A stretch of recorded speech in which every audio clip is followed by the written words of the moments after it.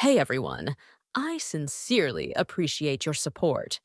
If you enjoy my audiobooks, I would be truly grateful if you could subscribe to the channel. And if you'd like to support even further, you're welcome to become a Patreon member, where you can access audiobooks of novels as long as they are freely available on the internet. Your kindness and support mean so much. Thank you.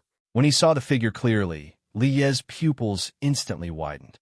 It was unmistakably a Level 2 mobile city, its size 4 to 5 times that of a Level 1 city, resembling a moving mountain.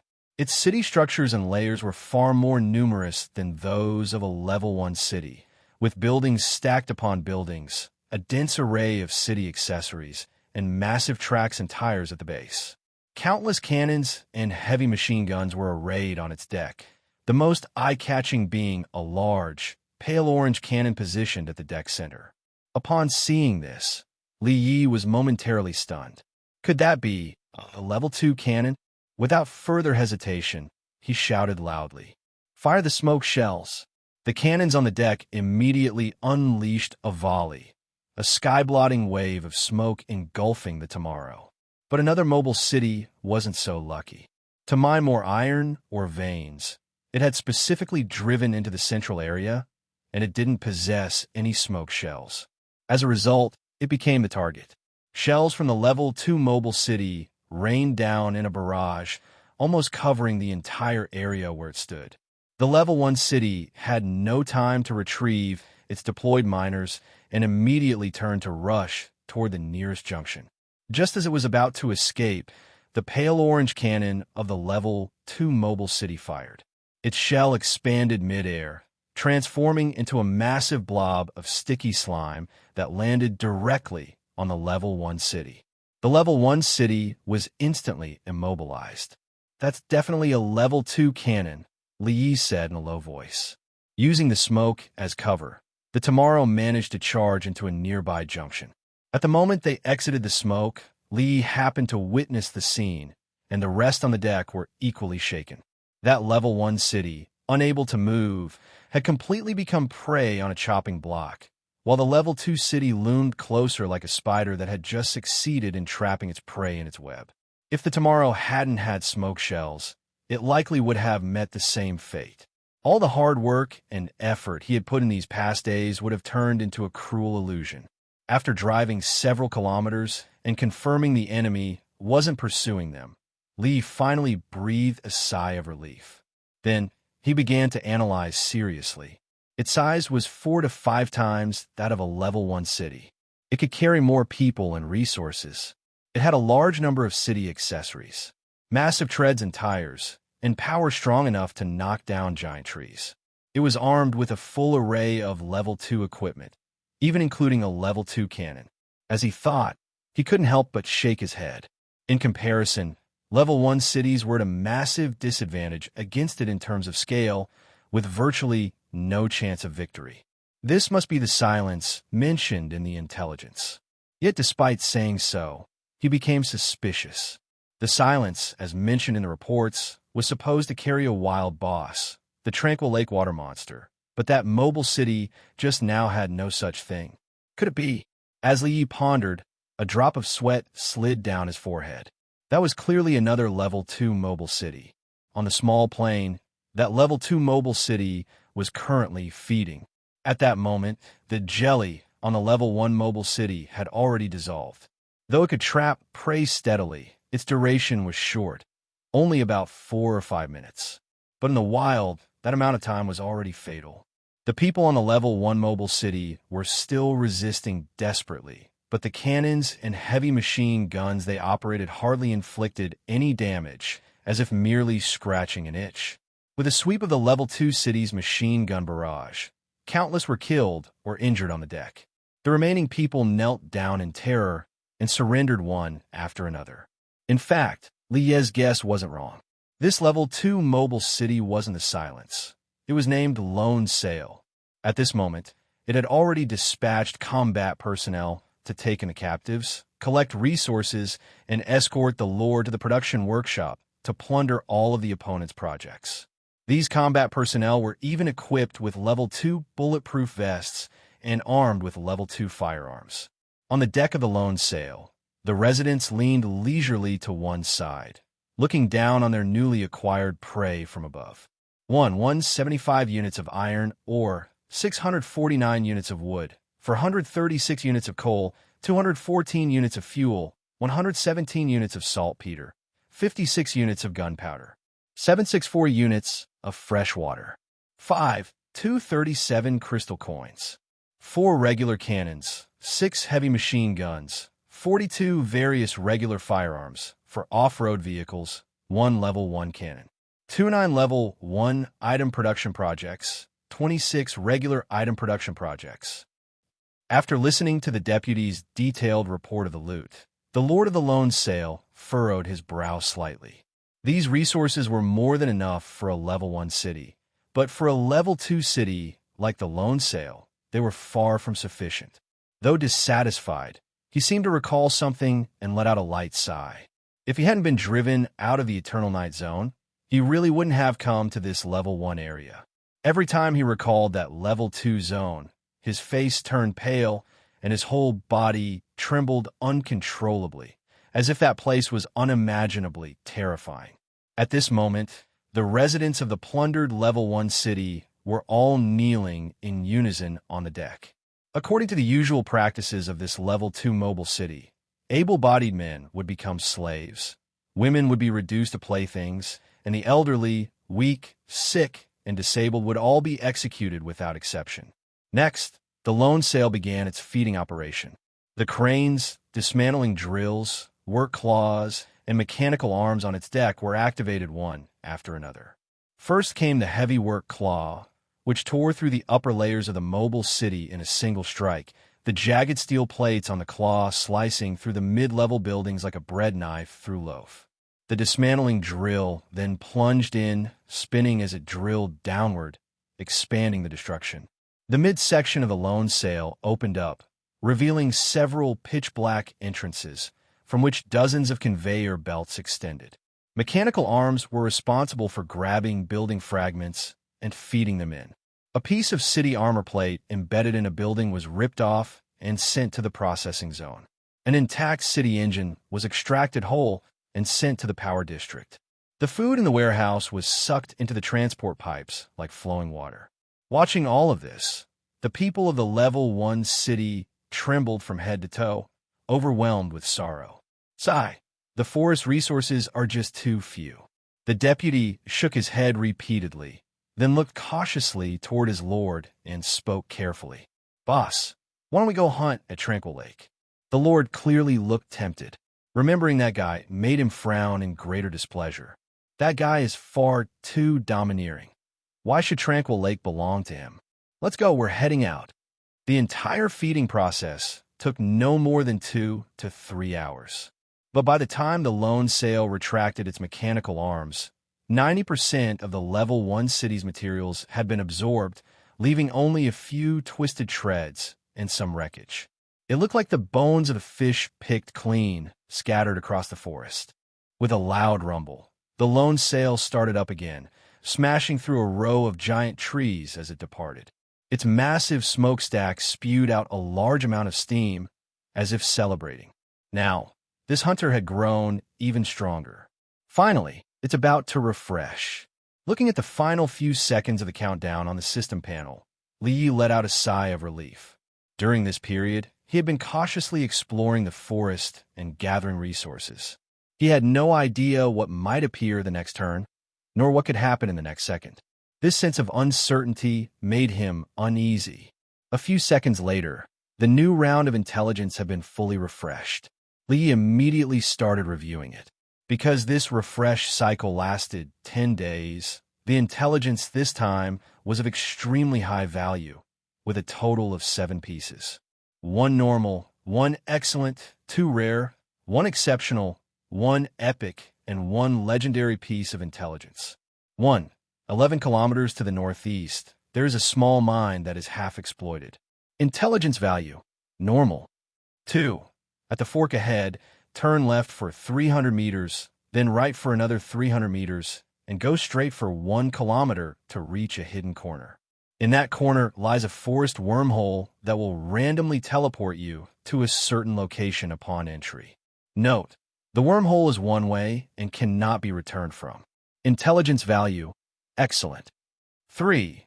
132 kilometers away, there's a medium-sized open safe zone where you can take refuge and rest. Nearby giant trees are marked by pale red vines. Intelligence value, rare. 4. Through repairs by the hermit, the chariot has been fully restored. However, the hangman was struck by a molten shell, its city armor breached, and the explosion affected the fuel compartment, causing a chain explosion. Even with full efforts by the hermit, it could not be repaired and had to be dismantled on site. Intelligence value, rare. 5. At the fork ahead, turn right for 3 kilometers, then right again for 10 kilometers, go straight for 1 kilometer, then turn left for 4 kilometers to discover a medium-sized lava or vein. Intelligence value, exceptional. 6. Refreshing. Intelligence value, epic. 7. Refreshing. Intelligence value, legendary. As usual, Lee quickly began analyzing the intelligence. A small half-exploited mine to the northeast was just scraps. A wormhole. He hadn't expected such a mysterious thing to exist in the forest. He was interested in trying it out. A medium-sized open safe zone, with giant trees marked by pale red vines. If it weren't so far away, he would have gone to take a look. With the hermit's repairs, the chariot had been completely restored, but the hangman was scrapped. So Ningwen really did hit the target that day. Judging from the intel, this hermit seemed to be a predatory city in the Taro Alliance specialized in repairs, like a combat engineer. A medium-sized lava or vein, expected to yield 572 units of lava ore. This amount was enough to craft 1 lava cannon and 27 lava shells. Just what Li Yi urgently needed right now. He immediately relayed the route from the intelligence to Tang Fong and had him depart at once. As the tomorrow accelerated, Li glanced at the remaining pieces of intelligence. The epic and legendary ones were still refreshing. Looking at them, he couldn't help but feel full of anticipation. What kind of content will it be this time? The moment the lava or vein appeared in sight, the crew on the deck cheered ecstatically. They immediately picked up mining pickaxes and began mining the lava or vein. This time, Li mobilized over 100 people from the tomorrow to work. Come to think of it, should I upgrade the level 1 mining mechanical arm? He pondered. Upgrading the level 1 mining mechanical arm didn't cost much iron or just 300 units. But considering the tomorrow's limited iron reserves, Li preferred to use the 300 iron or to make smoke shells, Gale rocket launchers, repair the storm infantry vehicle, and replenish its machine gun ammo and light missiles. Ultimately, survival took priority. Due to the large manpower, the entire lava or vein was mined out in about half an hour. A total of 572 units of lava or were extracted, but no accompanying molten crystals were found. Li didn't mind, as he had previously exchanged 1 molten crystal from Sir Henry. Half an hour later, the production workshop forged 1 lava cannon and 27 lava shells. Looking at the cannon and shells before him, Li nodded slowly. Among level 1 cannons, the lava cannon was considered the most powerful in terms of firepower. The hangman was scrapped after taking a direct hit, and even the defense-type chariot couldn't withstand it. Now the Tomorrow had 2 lava cannons, with ample ammunition, enough to handle an encounter battle. In his delight, another idea popped into his mind. Why not try entering that wormhole? Following the system's intelligence instructions, he ordered the Tomorrow to return the same way, and they soon located the wormhole. Upon seeing the wormhole, he was momentarily stunned. The wormhole resembled a massive abyssal maw with lips and sharp teeth. It pulsed and contracted like a living creature, occasionally burping out faint green bubbles. Sensing an approaching object, the wormhole slowly opened its giant mouth. The opening was several square kilometers wide, incredibly terrifying. "Brotherly, are we really going in there?" Tang Fong asked nervously. Abai and old Zhou also looked pale, sweat dripping down their foreheads. Li Yi waved his hand, signaling them to relax. "It's fine. Go in." The Tomorrow cautiously drove into the wormhole. As it fully entered, the giant mouth closed behind it, plunging the inside into total darkness. Everyone immediately felt the entire Tomorrow plummeting out of control, falling madly. "Oh, we're doomed," Tang Fong screamed. However, a few seconds later, their vision suddenly cleared up. A side of the wormhole split open. Light poured through, revealing a gently sloping upward path. As the Tomorrow drove along the slope and exited the wormhole, the group found themselves in a random location in the forest. "Incredible. Yeah, really amazing." Everyone began talking all at once. Li turned to look at the nearby giant trees, his eyes filled with disbelief. He saw pale red vines wrapped around the tree wall. This meant the safe, open zone mentioned in the intelligence was nearby. After calculating the distance, a look of astonishment appeared in his eyes. The wormhole had teleported them 132 kilometers away. Those pale red vines acted like a clue, guiding the Tomorrow to a fork in the road. After passing the fork, their view instantly opened up. It was a sizable flat terrain, with a small lake, farmland, and houses. And the place was bustling. Several convoys were resting, setting up temporary tents and camps. Many scattered wooden cabins, 3 small survivor towns, and a few mobile cities parked on the outskirts. Clearly, these survivors treated this place as a neutral safe harbor. On regular days, they departed from here to search the forest for supplies. With the red vine-covered tree walls as markers, they didn't have to worry about getting lost and could retreat safely. At the center was a marketplace, quite lively, bustling with people, adding much vitality to the plains. Upon seeing the market, Lie's eyes lit up instantly. "We can trade again," he exclaimed with excitement. At present, he had almost 0 crystal coins on hand. This was a perfect opportunity to make some money and replenish some resources for tomorrow. When the people on the plains saw Tomorrow approaching, they were immediately panicked and anxious. It wasn't until Tomorrow sounded its steam whistle to express a desire for communication that they gradually calmed down. While descending to the ground via the lift platform, Li glanced at the mobile cities nearby. There were a total of 3 mobile cities. One of them stood out the most. This mobile city was entirely painted white, and a massive flag was erected on its upper level. The flag bore a design of a shattered bronze cross, with an eye opened at the center of the cross and 12 asymmetrical radiant blades floating around it. This is a mobile city of the Apocalypse sect. Their influence is vast, spread almost across the entire world, Lin Wu explained to Li Yi. Li Yi looked at the upper level and saw a pristine white cathedral standing tall there. In front of the cathedral stood several massive statues. These statues were likely the wasteland gods worshipped by the Apocalypse sect. They came in all forms, some grotesque and monstrous, seated alone on thrones, others bloated, covered in boils and sores. At that moment, a voice came from behind him. "Sir, are you interested in learning about the god Dagon?" Li turned his head and noticed a man in white robes had appeared at his side without him realizing. According to the man, his name was Jack, missionary deacon of the Apocalypse sect. "The god Dagon?" Li asked in surprise. "Yes." The man smiled. "He is the slumbering god, the Lord of Relaya, and also our heavenly Father and Savior in the wasteland." Following Jack's pointing finger, Li saw a statue of a wasteland god. It was a humanoid monster with an octopus head and tentacles sprouting from its back. Its torso was covered in slimy gelatinous scales, and its skin was grayish-green, resembling a rotting deep-sea creature. "Sorry, not interested." He shook his head. Looking around again, he noticed quite a few missionary deacons wandering nearby. They clearly all came from that mobile city of the Apocalypse sect. This mobile city is called Believer. It's one of the missionary mobile cities our Apocalypse sect sends out. In fact, we dispatch many mobile cities every year, traveling across the world to recruit believers and spread our faith. Our power is immense. Even those predatory cities don't dare provoke us easily. Jack spoke eloquently.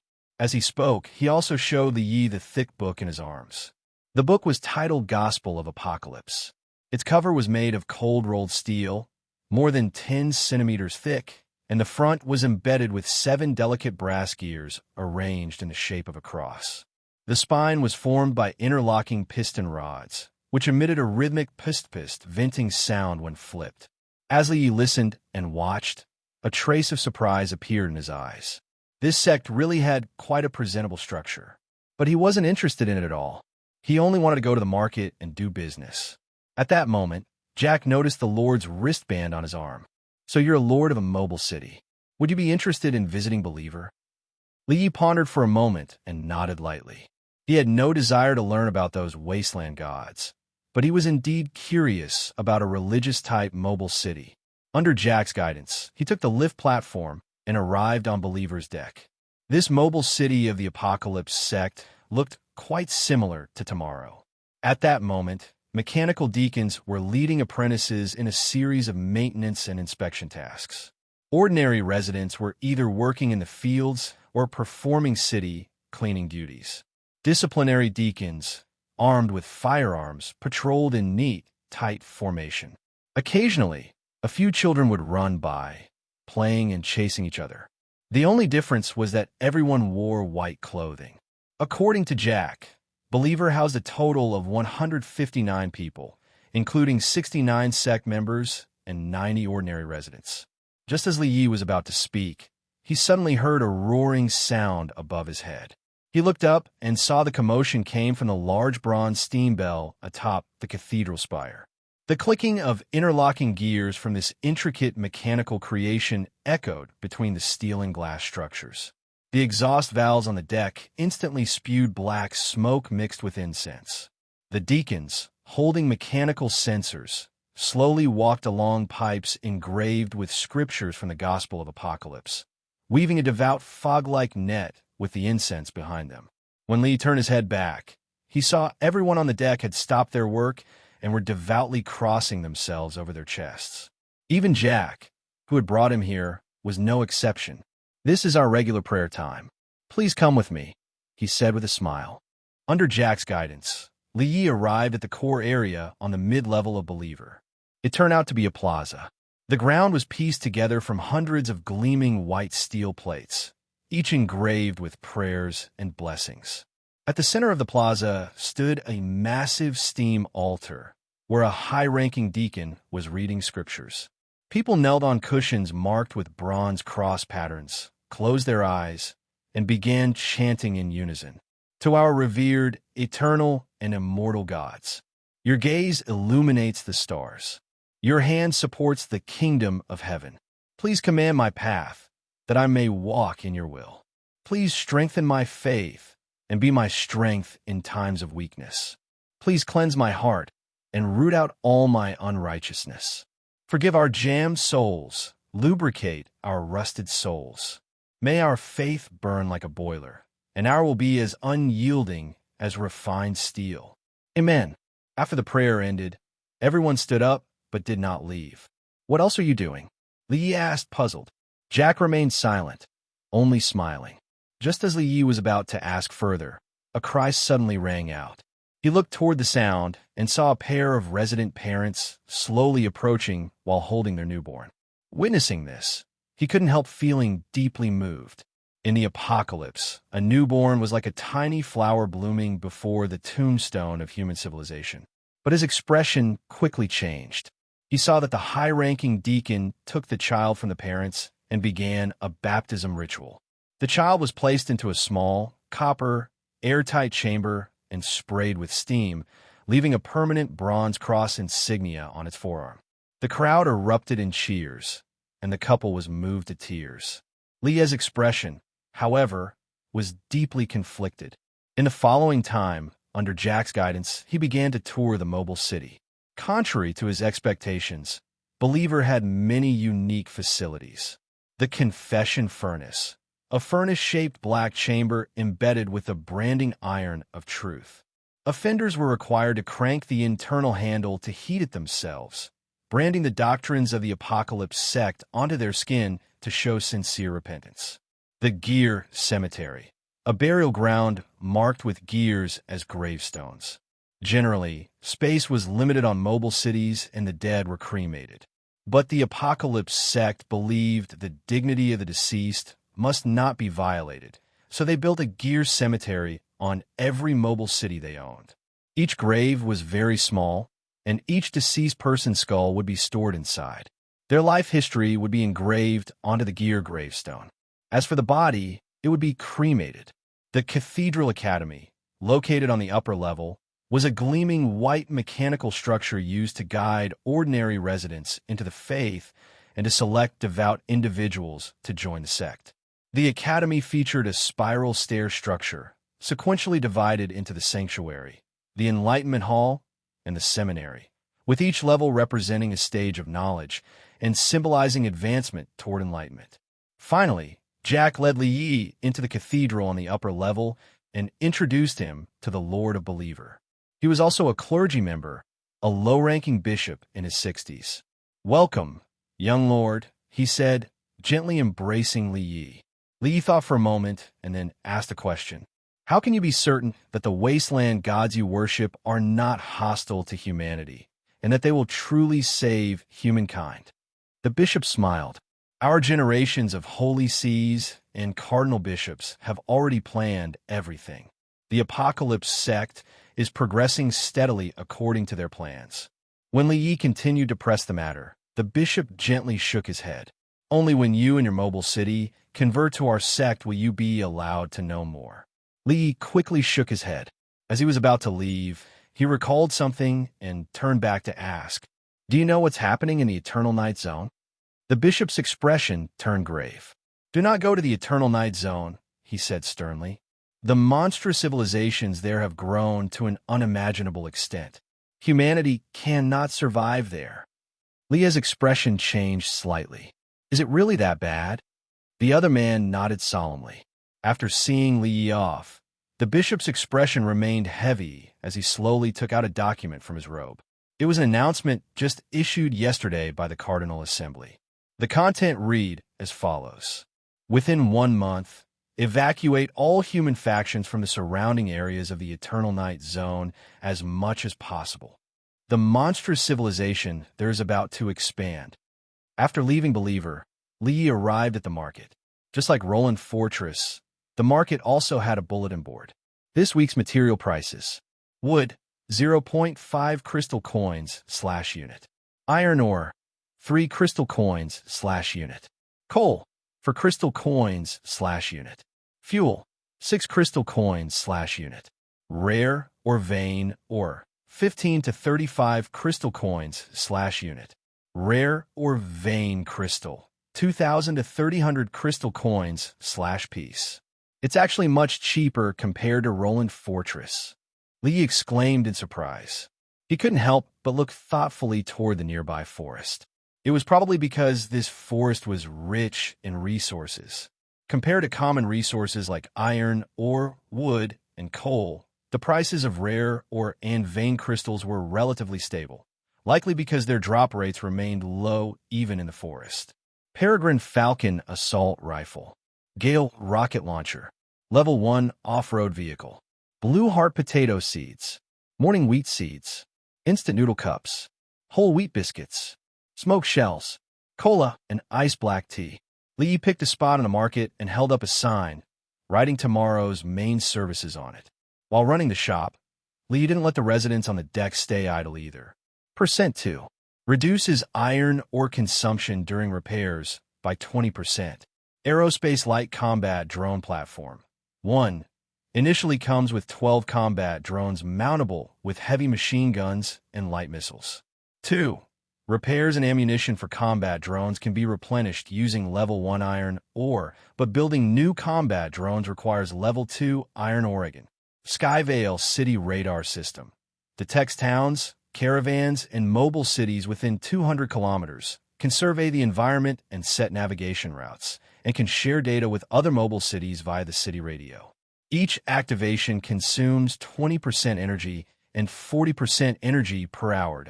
He divided the remaining manpower of tomorrow into 2 groups. One group was responsible for repairing the city and vehicles and caring for the injured. The other group took axes to the forest's edge to chop trees and collect wood. After all, upgrading the city required a total of 2,000 units of wood, and Tomorrow also needed it regularly to make furniture. Here, what was almost the least valuable resource. Very soon, the shop was packed with people. Li Yi wasn't surprised, as he had selected highly competitive goods. Among them, the most popular were the Peregrine Falcon assault rifle, Gale rocket launcher, smoke shells, and cola. By evening, Li Yi contentedly counted his earnings. 10,389 crystal coins, 2,315 units of iron ore. Since the forest produced a lot of iron ore, survivors often prefer to pay with it. Li naturally welcomed it. Iron ore was just too useful, never enough to go around. Having made money, it was time to procure supplies. After asking his companions to watch the shop, Li Yi began browsing the market. Very quickly, he spotted several good items. Level 1 heavy machine gun blueprint, priced at 3,500 crystal coins. 168 units of frost ore, priced at 27 crystal coins per unit. Level 1 crop, emerald lettuce seeds, priced at 1,100 crystal coins. Regular food, Sakuma blueprint, priced at 500 crystal coins. Li didn't hesitate at all and bought them outright. While purchasing the frost ore, he haggled with the seller and finally got the price down to 25 crystal coins per unit. At that moment, the residents of Tomorrow he had sent out to chop trees and collect wood had also finished their work. After a full day of labor, they gathered 1720 units of wood. During this time, Li also asked Tang Fong to drive Tomorrow to a freshwater lake to replenish its freshwater supply. This freshwater lake was considered a public resource, since its bottom was connected to an underground river providing a constant water supply. It was practically inexhaustible, allowing anyone to freely use it. Everyone had marked out a plot of land, chopping trees, building houses, and farming beside it. According to Li Ye's plan, he wasn't in a hurry to rendezvous with Moonshadow. He intended to rest here for another 2 or 3 days to earn more money and acquire additional supplies. However, when he unintentionally opened the system panel, he noticed that the Epic Intelligence had already refreshed. After reading the content, he was momentarily stunned. 6. The following are Level 2 items possessed by the Tarot Alliance. Intelligence value. Epic. City Radio. Allows the creation of a communication channel for mobile cities, supporting up to 12 members. Each activation consumes 5% energy and consumes 6% energy per hour. Goblin Universal Engineering Mechanical Arm. Capable of quickly repairing buildings, vehicles, and mobile cities, and rapidly constructing fortresses, strongholds, and vehicles. Energy consumption reduced by 20%. Energy Shield. Automatically generates a translucent shield during an attack, absorbing all incoming damage. Energy consumption depends on the severity of the damage. In standby mode, consumes 0.1 energy per hour. Sawtooth Shark Autonomous Targeting Autocannon. 1. Auto-targeting 2. Plus 15% damage against vehicles, buildings, and mobile cities. Shelterer City Armor. 1. Reduces damage from cannons by 15. Li nodded repeatedly as he watched. With this, the biggest trump card of the Tarot Alliance had been laid bare before him. He had gained a substantial understanding of the overall strength of this predatory alliance. At the same time, he couldn't help but sigh. It could only be said that the foundation of the Predatory Cities Alliance was indeed solid, possessing so many Level 2 items. However, on average, each predatory city didn't even have one Level 2 item. This, in turn, highlighted the rarity of Level 2 items.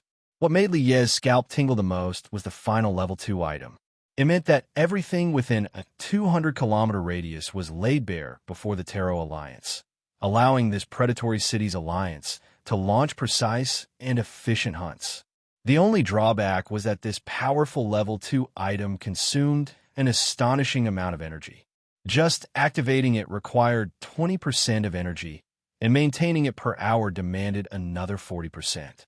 Even the well-resourced Taro Alliance couldn't afford to keep it running around the clock.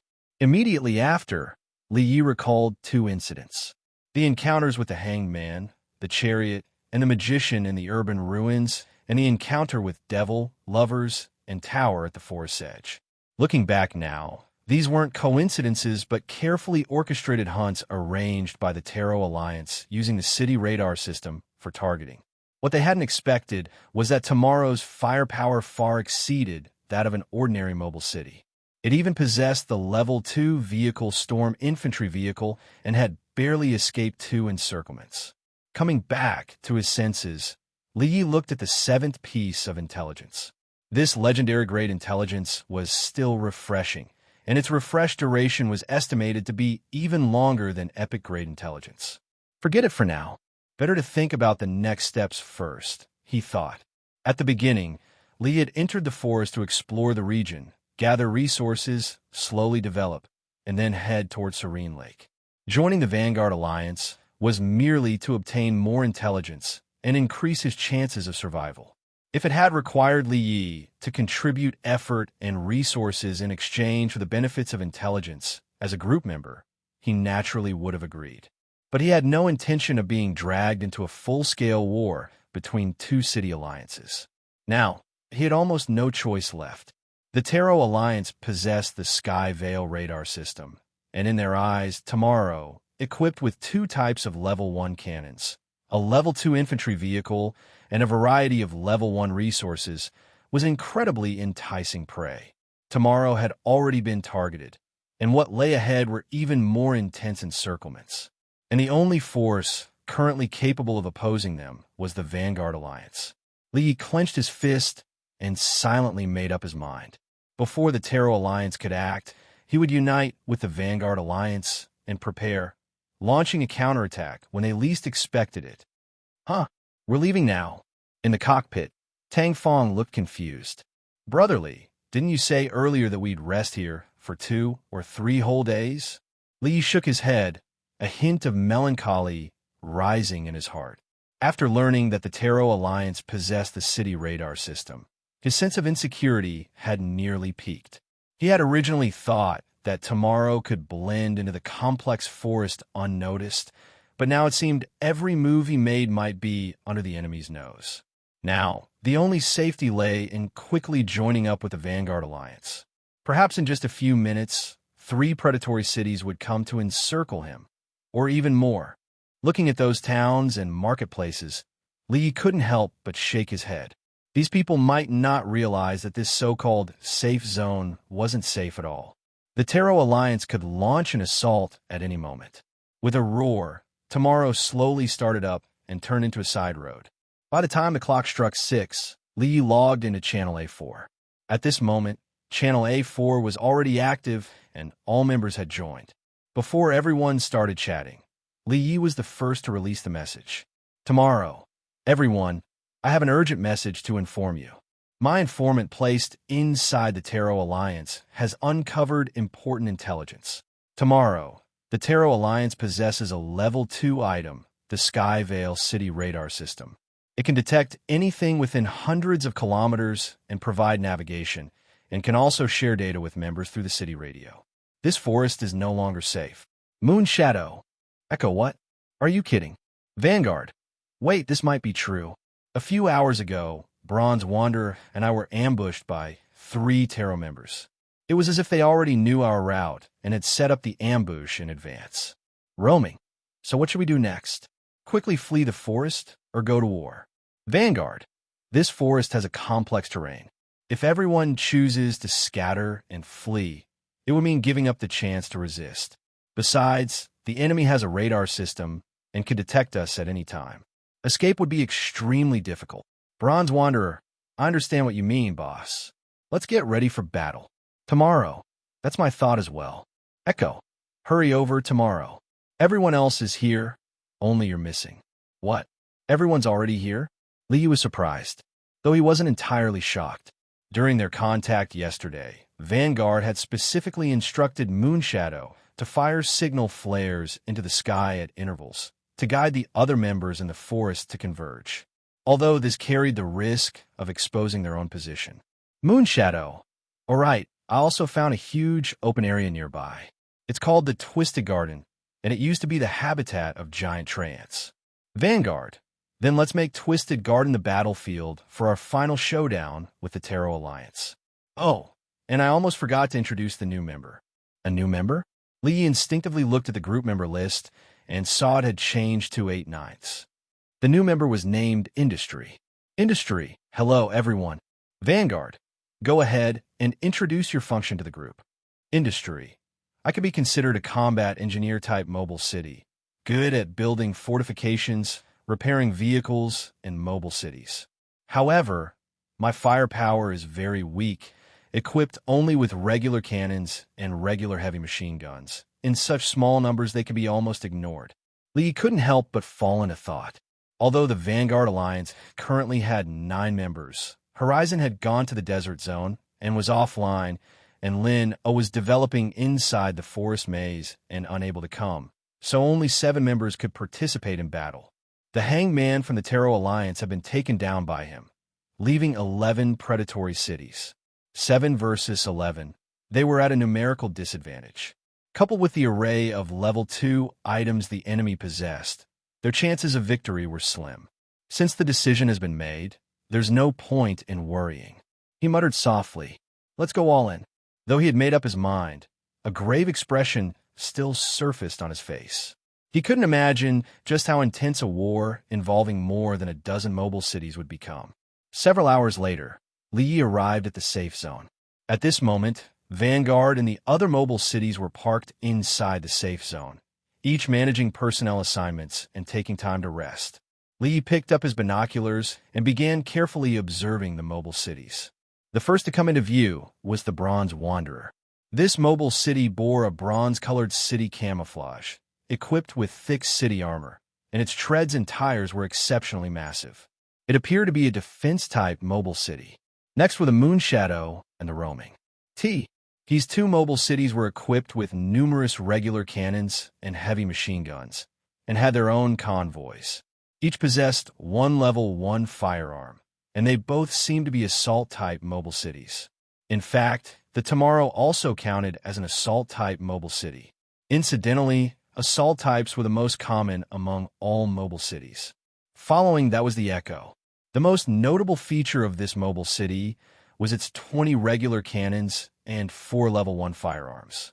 Clearly, like the Tarot member the Magician, it was a fire support type mobile city. Next came the Industry. This mobile city featured an ash gray city camouflage and was outfitted with a vast number of cranes, mechanical arms, universal work claws, and other city accessories. According to its lord, the Industry also possessed the ability to construct level 1 fortresses, level 1 traps, and level 1 city bunkers. Lastly was the Alliance leader, the Vanguard. This mobile city had a pale gold city camouflage, 8 regular cannons, 16 heavy machine guns for convoys, and 3 level 1 firearms, in addition to a range of level 1 items. After some discussion, everyone agreed to first head to the Twisted Garden mentioned by the Moonshadow and to continue communicating via the city radio. The focus of the conversation was resource exchange, each getting what they needed. First up was the Industry. Its assigned task was to construct a series of combat structures like fortresses and traps in the Twisted Garden. These constructions required iron ore, with consumption ranging between 100 to 300 units. The Industry stated it needed 4,000 units of iron ore. This was an astronomical figure, but when distributed among the mobile cities, it came to roughly 660 units per city. Next was the Vanguard. It expressed its need. All of its level 1 firearms were light cannons. The more light cannons it had, the greater their collective firepower during a volley. That's why it had requested help on the channel to find light crystals and light ore. Each member had brought some light ore, totaling 623 units. Meanwhile, the Roaming spent 3,500 crystal coins to purchase 1 light crystal. The Vanguard expressed its gratitude and reimbursed the expense. It then forged another light cannon and used the remaining ore to manufacture shells. Then came the Bronze Wanderer. As a defense-type mobile city, its energy consumption was immense, and accordingly, its fuel usage was also high. Therefore, it requested additional fuel and coal from the group. Everyone generously contributed. After all, a defense-type mobile city served as a tank during battle. It had to charge at the front, draw enemy fire, attack, and break enemy formations. Finally, it was Liye's turn. At present, his resources were still sufficient. What he wanted most were frost and lava-type ores and crystals. To his surprise, the other 6 mobile cities pooled together a total of 472 units of frost, ore, and 1 frost crystal. This was enough for him to forge a frost cannon and a dozen frost shells. Amid his surprise, Li couldn't help but feel a bit embarrassed. These resources were worth nearly 10,000 crystal coins, but he had just spent all of his. If he were to offer iron or coal, fuel or copper, silver, and gold ores in exchange, he felt reluctant. Fortunately, everyone had needs of their own. The Tomorrow owned a level 1 heavy machine gun, a level 1 rocket launcher, and smoke shells, all things the others lacked. So, Li processed these level 1 weapons for the members and additionally gifted them a pack of morning wheat seeds and blue heart potato seeds as repayment. During this time, everyone also shared the level 1 items they owned. The Roaming had the level 1 sniper rifle blueprint. The Moonshadow had the level 1 shell, armor-piercing shell. The Vanguard had level 1 crop, black corn seeds. The Bronze Wanderer had a level 1 weapon, Goblin Engineer Grenade. The Industry had level 1 city landmines. These are all great things. Li couldn't help but sigh.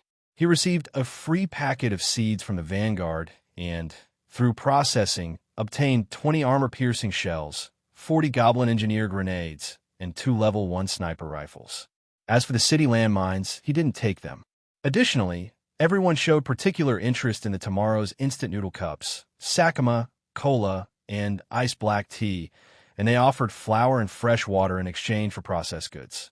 Upon reaching the entrance of the Twisted Garden, the members temporarily parked and began trading the various supplies they had prepared.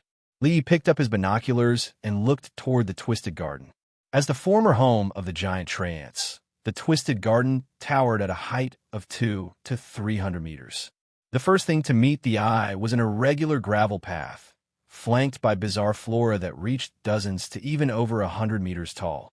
Some of the vegetation displayed a twisted double helix structure. Some had serrated leaf edges, while others had flower cores resembling the eyes of massive creatures, which even seemed to squirm. The Twisted Garden stretched over several hundred square kilometers and appeared to have been abandoned for a long time. Most of the plants within the garden had already withered. At the center of the garden was an oval-shaped small lake. Though it had not dried up, the water had clearly been stagnant for a long time. Various aquatic plants thrived within, and the murky water emitted a foul stench. If one looked carefully, they could even spot numerous corpses of giant Trance. They stood over 100 meters tall, with aged facial features and emaciated bodies covered in peeling bark. One by one, the mobile cities entered the Twisted Garden, began surveying the terrain, and discussed intelligence and tactics. Soon, they discovered that the terrain of the Twisted Garden was the kind that was easy to defend but difficult to attack. Next, they exchanged intelligence on the Terror Alliance. After a series of information exchanges and compilations, the following was learned. Within the Terror Alliance, the division of roles among members was roughly as follows. The Chariot and the Tower were defense type. The Hermit was an engineer type. The Hanged Man, Death, the Devil, and the Lovers were assault type. Among them, the Hanged Man had already been eliminated. The Magician was fire support type. As for the remaining, the Emperor, the World, Judgment, and the Sun, they had not yet appeared, and their strength remained entirely unknown. Li focused intently on these tarot members, pondering which ones might possess level 2 items. The one that caught his attention most was none other than the aerospace light combat drone platform. A mobile city equipped with this level 2 item essentially became a land-based mobile aircraft carrier, capable of launching combat drones for bombing missions at any time. In fact, the Vanguard Alliance had also been consistently gathering intelligence on the Terror Alliance, attempting by all means to collect information on any level 2 items they possessed. But in the end, it was all just fragmented scraps. Through Liez's subtle and not-so-subtle prompting, the group came to learn of the Tarot Alliance's level 2 items. Immediately afterward, the Vanguard spoke. What he disclosed was the list of level 2 items currently owned by the Vanguard Alliance. Vanguard, thank you all for sharing your intelligence. With this, we now know exactly how many level 2 items the Tarot Alliance possesses. Now it's our turn to disclose the level 2 items we own. Vanguard, though we're all members of the same alliance, I understand everyone has their reservations and hesitates to fully disclose. However, we're now at a critical moment of life and death. If we do not unite and resist the Tarot Alliance together, it will be a dead end for all of us. By revealing our level 2 items, we can understand our strengths and better coordinate for greater results. Vanguard. Then I'll start first. In addition to owning the city radio, I also possess another level 2 item. Level 2 bed crossbow, Giant Hunter. The webbed bolts equipped on this bed crossbow explode upon hitting the target and generate a large amount of webbing to entangle the enemy. But currently, I only have one web bolt, and crafting another requires 100 units of level 2 spider silk. Bronze Wanderer. The level 2 item I own is the city accessory, Steel Armor. This city armor can reduce cannon damage by 25%, but its weakness is that it is more prone to destruction when hit by Shadow-type weapons. So, if the enemy has Shadow-type cannons, please focus your fire to destroy it first. Roaming. The level 2 item I own is the city accessory, Assault Wheel Set. It significantly boosts my mobility and includes an overload system. Under overload, my speed can exceed 120 kilometers per hour. With proper coordination, I can rapidly breach an enemy position before they even react. However, its weakness is that it consumes massive energy and the wheel set gets damaged. This means I can only use it once in battle, so please seize the right moment. Lee nodded lightly as he read. Including tomorrow, the Vanguard Alliance had a total of 6 level 2 items. Not much of a disadvantage in terms of numbers. He then took a deep breath. Now was indeed a life and death moment. Since everyone had laid their cards on the table, he couldn't hide his own anymore. But just then, Vanguard spoke up again. Vanguard, tomorrow, I believe you also have a level 2 item. You just have concerns about our alliance and have not disclosed it. Vanguard, we won't hold it against you. After all, trust is hard to come by in the wasteland. The person one should trust the most is themselves. Vanguard, you may not trust us, but we trust you. That's also why we chose to be transparent. Vanguard, whether or not you choose to reveal your level 2 item is up to you. Since we've accepted you, we naturally regard you as a comrade. Lee stared at the screen, thinking for a long time. Finally, he slowly typed out a line. Tomorrow. Sorry, I do have concerns. Tomorrow. But I promise you, I will regard each of you as comrades and give it my all. Vanguard, that's enough. After a round of discussion, Li Yi and the others finalized the battle plan. They would rely on the terrain of the Twisted Garden to conduct a defensive battle. Bronze Wanderer would serve as the main tank on the front lines, intercepting charging enemies. Echo would hold the rear, providing heavy artillery support. Roaming and Moonshadow would guard the right flank of the formation. The weaker Industry would serve as reserve forces, ready to fill in on any line as needed. As the two strongest combatants, Vanguard would hold the center of the formation, while Tomorrow would defend the left flank alone. With tasks assigned, Industry moved out first. It began by activating the crane on its deck. After mounting a digging claw designed for excavation, the crane roared to life and effortlessly scooped into the ground like shoveling sand. Once the ground was dug, the mechanical arm activated next, loading 2 level 1 city landmines into the ground. City landmines were designed specifically for mobile cities, equipped with vibration sensors and triggered only by moving targets over 20 tons. Creating a city landmine required 50 units of iron ore and 30 units of gunpowder. Its explosive power was immense, While it wouldn't completely destroy a mobile city, it could blow out tires and treads, crippling mobility, which was deadly enough in battle. Next, it began digging a level 1 trap, the trench.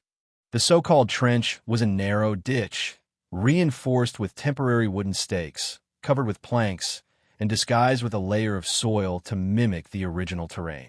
The weight of a regular convoy wouldn't collapse the trench, but a massive mobile city would. Once it stepped into the trench, the mobile city would tip and sink into it, unable to move. If it lacked sufficient power, it wouldn't be able to escape. One could say it was an especially insidious trap. After laying the city landmines and trenches on major roads, industry proceeded to construct Level 1 fortresses and Level 1 city bunkers. A Level 1 fortress required 300 units of iron ore and had defensive strength equal to Level 1 city armor. Once manned with personnel, heavy machine guns, and cannons, it essentially became a troublesome thorn on the battlefield.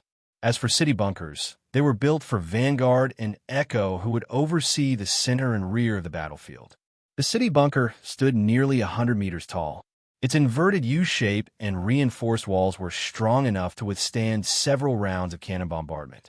Its main function was to protect firepower support cities like Echo from enemy long-range cannon fire during engagements. Its construction also demanded high costs, 600 units of iron ore. Only during wars between two mobile city alliances could such structures be built and utilized.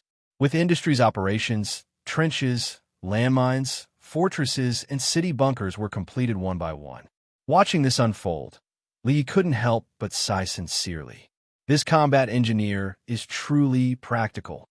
Not only could it build battlefield fortifications, but industry could also use its deck-mounted mechanical arm and work claw to repair vehicles and other mobile cities. In a mobile city alliance, this type of city could play a massive role. But then again, few in the wasteland were willing to become such combat engineers. It meant investing resources into this type early on and gathering blueprints for mechanical arms, work claws, and city bunkers. As a result, you wouldn't be able to build many regular cannons, heavy machine guns, or even convoys, greatly weakening your survival ability in the wild. It was precisely due to these harsh development conditions that combat engineer-type mobile cities were extremely rare. However, in return, they were also highly welcomed in mobile city alliances and often received special treatment. With a sense of awe, Lee looked toward the deck of tomorrow. Now, I should prepare as well, he muttered to himself. HN was awakened by the steam pipeline overhead. The copper ventilation duct buzzed and trembled, most likely transporting scalding steam as usual. This was not for daily water supply. Tomorrow did not yet have such luxurious living conditions. When the steam engines of the mobile city operated, they produced a large amount of high-pressure steam, which was then converted into mechanical energy through a series of operations, powering the steel treads and axles beneath the city, enabling the entire city to move slowly and steadily. The helmsman would use the voice tubes to inform the ordinary residents working in the lower power district, instructing them to control the opening and closing of the steam valves to regulate output power. These steam pipes extended throughout the entire mobile city from top to bottom, like the blood vessels and veins of this steel behemoth. In winter, they could temporarily serve as a heating system. "It's time for work," Achin muttered as he got up. He climbed off the wooden bed and casually threw on the clothes hanging by the headboard. He lived in the middle level of tomorrow, and his room was only 9 square meters, furnished with just a wooden bed, a small table, and a cabinet. Fortunately, his room had a small window. During rest, Achin often liked to open this window, resting his arms on the ledge and gazing out at the moving scenery in the distance.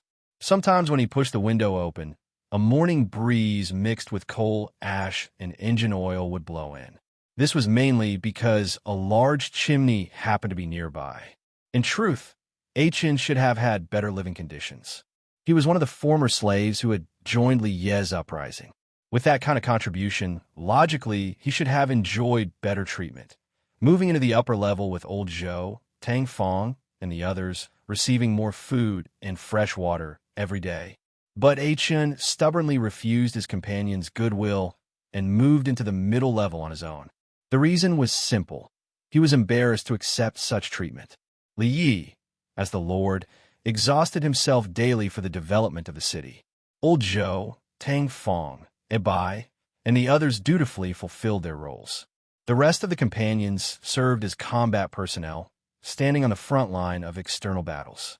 And he himself was just an ordinary man with limited abilities, unable to become a professional like a helmsman or mechanic, nor did he have the courage to become a combatant.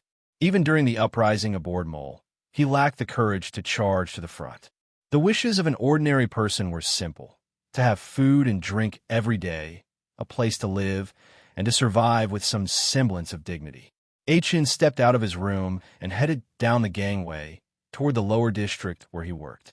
As he left, he glanced at the room across from his own. Its occupant had already gone out. On the way, Achin passed by the warehouse and collected his dinner: 2 steaming hot steam buns, a portion of cooked blue heart potatoes, and a cup of fresh water. Originally, there was no breakfast provision on tomorrow, but ever since the morning wheat had ripened, the city had begun supplying flour-based food: steamed buns, noodles, bread, and occasionally stuffed buns. As the city had entered a state of full-scale war preparation, tomorrow was cloaked in a tense and alert atmosphere. Combatants were gradually taking positions on various armor plates. The vehicle convoy was already deployed outside. Many residents were closely following Mechanic Lin Wu, conducting the final round of inspections and troubleshooting. In this solemn mood of impending battle and collective readiness, Achin descended the gangway, but his thoughts began to drift. He was thinking about his neighbor. She was an ordinary girl around his age, with bright eyes. She came from the fallen Roland fortress. Back then, she had boarded the armor plates with everyone under the lead of the fortress lord's daughter, Lin Xia. At that moment, she appeared especially panicked. The hot wind from the explosions and fire in the fortress lashed her face, her bangs disheveled and clinging to her forehead. The cheap earrings near her earlobes quivered slightly in the roar of tomorrow. Though her appearance was plain, she had a pitiful charm. At the time, Achin had noticed her, but didn't pay her much attention. He had only worked with Li Yi and the others to help settle new members, moving furniture in the production workshop, distributing food and fresh water. Just like all ordinary people, he did what he could within his capabilities. It wasn't until he dragged his exhausted body back to his room that he found the once empty room across the hall was now occupied by that girl. She smoothed her disheveled bangs, biting on a hair tie as she tied her hair into a ponytail, seriously tidying up her room. She arranged the bed, swept the floor, and placed her belongings in the small cabinet. These ordinary actions unexpectedly stirred something in Achin's heart. With his thoughts adrift, Achin arrived at the lower engine district via the gangway and began his work. On tomorrow, he served as a boiler operator, and his daily task was to regularly shovel coal into the boiler. The lighting in the boiler room was dim. The iron shovel made a rasping sound as it scraped the coal heap. Steam hissed overhead through the pipes, and white mist occasionally leaked from the joints. Every so often, Achin would tap the pressure gauge with a wrench. The crisp clang of metal against metal sounded especially sharp in the hot and stuffy cabin. He stared closely at the dial needle, and only when it was normal did he relax his furrowed brow. He didn't mind the hardship of this job. On the contrary, it gave him peace of mind, because being needed was the main way ordinary people resisted a mundane life. Putting away the shovel, Achin began thinking about the moments he had shared with the girl. She had a job too, on the watchtower, serving as a lookout with Lin Xia. One lived amidst the sighing of steam pipes, the other among the wind atop the watchtower. Though they were neighbors, their interactions were scarce.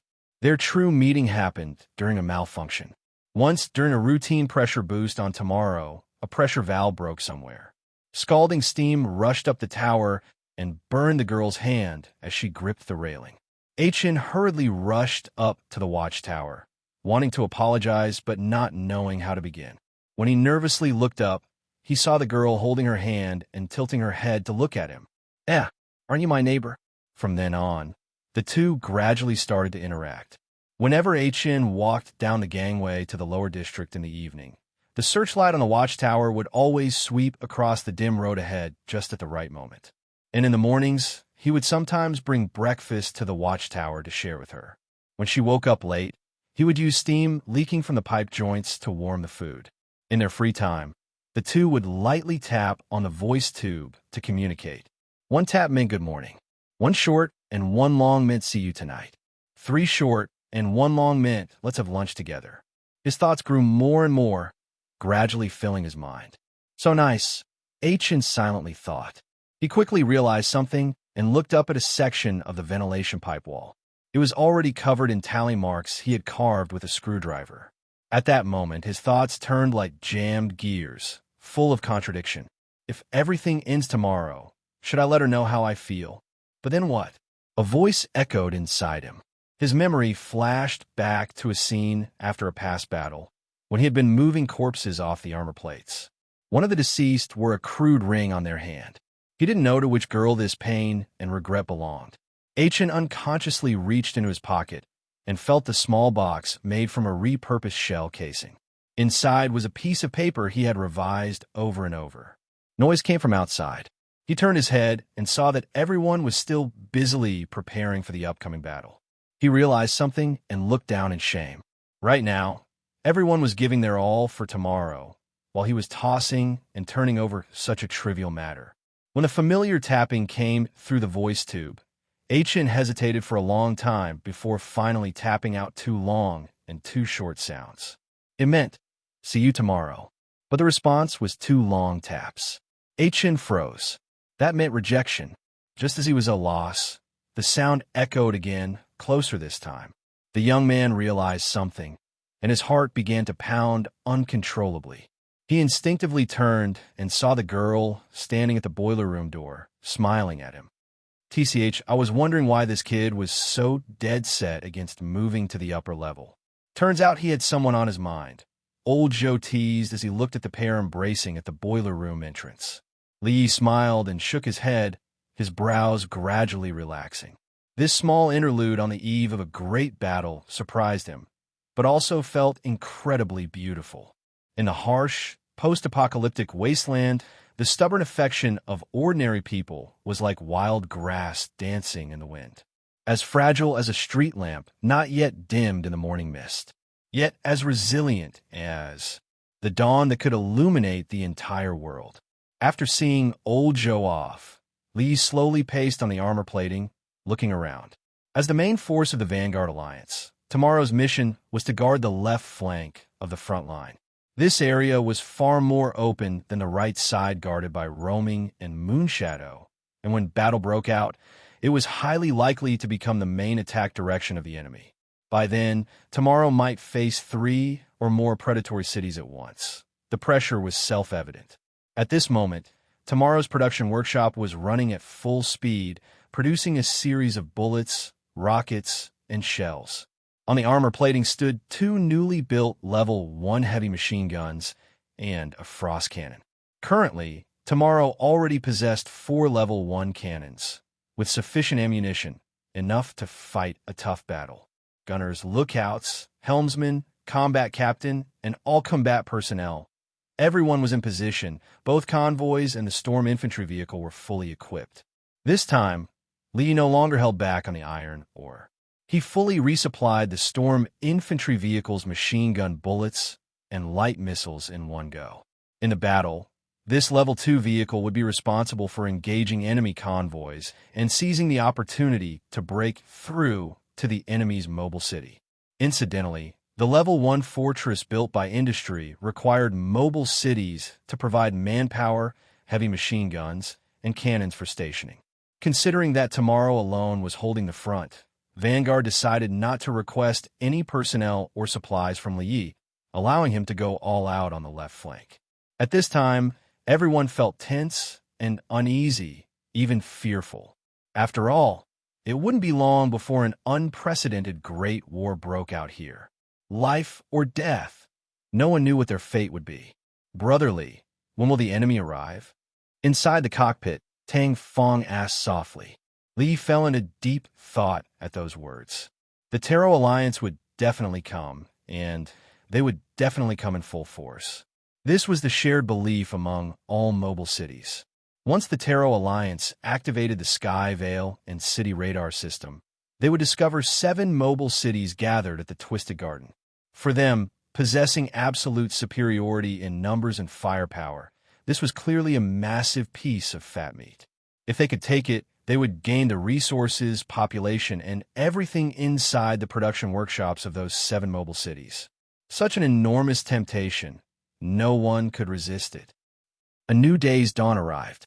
Lee slowly walked up the watchtower and picked up the binoculars. What reached his senses before his eyes was the tremor of the earth. This wasn't an earthquake. Earthquakes weren't this orderly, this filled with mechanical rhythm. Lee's hand on the railing trembled slightly, not out of fear, but because the subtle vibrations were transferring from the ground to tomorrow, from bottom to top, through his entire body. "They're here," he whispered. From the other end of the Twisted Garden, one predatory city after another approached, their sirens blaring one after another, their treads crushing everything in their path. 1, 2, 3, 4, 5.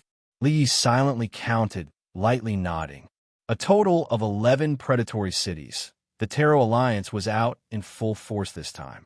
He returned to the cockpit and logged into the communication channel. At this moment, the entire Vanguard Alliance was on full alert. Bronze Wanderer had taken position at the front line, Moonshadow and Roaming guarded the right flank. Tomorrow held the left flank. Echo oversaw the rear. Vanguard held the central position, and Industry stood ready. "Moonshadow, they're here." "Bronze Wanderer, is everyone ready?" "Vanguard, let's give it everything we've got." At this moment, the Terror Alliance communication channel. "Lovers, I hope these mobile cities have lots of beautiful women." "Huh? Something's off. This mobile city alliance seems to have known we were coming. They're already prepared. The tower, so many fortresses, and even city bunkers. Looks like they really did get ready. Everyone be careful of city landmines and traps.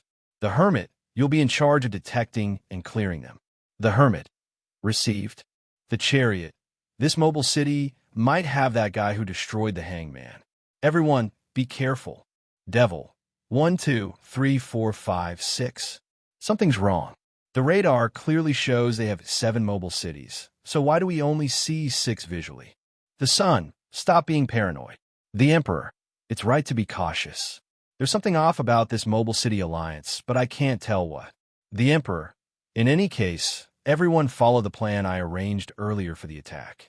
This time, for ease of communication and coordination, I'll keep the city radio and Sky Veil City radar system fully active. Devil. Understood. The World. Brother, isn't that a bit too cautious? They're fewer in number than us, and their combat strength is far weaker. The Emperor. Don't let a guard down. The Emperor. As always, the loot will be divided according to the old rules. Everyone remember to restrain yourselves and try to leave one mobile city intact so the former lord and confidants of the Hangman can move in. Devil. Received. The World. Received. The Emperor. Let's begin. With the blaring of the attack sirens, the cannons on the armor plating opened fire simultaneously. Nearly 100 shells howled through the air, shaking the heavens and the earth. The moment they landed, the casings exploded, releasing thick smoke that surged out like a tide. The predatory city's silhouettes disappeared from view, leaving only a wall of churning fog in sight. It has begun, Lee thought silently. Everyone had already anticipated that the Terror Alliance would use smoke shells as cover before launching their attack. With this, the Vanguard Alliance would be unable to judge the direction of their main assault. 1 minute, 2 minutes, 3 minutes. Time passed bit by bit. The tremors from the ground grew stronger. The roar of steam machinery drew closer. Under everyone's tense gaze, the thick fog was torn open as several figures rushed out at once. The World, the Chariot, the Sun, Devil, Death, the Hermit, the Tower, Lovers. Steel tore through the mist, and treads crushed the earth. 8 predatory cities launched a charge with unstoppable momentum. Fire! Fire! The Lord of Moonshadow roared at the top of his lungs. Even though he had mentally prepared, seeing it with his own eyes still shook him to the core. This was an attack launched by a full 8 predatory cities. The dust kicked up by their charge blanketed the sky, and the roar of steam engines rolled across the ground like muffled thunder. Over the wasteland, the 2 mobile city alliances finally clashed. Convoys charged, cannons fired, fortifications burned, and the earth trembled. The once tranquil Twisted Garden was instantly engulfed in smoke and fire. These terrifying steel beasts tore into each other across the battlefield, colliding and biting. Thick smoke, a mix of steam and fuel, billowed upward, while cannon fire and smoke wove a curtain of death. Members of the Tarot Alliance, the Lovers, were the first to break through to the left side of the battlefield. The enemy is just ahead. Prepare to open fire, the Lord of the Lovers shouted urgently. However, a puzzled voice came through the speaking tube from the lookout, reporting to the Lord, "There is no mobile city ahead." "Impossible. The radar shows it's right there. It must have found cover." The Lord of the Lovers immediately rushed to the armor plate and picked up the binoculars. The moment he saw clearly ahead, a trace of confusion and puzzlement appeared in his eyes. In front was an open area with no cover at all. The mobile city shown on the radar was nowhere to be found. How is this possible?" he muttered unconsciously. Just then, a ripple of air distortion emerged from the distant scene, and a mobile city appeared. The Lord of the Lovers was shocked to see that all the cannon muzzles on its armor plates were already aimed at him. At that moment, immense fear instantly filled his heart. He wanted to speak, but the next second, he was engulfed by overwhelming cannon fire. "Got them!" At the moment the Lovers exploded, Li excitedly punched the air. Using city camouflage as a disguise and launching a surprise attack when the enemy predatory city arrived. That was his plan. This was thanks to the fact that he had never used city camouflage before the Tarot Alliance. So the enemy knew nothing about the tomorrow possessing city camouflage. To ensure a devastating first strike, Li had mobilized all level 1 cannons this time. The unguarded Lovers were instantly engulfed in cannon fire. As an assault-type mobile city, its city armor was not as thick as that of the war vehicle. The shockwave of the lava shell explosions instantly destroyed most of its city armor. The combat personnel on the armor plate had no time to react and were vaporized by the extreme heat into twisted shadows. The middle section was largely consumed by explosions, and the steel structures twisted and deformed under the high temperatures, emitting wails like banshees. Several supporting steel structures of the midsection collapsed and shattered, crashing heavily into the lower levels. The cockpit struck by the frost shells instantly froze. The helmsman turned into ice sculptures, and with the tremors of the explosions, they shattered into countless fragments of varying sizes. After another round of cannon bombardment, the predatory city could no longer hold and collapsed with a thunderous crash. "Nice!" The combat personnel aboard the Tomorrow couldn't help but cheer. Although one enemy was eliminated at the outset, the battle situation was far from optimistic. The Tarot Alliance had concentrated all their forces on the right flank. 7 predatory cities advanced in a scattered formation, with hundreds of off-road vehicles racing ahead to break the path. The enormous pressure of the battlefront was nearly crushing the Moonshadow and the roaming. If not for the support of Level 1 fortresses and Level 1 city landmines, the right flank would have completely collapsed in the blink of an eye. Leading the enemy charge were the war vehicle and the tower. Repaired by their companion, the Hermit, this defensive-type predatory city had regained its former combat strength. Its city armor unfolded slowly during the charge and began to accelerate steadily, faster and faster. Following closely behind, the tower was also a defensive-type city. Surrounding it was the Level 2 city armor shelterer, with armor plates so thick it was staggering. These 2 predatory cities charged at the Vanguard Alliance's positions like battering cannonballs. The Level 1 fortresses of the Vanguard Alliance front line opened fire madly, with cannons and machine guns forming a densely woven firepower net. Yet, it was remarkably ineffective against the war vehicle and the tower. The two predatory cities, one left and one right, smashed through level 1 fortresses along the way. Occasionally, city landmines would detonate, but the results were minimal. Being defensive cities, the wheels and treads of the tower and the war vehicle had undergone multiple upgrades, with defenses far beyond ordinary. With these two companions clearing the path, the following convoy and predatory cities surged forth like a black tide. Just then, the Echo in the rear opened fire. A distorted, tearing sound pierced the air, and the area had erupted into a sea of fire and explosions. This round of cannon barrage forcibly suppressed the enemy's offensive momentum, forcing the predatory cities to scatter and engage in mobile evasion to dodge the artillery barrage. During this time, many off-road vehicles were hit and quickly turned into burning fireballs. So strong, Lee couldn't help but exclaim. In mobile city alliance battles, firepower support-type cities were the absolute main force. The firepower bombardment they provided was simply too crucial.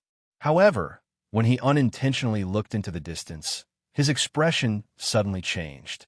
The smoke spread across the distance had already dispersed, and two predatory cities revealed themselves. The Magician, the Judgment. Both of these predatory cities were firepower support types, and the number of cannons they possessed was equally staggering. At this moment, all the cannons on their armor plates lifted simultaneously, aiming precisely at their targets. Lee instantly realized, and a few drops of cold sweat slid down his forehead. This is bad, their target is... In the next second, the Echo was engulfed in overwhelming explosions. Industry, Echo, roaming two of them. The enemy actually has two firepower support type cities. Moonshadow, without Echo's firepower support, we won't be able to hold the front line. Echo, I'm fine. After the smoke cleared, the members saw the situation within. With the cover of city bunkers, the Echo avoided most of the shells, but due to the enemy's overwhelming cannon fire, a few shells still landed on its armor plate. At this moment, several sections of Echo's city armor had already collapsed. Many cannons were destroyed, and multiple areas were on fire. Echo, casualty numbers and destroyed cannons are too many to count in time. The next round of fire support will be available in 3 minutes. At the front line, the Bronze Wanderer was about to provide reinforcements when a predatory city charged straight toward it. It was the war vehicle. With a loud roar, the steam bed crossbow mounted on its armor plate fired. A massive steam bolt instantly struck the Bronze Wanderer. However, the Bronze Wanderer was equipped with level 2 city armor, and the bolt only managed to penetrate part of its armor. Even though the gunpowder embedded inside the shaft exploded, it merely caused the armor on that side to deform slightly. The Bronze Wanderer immediately engaged it in battle. However, he quickly realized something was wrong. Another predatory city had bypassed him entirely and was charging directly into the rear of the formation. It was the assault-type City Death. This predatory city had a jet black coating, its flag bore the image of a black-robed reaper, and even its convoy was entirely painted black. Its target was none other than the Echo at the rear. Bronze Wanderer. Echo is about to be attacked. I'm pinned down. Someone stop the enemy now. Tomorrow, I'll go to... Moonshadow, no, let me go. You go support the right flank immediately. Roaming. How much longer for fire support? I can't hold on much longer. Echo. Most of my gunners and artillery operators were killed or injured in that bombardment. Combat personnel are currently substituting in emergency. Fire support is expected to be delayed by 5 to 10 minutes. Vanguard, I'm coming. With several loud booms, the 4 light cannons aboard the Vanguard fired simultaneously. The muzzles of these 4 light cannons erupted with dazzling brilliance, like a small asteroid suddenly unleashed. At the center of the enemy's formation, a blinding light burst upward in an instant, as if the sun had plunged into the horizon. A massive explosion and shockwave followed closely behind, churning the earth into surging waves of soil. A predatory city and caravan located at the epicenter were instantly carbonized and twisted, reduced to charred wreckage in the blink of an eye. Slightly farther away, other predatory cities and caravans had their outer armor scorched red-hot in an instant, billowing with thick smoke.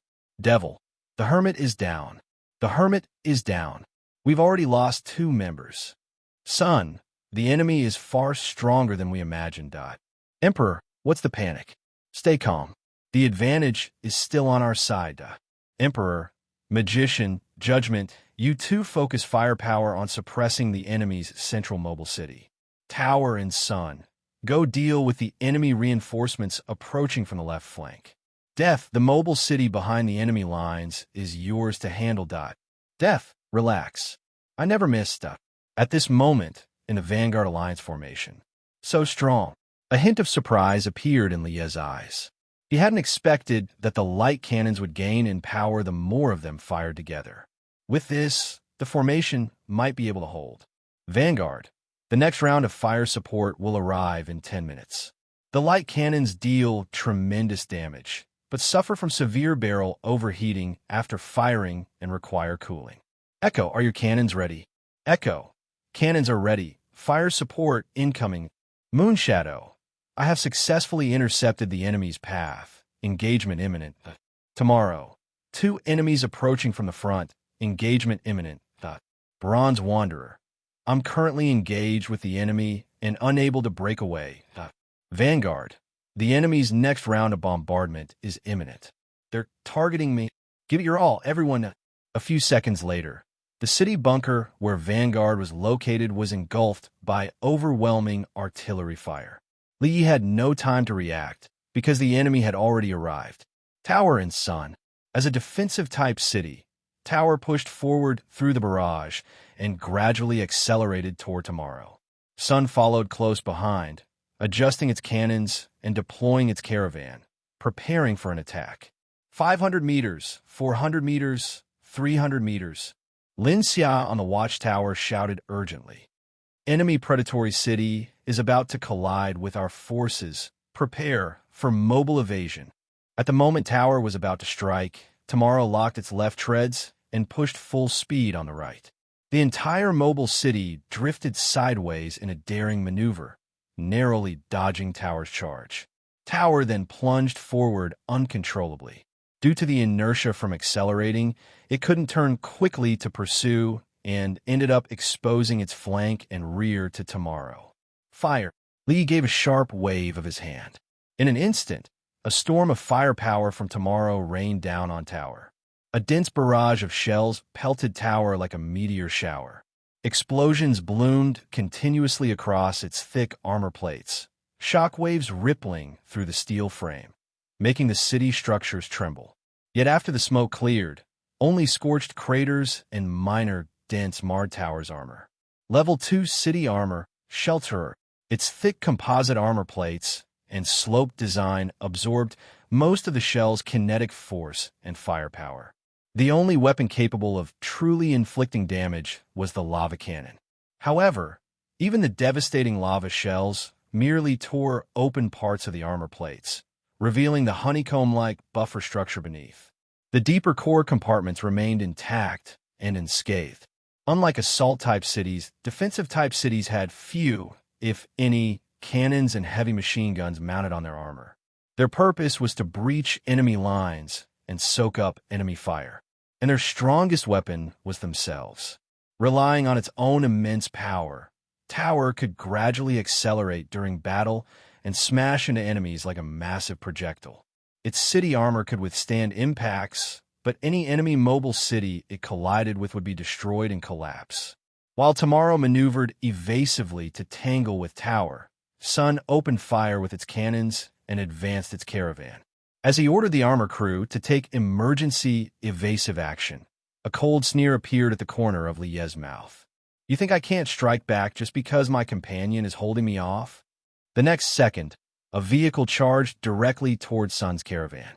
It was the Storm Infantry vehicle. This Level 2 vehicle surged forward against the dense firepower and opened fire at the enemy. One off-road vehicle after another was riddled by the Stinger autocannon, their fuel tanks igniting into exploding fireballs. The Storm Infantry vehicle swept through the enemy caravan with unstoppable force. clearing the path. Tomorrow's Convoy 1 and 2 advanced towards Sun. With its caravan nearly annihilated, Sun lost this natural barrier at its front and now appeared dangerously vulnerable. Watching the enemy drawing closer, the Lord of Sun twitched. "Fire! Fire!" he roared hoarsely. Cannons and heavy machine guns aboard Sun immediately opened up, wildly bombarding and strafing the approaching convoys.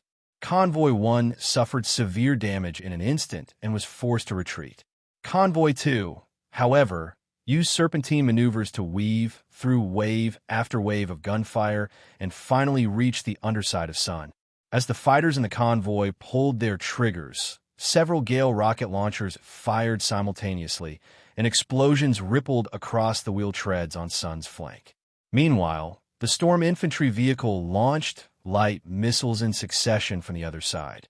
Amid the continuous explosions, Sun's speed gradually slowed, and its lord grew increasingly pale. "No, no," he murmured. As he prayed in near despair, Sun came to a halt. "The enemy predatory city has lost mobility," Lin Xia called out urgently. "Location approximately 700 meters to the northwest. Prepare for bombardment." Faced with a once-in-a-lifetime opportunity, Tomorrow found it difficult to seize the moment. Tower was entangling it at close range, ramming relentlessly. Tomorrow was forced into repeated evasive maneuvers, constantly shifting direction and distance, making it hard to aim. Meanwhile, to cover itself, Sun fired a large number of smoke shells in all directions. Li gripped the railing tightly and shouted toward one direction. Ning won. At that moment, the gunner Ning had just finished reloading the lava cannon. The violent wind, stirred up by Tomorrow's rapid evasive maneuvers, whipped through the young gunner's hair and across his cheeks. His expression was fervent, eyes locked tightly on Sun's position. "I can hit it! I will hit it!" he roared as he forcefully pulled the firing lever. The lava cannon jolted violently. A blinding tongue of flame burst from the muzzle, and the searing white explosion instantly lit up the young man's face. Amid the smoke, a brilliant firework bloomed. "All right," Li nodded sharply. He then took a deep breath and spoke into the voice pipe beside him. "All cannons fire at that smoke simultaneously. Don't worry about wasting shells. Just make sure to pin down that predatory city for me." Watching the continuous explosions in the smoke, his tightly furrowed brows relaxed slightly. This way, the enemy would face the loss of a third member. The scale of victory had already begun to tilt faintly in their favor. However, just a few seconds later, a violent explosion rang out in the distance. Li turned his head and saw the vanguard engulfed in a sea of flames. The Judgment and the Magician had opened fire on it. "Bronze Wanderer, Big Brother, Vanguard. I'm fine for now, just some damage to plating and armor. I can still keep fighting. To halt the enemy's advance, I've already used up my level 2 bed crossbow. Industry. The enemy convoy is about to break through near me. Can anyone provide cover? Moonshadow. The enemy is about to engage me in dual combat. Roaming. Careful, Echo.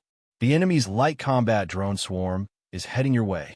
Lie's heart jumped, and he instantly dashed out of the cockpit. When he reached the armor plating and raised his binoculars toward the distance, his expression changed instantly. On the city bunker behind them, 12 light combat drones from the world had already arrived. As they streaked overhead, wave after wave of bombs fell. Echo, along with the city bunker, was engulfed in a sea of explosions and fire. In that stunned moment, he turned to look elsewhere. Moonshadow was about to clash with death. The heavy machine guns, cannons, and the firearms of the combatants on the armor plating of both cities were all primed and ready. The most brutal battle between mobile cities was about to unfold. Moonshadow's lord gripped the heavy machine gun tightly, his body trembling slightly. We can win, he shouted furiously. At the moment of intertwining with death, Moonshadow fired first. A sky-covering barrage instantly enveloped death. A trace of delight flashed across Moonshadow Lord's face. Seizing the initiative to open fire in dual combat was extremely important. After all, The full overlap between two mobile cities lasted only a few seconds. If they failed to seize that moment, their firepower would veer off or miss entirely, failing to destroy the enemy. Undoubtedly, Moonshadow had won this game for the brave. Yet the next second, the smile on his face froze. Death remained unscathed. At the moment before the bombardment landed, it had generated an energy shield. As despair gripped his heart, the Lord also saw a weapon hidden in the corner of death. It had a thick barrel and a complex ammunition system. The barrel was short and hefty, a multi-barrel rotary design with an intimidatingly large muzzle. Level 2 autocannon. Sawtooth Shark Autonomous Targeting Autocannon. For a fleeting moment, everyone aboard Moonshadow felt the swing of the Reaper's scythe. Death opened fire. Under the barrage of the autocannon, Moonshadow's city armor was shredded like paper. Heavy machine guns, cannons, cabins, water tower, wherever the autocannon swept, it resembled a reverse-falling rain of death. Accompanying this was the fire from Death's heavy machine guns and cannons mounted on its armor plating. Moonshadow was instantly riddled with holes. Countless cabins were perforated, the fuel depot triggered a chain explosion, and finally, it erupted violently, becoming a burning wreck. On the right battlefield, the enemy convoy broke through near industry, successfully bombing its wheels and treads, rendering it completely inoperative. The World and Devil, which were besieging Roaming, then opened fire, blasting industry into collapse and flames. Damn it! Lee slammed his fist angrily against the railing. In just a few short minutes, 3 members of the Vanguard Alliance went offline. He had not expected that both the Level 2 energy shield and the Level 2 autocannon would appear simultaneously on Death. Even worse, at that very moment, Death was already heading straight toward him. The battlefield situation had taken a sharp turn for the worse. After 2 rounds of concentrated fire, the Vanguard had become progressively more damaged. Bronze Wanderer had forcefully destroyed the chariot through a head-on collision, but it also sustained severe damage itself and was bombarded by the combat drone swarm. Tomorrow was about to be ambushed by Death, its situation critical.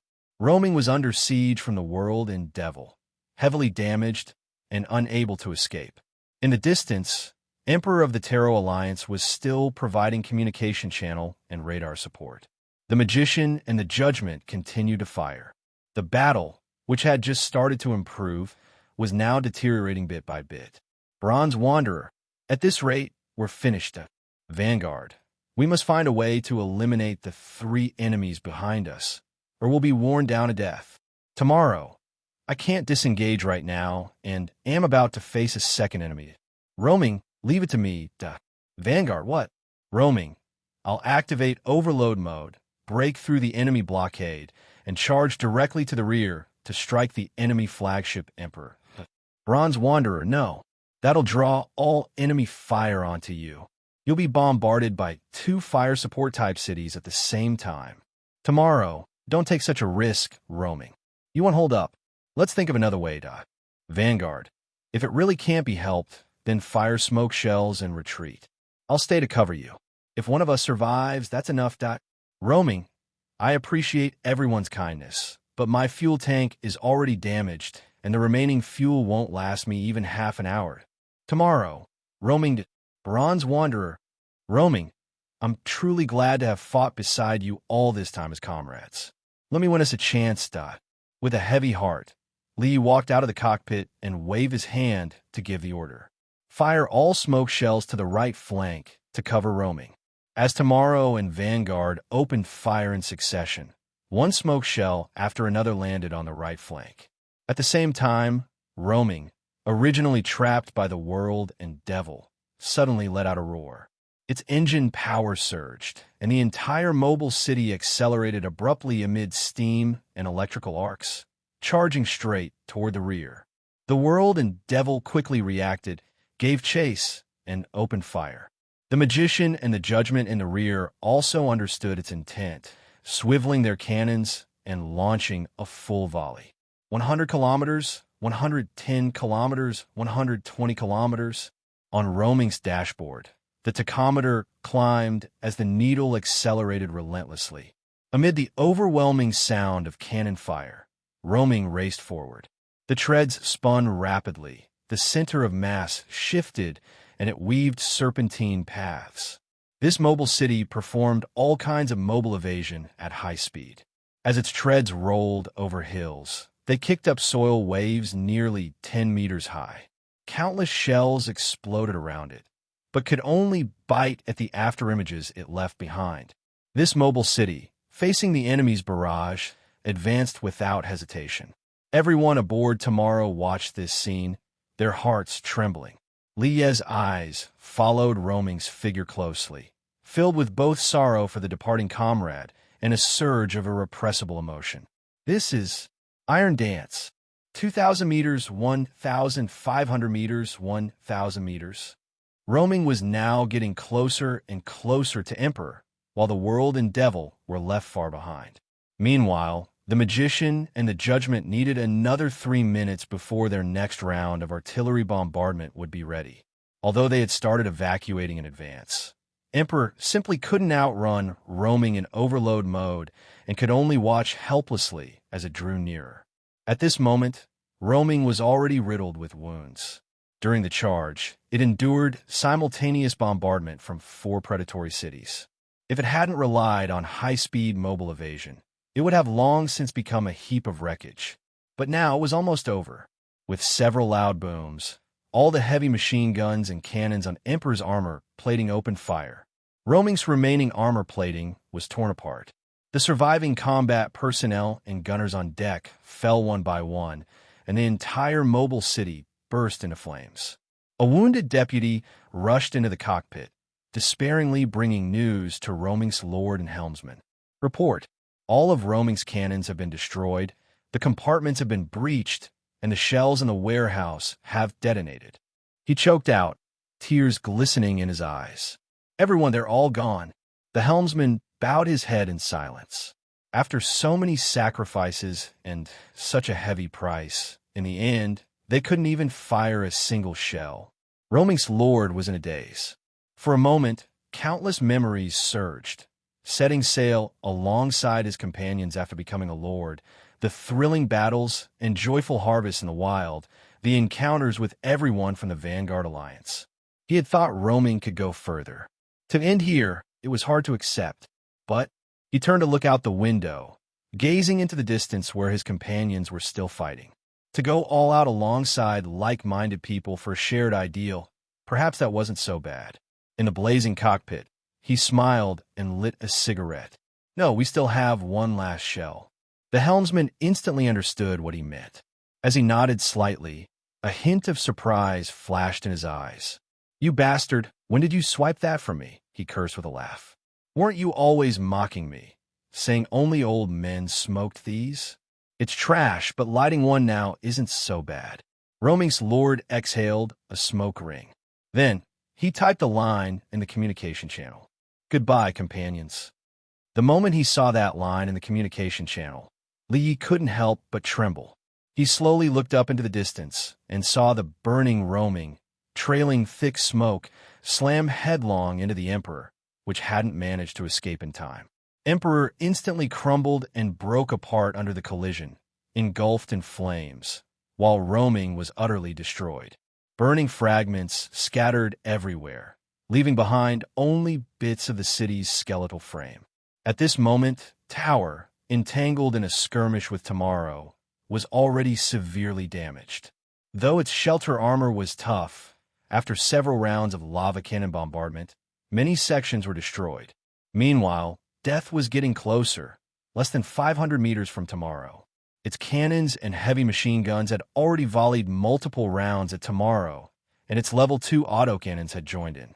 Tomorrow, equipped with only level 1 city armor, couldn't withstand the assault at all.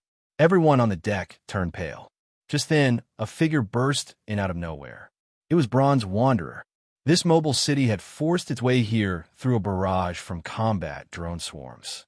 At this moment, its city armor was also heavily damaged and covered in scars. Death failed to execute mobile evasion and was rammed on the flank by Bronze Wanderer. It immediately activated all its weapons, unleashing a mad hail of fire on Bronze Wanderer. Though the city was in shambles, the steam bed crossbow on Bronze Wanderer's deck launched a massive bolt chained to a cable, which hit Death. Death roared forward, attempting to break free. Lee instinctively glanced at the screen. Bronze Wanderer, do it. Tomorrow, but Bronze Wanderer. This is our only chance.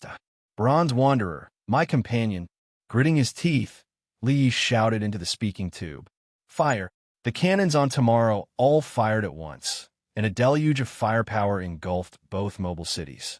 Death activated its energy shield for defense, while Bronze Wanderer, now in tatters, was consumed by flames in the explosions. Yet the massive bolt it had fired remained firmly chained to Death. Seeing Death in danger, Tower instantly panicked. In a moment of distraction, it stepped into a trench and tilted forward, sinking. Following Li Ye's command, Tomorrow pulled back and continued firing at the now immobile Death. As its energy depleted, Death was bombarded to pieces, reduced to a flaming wreck. In the distance, the Magician and the Judgment were just about to fire at Tomorrow when, in the next second, a searing blaze surged up around them. Taking advantage of their distraction caused by roaming, Vanguard, which had managed to escape, closed the distance under the cover of smoke shells, taking aim and opening fire. A massive explosion and shockwave erupted, sweeping through both predatory cities. Lee focused his gaze on Bronze Wanderer and let out a quiet sigh. Goodbye, companion. Now, only Devil and the world remained with mobility. Seeing that Tomorrow and Vanguard still had combat capability, the two predatory cities hesitated for a moment and then chose to flee. Lee finally relaxed and turned his attention to Tower. Because it had fallen into a trench, Tower was temporarily immobilized. He ordered the others to stop the cannon bombardment and instead used heavy machine guns to sweep the enemy combatants on the deck. He planned to clear out the personnel on Tower and capture this mobile city, if possible. What surprised him was that the slaves on Tower took the opportunity to launch a rebellion. Lee seized the chance to send his combatants aboard Tower. With coordination from both inside and out, Tower fell. Lee eradicated Tower's lord and trusted thugs and obtained his lord's wristband. Looking at the war-torn battlefield, he couldn't help but breathe a little easier. This thrilling and perilous great battle had finally come to an end. 5 members of the Vanguard Alliance had fallen, while the Terror Alliance had lost 9 members, and 2 had escaped. A rumble came from the distance. Lee looked up to see Vanguard slowly approaching. Vanguard, we finally won. Tomorrow, sorry, your brother. Vanguard, I won't blame you. My brother made his choice. He fought bravely and didn't let me down. Tomorrow, every one of our companions was brave. Vanguard, yes, without them, we couldn't have one. Tomorrow, I'm really sorry. Vanguard, it's all right. I had already prepared myself mentally. Vanguard, really? The cockpit door opened, and a young boy rushed excitedly onto the deck to celebrate the victory with everyone. It was Tang Fong. They had won. Who would have thought they would actually win? He went around hugging everyone, replaying scenes from the battlefield in his mind, his emotions surging. At that moment, he felt like he could fly. Then, unintentionally, he kicked something. Looking down, he saw it was a small box covered in bloodstains. The boy seemed to realize something, and his smile froze. He gently bent down, picked up the small box, and opened it. Inside was a slip of paper with words of confession written on it. The sentences had been scratched out and rewritten multiple times. Unintentionally, his gaze shifted to a section of deck nearby. There lay a body covered with a white cloth. Beneath the blood-stained cloth, only one hand was visible. Rough, thick, with several dark brown burn scars across the palm. Tang Fong silently looked on, his elation gradually fading. That hand seemed somewhat familiar. At that moment, a companion happened to walk by. Upon seeing the white cloth, his expression darkened. "Oh, that's A-Chun," he said. He joined us in the uprising back then. He was working as a boiler operator now. A good guy. As he spoke, a trace of melancholy colored his tone. A-Chun could have stayed safely in the boiler room.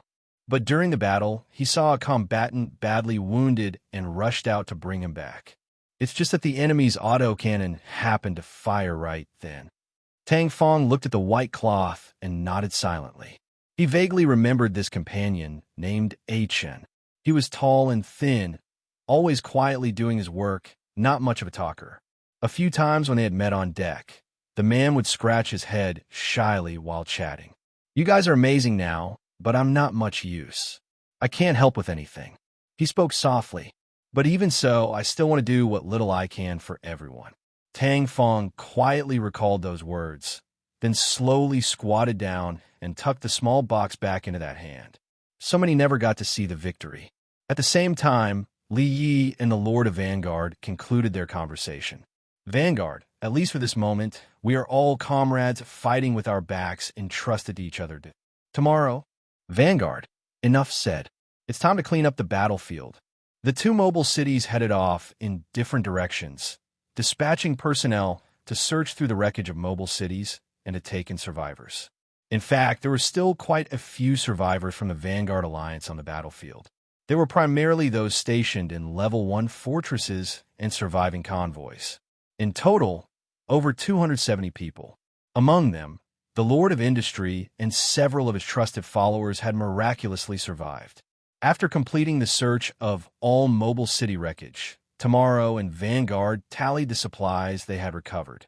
Due to most mobile cities being destroyed by artillery fire and suffering severe losses, the supplies stored in the warehouses were also obliterated in secondary explosions, resulting in relatively few recoveries. 7256 units of Level 1 iron ore, 5,132 units of Level 1 fabric, 4,976 units of Level 1 coal, 3,412 units of Level 1 fuel, 2,351 units of Level 1 wood, 3,211 units of saltpeter, 1,852 units of gunpowder, 132352 crystal coins. 931 units of rare ore, 1,531 units of copper ore, 732 units of silver ore, 236 units of gold ore. Level 1 crop seeds: rainbow tomatoes, exotic oranges, dragon breath peppers, crystal cabbage, windsong rice. Level 2 items: city radio, energy shield, sawtooth shark autonomous targeting autocannon. 19 assorted Level 1 items: food, freshwater, cannons, and heavy machine guns, various quantities. After inventorying, both parties were surprised by the numbers. But upon reflection, these supplies had come from over a dozen mobile cities. If not for the fact that most of them were completely destroyed in the explosions, they could have recovered even more, including iron, ore, coal, and fuel. Among them, the best preserved were naturally the crystal coins. After all, as currency, they didn't need to be stored in warehouses like iron, ore, or coal, and were usually kept in secure locations, allowing them to be preserved. Correspondingly, most mobile cities' production workshops were destroyed in the blasts, making it impossible to obtain their projects. However, several mobile cities still had retrievable production projects. They were Tower, War Vehicle, Industry, and Lord of Sun. After a discussion among the Lords of Tomorrow, Vanguard, and Industry, they reached an agreement. Since Industry had sustained severe damage, its lord would take Tower as his new home, and the majority of those 270-plus survivors would be assigned to him. The slaves who had rebelled atop the Tower would also become his new citizens. The production projects of Tower would remain entirely with him. Tomorrow would receive the production projects of War Vehicle and Industry, while Vanguard would gain the production project of Lord of Sun. As for the recovered materials, they would be evenly divided among the three. First came the Level 1 crop seeds. The Taro Alliance had a total of 5 types of Level 1 crops, and each crop seed came in multiple bags. Thus, all 3 parties received every type of Level 1 crop seed. Next were the rare ore, copper ore, silver ore, and gold ore. Li thought for a moment and made a proposal. He requested all the rare ore and copper ore in exchange for giving up the Level 1 items, since he still lacked over 800 Level 1 city alloy. The Lord of Vanguard wanted the silver ore and gold ore. After negotiations, Both got what they wanted while industry received all the level 1 items. Then came the main event, the distribution rights to those 3 level 2 items. Due to the explosion and destruction of death, the level 2 energy shield device and level 2 autocannon were also affected. However, the damage from the blast was not too severe, so they could be repaired. Still, the repairs would consume a large amount of level 2 iron ore. As for the city radio, it had been stored in a secure and concealed cabin, so it remained intact and fully functional.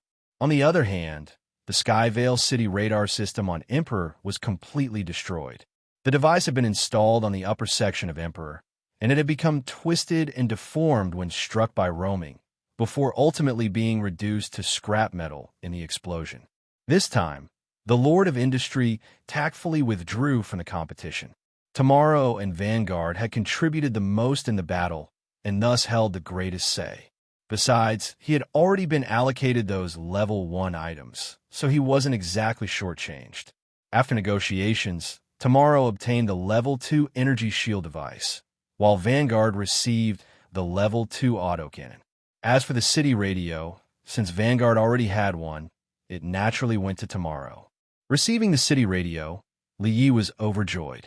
With the city radio, he could now establish a communication channel, attract other mobile cities to join, and form a city alliance of his own. Next, the 3 parties divided the remaining loot. Iron or coal, fuel, crystal coins. All 3 groups were allocated piles upon piles of resources. Finally came the projects from the production workshops. The mobile cities assigned to Tomorrow were war, vehicle, and industry. One was a defensive type, the other an engineering type. The most valuable level 1 projects among them were Goblin Industrial Claw, Multi-Function Mechanical Arm, City Landmines, Thunder Crane, Steam Bed Crossbow, Road Roller Treads, Cast Iron Battle Wheels, Borman Defense Fortress, Storm Engine. Including the other level 1 projects, there were a total of 16. As Li Yi took inventory, he nodded repeatedly in satisfaction. With this, Tomorrow effectively acquired the setup of both a defensive-type city and an engineering-type city. Additionally, the ordinary types of projects were decent as well. Umbrellas, orange juice, first aid bandages. After selecting the best projects first, Li Yi did not take the rest, but left them for the Lord of Industry. After all, he had just started anew on Tower and was in urgent need of projects. The Lord of Industry grasped his hand tightly and thanked him profusely. During this, he also shared his future plans with Li Yi. He intended to continue following Vanguard. Li Yi wasn't surprised by this. In terms of strength and decisiveness, Vanguard could indeed be considered an excellent leader. But Tomorrow would not follow them. Li Yi had never planned to live under someone else's roof. Now that he had the city radio, he could establish his own city alliance. The Lord of Vanguard was a perceptive man and had anticipated this from the beginning. Their candid conversation ended with both sides wishing each other smooth journeys ahead. Soon after, Li exited Channel A4. Among the 270-plus survivors, he brought another 30 to 40 people onto Tomorrow. Now, the population of Tomorrow was approaching 200, receiving loot, treating the wounded, caring for the newcomers. The 3 mobile cities were busy for several hours before everything was settled. Then came the time for farewell. Until we meet again, goodbye everyone. While shaking hands, Li spoke softly. Let me remind you, the entire wasteland zone will be destroyed in just over 2 months. You need to depart as soon as possible. Back on the deck, Li Yi watched the 2 mobile cities depart. Farewell, my companions. He waved lightly, then turned to look at the crowd. Now we set off. This time, it's truly a windfall. Looking at the warehouse piled high with supplies, Li Yi spoke with heartfelt emotion. Although the battle had been intense and thrilling, the rewards were equally astonishing. In the time that followed, Li Yi first used the production workshop to produce level 1 alloy, gathering 1,000 units. After that, he took inventory of the iron, ore, coal, fuel, and wood. These ordinary resources were still a bit short of 2,000 units, but overall, they were relatively easy to collect. Now, what remained was just the city crystal. But more than that, what Li Yi cared about was The city radio has been installed. I've restored it to factory settings. The original channels have been disbanded. You can now create a new channel. In a cabin somewhere in the middle level, Lin Wu put down his wrench and gently wiped the sweat from his forehead. The city radio was not installed in the cockpit. After all, the cockpit was located at the forefront of the mobile city. Although its armor was thick, it was still prone to bombing. For safety reasons, mobile cities often installed the city radio in a secure and concealed cabin. After completing the installation of the city radio, Lin Wu still had to lead a team for routine maintenance and troubleshooting on the Tomorrow. At this moment, the cabin was already packed with people. Old Zhou, Tang Fong, Ningwen, everyone was looking at the city radio with joy. With this level 2 item, the Tomorrow could now establish a city alliance and take the lead. You've worked hard. Li Yi patted Lin Wu on the shoulder, then nodded to everyone. Everyone's worked hard this time. Next, he headed into the cockpit, walked to the screen, and created a new city communication channel. City Communication Channel, K1. Administrator, Tomorrow. Current members, 1/12. After trying out a few messages in the channel, Li tapped the screen a few more times, completely enamored with it. Just this level 2 item alone was worth all the effort. Then he gathered everyone into the cockpit to announce a new decision. From now on, Lin Wu would serve as his deputy, while old Zhou would focus on the role of combat captain. Although he had already somewhat anticipated this, Lin Wu still felt a bit surreal at that moment. After all, he had started out as just an ordinary resident of Field Town, struggling to survive with his friend's younger sister. He never imagined he would make it aboard the Tomorrow, let alone rise to such an important position. Your abilities are clear to everyone. Li patted him on the shoulder. I hope you'll contribute even more to the construction of the Tomorrow in the future. The first task Lin Wu took on, after assuming his position, was to arrange accommodations for the newcomers joining the Tomorrow. Living quarters, food and fresh water, household furnishings, work assignments. Lin Wu handled all of these matters in perfect order, and Li nodded repeatedly as he watched from the side. With that, his own burden lessened significantly. But even now, he still wasn't finished with his tasks. Li Yi went into the production workshop and began consuming iron ore to replenish bullets and shells and to manufacture city accessories. Soon, he selected several projects. Storm Engine consumes 700 units of iron ore. Additional effect, power plus 20%.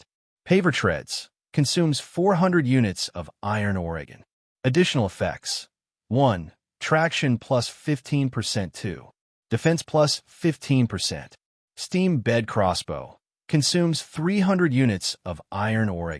Additional effect, plus 10% city armor penetration. Multifunctional Mechanical Arm consumes 500 units of iron ore.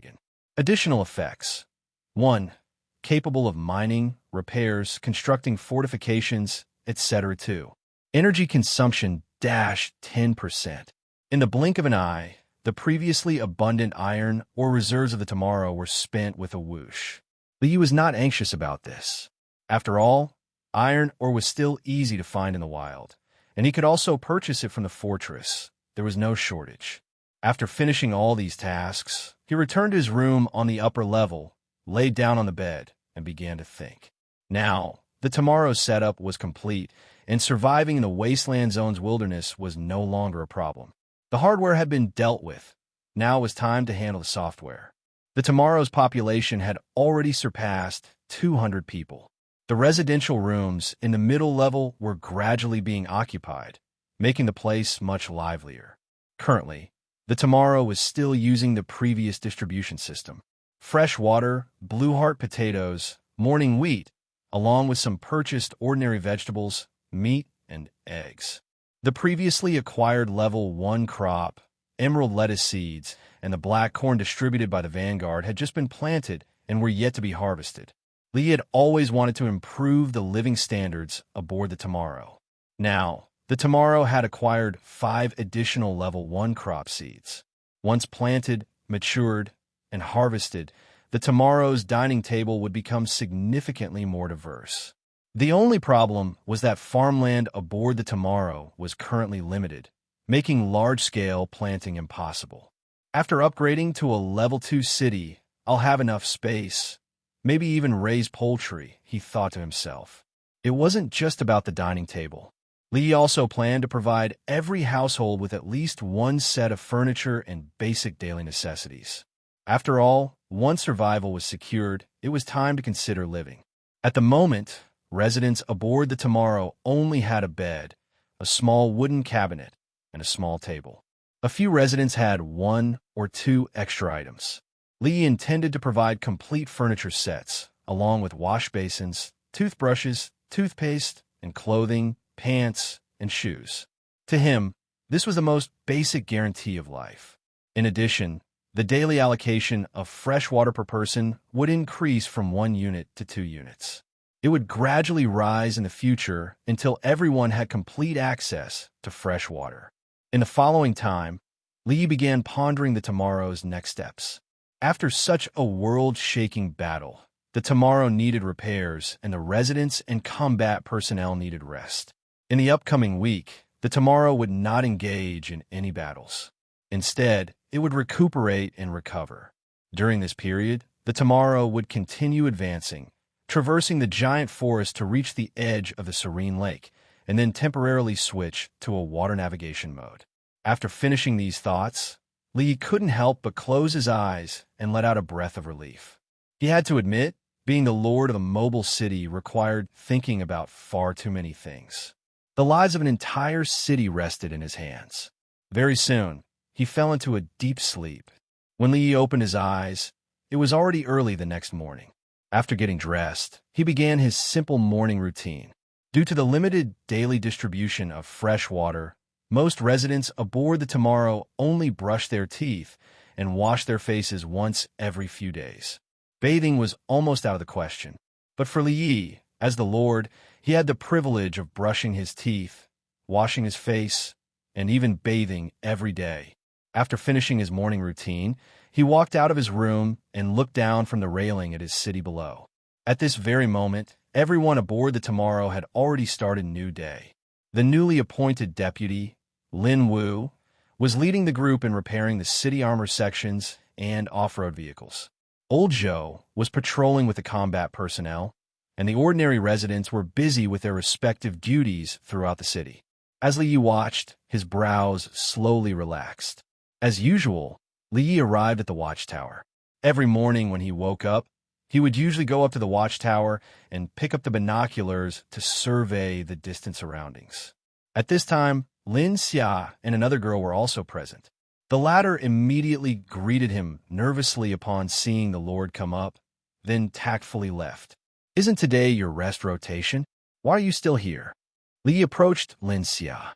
Lin Xia gave a light smile, stretched her arms long in a lazy pose, and the young girl's graceful figure was fully revealed. "I already had a good rest last night." As she spoke, she squinted slightly to feel the breeze brushing against her, and waved her hand gently. Didn't expect life on the mobile city to be surprisingly pleasant. Li nodded lightly. In the post-apocalyptic wasteland, mobile cities were a special kind of romance for the survivors. They allowed one to wander together with family and friends, traveling to new places, meeting new people and things. It was like a moving hometown. He was about to say something, but saw Lin Xia tilt her head and look at him. "What's the matter?" he asked. "Didn't the Tomorrow just acquire 2 level 1 sniper rifles?" "I want one." Lin Xia spoke hesitantly. "Is that okay?" Li nodded. "As long as you can use it." Then he looked thoughtfully toward the watchtower beneath him. This position had the best view. Mounting a sniper rifle here would be unexpectedly ideal. After descending from the watchtower, he began inspecting the mid-level fields. The freshly matured blue heart potatoes and morning wheat had already been harvested, and the ordinary residents were sowing a new batch of crop seeds. Besides blue heart potatoes and morning wheat, there were also some newly acquired crystal cabbage, rainbow tomatoes, dragon breath peppers, and windsong rice. But due to limited space, only a small amount could be planted. As for exotic oranges, they were sown on the upper level of the Tomorrow, together with the previously planted sunshine apple trees. On the deck, old Joe, having finished his patrol, began training the newly selected combat personnel. Considering that another great battle might erupt in the future, Lee had specially selected an additional 40 combat personnel this time. It had to be said, population was the most important resource for a mobile city, whether it was combat personnel or the ordinary residents engaged in work. Population, unlike coal or iron ore, did not grow in the wild. Just relying on natural reproduction, it would take a good 10 or 20 years to raise a young adult. Hence, mobile cities usually increase their population through external recruitment. As the Lord, Lee also had to consider mediating conflicts between longtime residents and newcomers. Halfway along the path, a thought occurred to Lee. This legendary intelligence should be refreshing soon, right? With excitement in his heart, he slowly opened the system panel. The legendary intelligence had already been refreshed. 7. In the future, a temple of the wasteland god buried tens of thousands of meters underground will emerge. The entire wasteland zone will be completely destroyed. Currently, there are 132 ancient suppression devices scattered throughout the wasteland zone. Locate and repair these suppression devices to temporarily suppress the temple and preserve the wasteland zone. Temple zone level. Intelligence value. Legendary. Upon seeing the content, Leah's expression changed slightly. So this was the reason for the destruction of the wasteland zone. And as long as those 132 ancient suppression devices were found, the temple could be suppressed and the wasteland zone preserved. But this was simply impossible. No one knew where these 132 ancient suppression devices were, let alone how to repair them. To achieve this, one would have to gather the entire human strength of the wasteland zone to search all over for these ancient suppression devices and repair them. But no matter how one looked at it, this was an impossible task. Tomorrow was only a level 1 mobile city, fundamentally lacking such influence. It seems the destruction of the wasteland zone is inevitable. Lee let out a sigh. After refreshing the final piece of intelligence, the system began its cool down as usual. When dawn of a new day arrived, tomorrow finally drove out of the giant forest. What appeared before everyone now was an immensely vast freshwater lake, its surface stretching to the horizon, meeting the distant skyline. The lake's surface was like a mirror, reflecting the morning light, with the sky and the water merging into one. Lee was a little surprised. He had originally thought he still had a week's journey left in the forest, but unexpectedly exited so quickly. Since that's the case, tomorrow must temporarily be refitted for water navigation mode, he muttered to himself. Yes, a mobile city could navigate on water like a ship. The prerequisite was that it needed to be equipped with a hull, as well as fitted with an anchor, propeller, thruster, sail, and other related waterborne city accessories. Lee then opened the system panel. In the project list of each mobile city's production workshop, these basic water navigation city accessories were available. Hull. Normal costs 200 units of iron ore to manufacture. Anchor. Normal costs 50 units of iron ore to manufacture. Propeller. Normal costs 150 units of iron ore to manufacture. Thruster. Normal costs 100 units of iron ore to manufacture. Sail. Normal costs 50 units of wood and 100 units of cloth to manufacture. As these city accessories were of normal grade, they only provided basic functionality without any additional effects. Lee then took out a list from his chest. This was the inventory of tomorrow, just compiled by his deputy, Lin Wu. 1048 units of iron ore, 2,460 units of coal, 1,568 units of fuel, 1,098 units of saltpeter, 842 units of gunpowder, 1,710 units of cloth, 3,012 units of wood, 3,312 units of fresh water, 997 units of copper ore, 197 units of silver ore, 48691 units of crystal coins, 1000 units of city alloy, rare ores, 51. He then used the production workshop to craft these city accessories and instructed Lin Wu to arrange personnel to begin refitting tomorrow. Amidst a heavy rumble, Tomorrow's thick treads and tires were gradually retracted and folded into the containment bay. The multifunctional mechanical arms activated, sequentially fitting the newly produced steel plates beneath Tomorrow, assembling them into a streamlined hull and beginning the welding process. On the deck, everyone worked together to raise the massive sail. Then came the installation of the anchor, thruster, propeller. Due to the large number of personnel on Tomorrow and the assistance of mechanical arms and cranes, the refitting process was completed within 2 to 3 hours. The final task was applying thick sealant beneath the hull to form a sturdy waterproof layer. With this last task completed, Lee nodded and then waved his hand. Begin water entry. With its center of gravity shifting forward, Tomorrow gradually slid into the water, ultimately stirring up towering waves. As the thruster activated and the turbine blades began to rotate, the mobile city started navigating over water. We did it! The crowd on the deck erupted in cheers. Lee also nodded slightly. Now, Tomorrow would begin exploring this great lake, which occupied 20% of the area. On the deck, everyone aboard the Tomorrow was fulfilling their respective duties, tense and busy. After all, this was their first time sailing on water. Everyone was both excited and a little uneasy. Many ordinary residents, after finishing their work, came to the edge of the deck, gripping the railing while surveying the surrounding scenery. Lee had come up to the watchtower. Today happened to be Lin Xia's day off, and the one on duty was another girl. He nodded and greeted her before picking up the binoculars. The number of islands on the outskirts of Serene Lake far exceeded his expectations. He could already see several of them from here. In the distance, ripples of various sizes occasionally appeared on the water's surface, as if something was swimming beneath. The lake's surface was not as peaceful as imagined. Monsters would occasionally appear.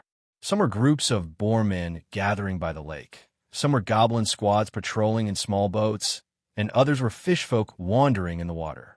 Lee put down the binoculars and swept his gaze across the newly installed water navigation city accessories on the Tomorrow, shaking his head slightly.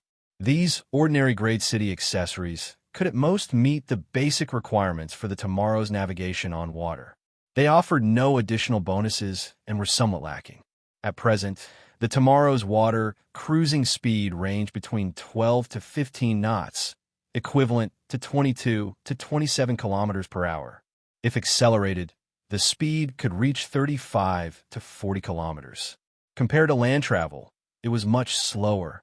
To improve the Tomorrow's water navigation capabilities, it was naturally necessary to gather a series of Level 1 blueprints or Level 1 city accessories for installation. Lee then stroked his chin and began evaluating the Tomorrow's combat capability on water. After entering Serene Lake, the convoy and storm infantry vehicle could no longer perform. They had to remain quietly in the parking area. Although the storm infantry vehicle was amphibious, it couldn't fire underwater. The weapons available to the Tomorrow included the cannons and heavy machine guns on the deck, as well as rocket launchers. Overall, it still had a degree of self-defense. Lee even thought about equipping a torpedo system to give the Tomorrow an additional weapon. According to his vision, even when navigating water, the Tomorrow needed to have mobile squads like the convoy. This way, they could serve as the frontline shield in battle or break through to enemy mobile cities, using rockets to destroy their propellers and hulls, rendering them immobile. On land, the mobile squad was the convoy. Naturally, on water, the mobile squad would be the fleet. He could get a few motorboats, equip them with Gale rocket launchers and Peregrine Falcon assault rifles, and they would serve the same function as the convoy. If conditions allowed, he could even acquire speedboats and equip them with heavy machine guns. When the Tomorrow's level increased and unlocked higher-level production projects, perhaps it could even manufacture submarines, frigates, littoral combat ships, amphibious assault ships, and battleships. In that case, it would become an aircraft carrier. Lee couldn't help but let his imagination run wild. However, that vision was still a long way off. He once again surveyed the surrounding waters, lost in thought. This serene lake can't possibly have only the Tomorrow as a mobile city, right? If that were really the case, The Tomorrow would get to enjoy the resources without competition. In fact, Lee was very curious about the ecosystem of Serene Lake. After all, it took up 20% of the wasteland zone. Its resources must be abundant, and there would certainly be many mobile cities heading here. Correspondingly, the types and number of monsters appearing here would also be large. There might even be predatory cities. The main presence in Serene Lake was essentially mobile cities. He thought for a moment and opened the system panel. At this moment, the system had just finished updating. Cooldown completed. Time until next intelligence refresh. 4 days, 23 hours, 56 minutes, and 15 seconds. Number of intelligence reports, 6. This refresh took 5 days, so the intelligence quality shouldn't be too bad, he muttered to himself. I'll just wander around the outskirts during this time and see if I can gather any resources. Half an hour later, Li unexpectedly discovered a survivor gathering point. It was a survivor town floating on the water. This town was pieced together from wooden planks, iron sheets, and waterproof tarps, containing nearly 100 sheds of varying sizes. The sheds were connected by wooden planks, forming walkways. At the edges of the houses, small boats or motorboats were moored, and the more well-off even had speedboats. Truly amazing. Lee couldn't help but sigh. Even on water, people could still figure out ways to survive. During this time, he also noticed the weapons this town was equipped with: heavy machine guns and large crossbows. These were sufficient for dealing with ordinary monsters, but completely inadequate when faced with a mobile city like the Tomorrow. He thought for a moment, and then had Tang Fong sound 2 long and 1 short blast on the horn, indicating a desire to communicate peacefully. This survivor town wasn't very large and likely couldn't offer many resources. Lee mainly wanted to gather intelligence here, but try to understand the conditions around the outskirts of Serene Lake. The residents of the town initially appeared alarmed upon seeing a mobile city approach, but gradually relaxed after understanding the horn signals. A few minutes later, the mayor of the town rode a motorboat over to the Tomorrow and ascended the deck using the lift platform. He was a dark-skinned man in his 40s, known to everyone in the town as Old Zhang. According to Old Zhang, there were actually many survivors on Serene Lake. This floating town on the lake was called Floating Town, a common form of residence for survivors on Serene Lake. Compared to the land, floating towns rarely experienced monster invasions, let alone dangerous zombie swarms. However, every few days some monsters would still come by small boats to attack the town. In addition, there were also many survivor fleets on Serene Lake. These were typically composed of several speedboats that traveled between islands to collect resources and maintain their livelihoods. The number of islands on Serene Lake was vast, hundreds or even thousands, and they were rich in resources. However, correspondingly, monsters were often stationed on the islands. Just as Li had anticipated, the resources for sale in this floating town were limited and couldn't meet the Tomorrow's procurement needs. But he was still able to purchase one valuable item: fish. Li bought a batch of fish from the town and designated an area in the mid-level section of the Tomorrow specifically for fish farming. Once the fish population gradually grew, fish meat would become a regular supply on the Tomorrow's dining table. Seeing the formidable strength of the Tomorrow, Old Zhang's eyes gleamed as if he had an idea. He then told Li Yi a piece of information. 35 kilometers to the northwest, there was an island occupied by minotaurs. There were several hundred minotaurs stationed on that island. They had set up camps and occasionally dispatched squads to attack the floating town. Most importantly, the leader of the minotaurs was a wild boss, a giant minotaur beast standing 30 to 40 meters tall. Li Yi was instantly intrigued upon hearing this. He hadn't expected a wild boss to appear so nearby. Naturally, he was interested in the level 2 item dropped by a wild boss. Given the current strength of the Tomorrow, it was now feasible to attempt a solo challenge against a wild boss. He immediately made up his mind. Let's go. We're going to take down that wild boss. When he gave the order for the Tomorrow to head northwest, Li Yi began formulating a battle plan. According to his plan, the main force for this amphibious operation would be Convoy 1, Convoy 2, and the Storm Infantry Vehicle. The Tomorrow would anchor nearby, to provide artillery support. After all, it was currently in water navigation mode and couldn't operate on land. Reconfiguring the Tomorrow back into land driving mode would take at least 2 to 3 hours, too long in a combat scenario and likely to delay critical opportunities. A dozen minutes later, as Li Yi stood in the watchtower, enjoying the breeze and the view as part of his routine, he spotted a small island ahead. The island was long and narrow, like a black mountain ridge lying across the water surface.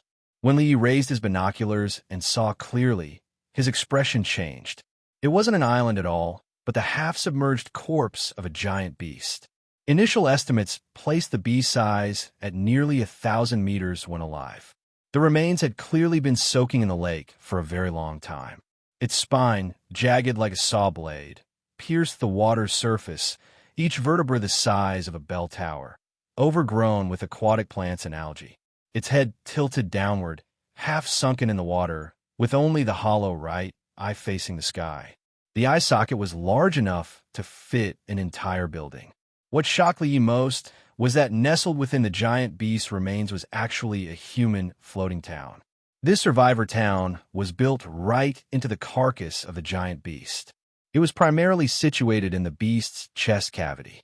The survivors had constructed layered wooden shacks and corrugated iron sheds there, with the remaining skin and ribs of the beast serving as natural windbreaks and shelters from the elements. The tusks from its lower jaw had become a natural dock, with boats tied to the curved fangs by mooring ropes, gently bobbing with the waves. There was even a spotlight installed in the beast's right eye socket. At this moment, everyone aboard the Tomorrow gathered along the deck's edge, watching the distant scene and exclaiming in awe. Li Yi waved his hand. "Let's go have a look." After the Tomorrow let out 2 long and 1 short whistle, the survivor town built within the beast responded. They had no whistles and mainly used the spotlight to signal. The light blinked, 2 long and 1 short, signaling agreement to communicate. The Tomorrow soon slowly anchored beside the giant beast's remains. Not long after, the person in charge of the survivor town came to receive them. She was a Western-looking woman in her early 30s, with her hair tied in a ponytail and glasses on her face, looking every bit the scholar. "Welcome to Wreckage Town. I'm the person in charge here, Lonnie." She shook hands with Li Yi. Li Yi's eyes fell on the clothes she was wearing. It was an old, heavily washed white lab coat uniform. On the chest of the uniform were the words, "Titan Throne." Noticing Li Yi's gaze, Lonnie shrugged and began introducing herself. There were many powerful organizations in the wasteland that spanned across multiple zones or even the entire world. Titan Throne was one of the world-class organizations. Titan Throne focused on researching various monsters in the wasteland, but what fascinated them the most were emperor beasts. They typically possessed massive bodies, tenacious vitality and defenses, astonishing regenerative powers, and destructive capabilities that were jaw-dropping. Each emperor beast was the supreme ruler of the zone it occupied. Lonnie snapped her fingers. "As you can see, this giant beast's remains are one of them." "How did this emperor beast come to be?" Li Yi asked, surprised. Lonnie smiled faintly. Rather than explaining immediately, she first asked Li Yi a question. "What do you think of the monsters in the wasteland?" Li Yi pondered briefly before replying. "Very intelligent. Unimaginably intelligent. Antfolk, goblins, boarmen, serpent folk, these monsters in the wasteland had intelligence nearly equal to that of humans. They knew how to use tools, how to build defensive fortifications, and even how to operate vehicles. That's why they posed such a massive threat to human survival." Lonnie nodded and said, "Not only are they smart, they evolve." "What? The monsters in the wasteland could evolve?" Lonnie revealed a shocking truth to Li Yi. At the beginning of the great cataclysm in this world, the monsters that emerged were extremely fragile. Human survivors could easily gun them down. There was little to no threat. But as time passed, the monsters began to evolve. Take level 1 monsters like Antfolk, for example. Initially, they were small in size, low in intelligence, and only capable of hunting through swarm tactics. But over time, Antfolk began to evolve hard carapaces that could resist ordinary bullets, claws sharp enough to rip through enemies, and even branched out into elite types like burrowers and heavy carapace guards. They also gradually awakened self-awareness and learned how to counter humans. Survival of the fittest, natural selection. The evolution of monsters followed the same law. During this collective evolution, many weaker monsters were weeded out.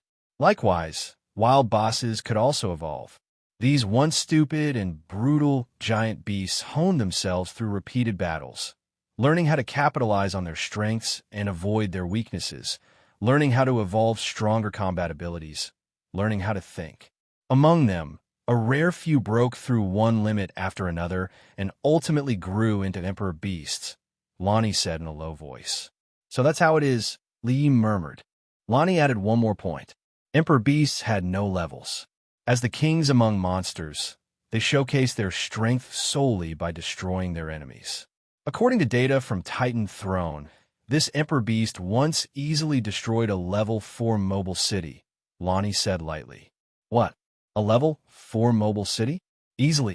Old Joe beside Lee quivered as he spoke. At that moment, everyone's faces were filled with disbelief. After all, they had witnessed the combat capabilities of a level 2 mobile city, and even that was overwhelming for the tomorrow. What kind of power would a level 4 mobile city have? Lonnie smiled slightly again and gently patted a massive rib bone standing by the town's edge. This emperor beast came from the ocean. Its name is the Fallen Rack. Ocean. Leah's expression quickly turned serious. Is the wasteland zone close to the sea? He asked. Lonnie shook her head. I don't know. I've lived in Serene Lake since I was a child and have never left the wasteland zone. According to her, a long time ago, Titan Throne received a report from an exploration team stationed in the wasteland zone. They claimed to have discovered the remains of an emperor beast. Titan Throne immediately dispatched the nearest mobile city for research. After completing their research and extracting all valuable parts from the emperor beast's remains, Titan Throne prepared to withdraw all personnel. Only 2 members chose to stay behind. They were Lonnie's parents. They were part of the exploration team that first discovered the Fallen Rack and had spent the longest time studying it. Years of companionship had made them feel they should stay with Rack. No sooner said than done. Lonnie's parents remained and gathered the survivors on the lake to establish Wreckage Town together. Miss Lonnie, why is this emperor beast called the Fallen? Asked Lin Wu. Because it fled here from the sea. Lonnie smiled brightly. Titan Throne cataloged and studied all known emperor beasts. Rack was no exception. After decades of tracing and investigation, Titan Throne discovered that the Wasteland Zone was not Rack's home. It had come from a much more distant ocean. Originally, it was a level 1 wild boss known as the sea-dominating lizard. After a prolonged period of development, it finally evolved into an emperor beast. Though it stood at the top of the Wasteland's food chain, Rack wasn't even notable in the ocean, Lonnie said with a hint of regret. There were far too many creatures stronger than it. Researchers speculated that during a battle, the emperor beast suffered serious injuries. Its enemy pursued it relentlessly, forcing it to flee onto land. Rack's fatal wound came from its abdomen being suddenly compressed, causing irreparable damage to its internal organs. Researchers deduced from the marks on Rack's abdomen that its attacker had used a tentacle 2 to 300 meters wide. That must have been an emperor beast too, right? A tentacle 2 or 300 meters wide, not even accounting for the length, Tang Fong muttered. Just how big is its main body? Following his thought, the group shuddered. Lonnie clapped her hands with a smile. That's the charm of emperor beasts. Lee thought for a moment, then asked the question he cared about most. Do emperor beasts drop resources upon death? Lonnie nodded. Of course. After all, they evolve from wild bosses. But the premise is you have to be able to defeat them. Lonnie also told Li Yi that every part of an emperor beast was valuable. Its blood and flesh were rich in energy and nutrients, and prolonged use could greatly enhance the physique. Its bones were highly versatile materials, suitable for crafting a variety of items. As he nodded, Lee glanced up at Rack's massive remains overhead and noticed its empty heart cavity and skull. Both bore clear signs of removal. Where did the brain and heart of this Emperor Beast go? He asked. Oh, our organization took them. Lonnie answered with a smile. For research purposes only. Over an hour later, the Tomorrow arrived at the island where the giant Minotaur beast resided. Upon seeing a mobile city approaching, the Minotaurs in the watchtower on the shore immediately raised the alarm. But the next second, the entire watchtower was blasted apart by artillery fire. Startled Minotaurs swarmed out in response. Some piloted motorboats to attack, while others manned beach cannons and fired at the Tomorrow. Under helmsman Tang Fang's control, the Tomorrow began performing mobile evasion maneuvers. Combat personnel on the deck operated level 1 heavy machine guns to strafe the incoming motorboats. It had to be said, these level 1 weapons were particularly effective against speedboats. Under the dense firepower, the Minotaurs and their boats were shredded like sieves. Gunner Ning, when targeted enemy artillery positions, and systematically eliminated them. The once tranquil beach was instantly engulfed in smoke and fire. As the Minotaurs massed for a counterattack, movement suddenly rippled across the nearby water. Before the monster's stunned eyes, the storm infantry vehicle burst out from underwater, charging onto the beach. Prior to the assault, Lee had ordered the storm infantry vehicle to enter the water via a lift platform and approach the island stealthily. As its Stinger autocannon and Rattler machine gun opened fire, the Minotaurs were struck down in droves. After several volleys of concentrated artillery fire, the Minotaurs' beach defenses were completely wiped out. The storm infantry vehicle patrolled back and forth, mopping up the surviving Minotaurs. Once the beach was confirmed secure, the Tomorrow slowly came ashore and deployed Convoy 1 and Convoy 2 via lift platform. Just then, an angry roar echoed from afar. A massive figure burst from the depths of the island. It was the giant Minotaur beast, clad in moss and vine-woven armor and wielding a giant axe. It made the ground tremble with every step. A horde of Minotaurs surrounded it in a protective formation. Begin the operation. With Li Ye's command, the Tomorrow opened fire. The deck's cannons and heavy machine guns launched a ferocious bombardment on the giant Minotaur beast. A dense firepower net immediately enveloped it.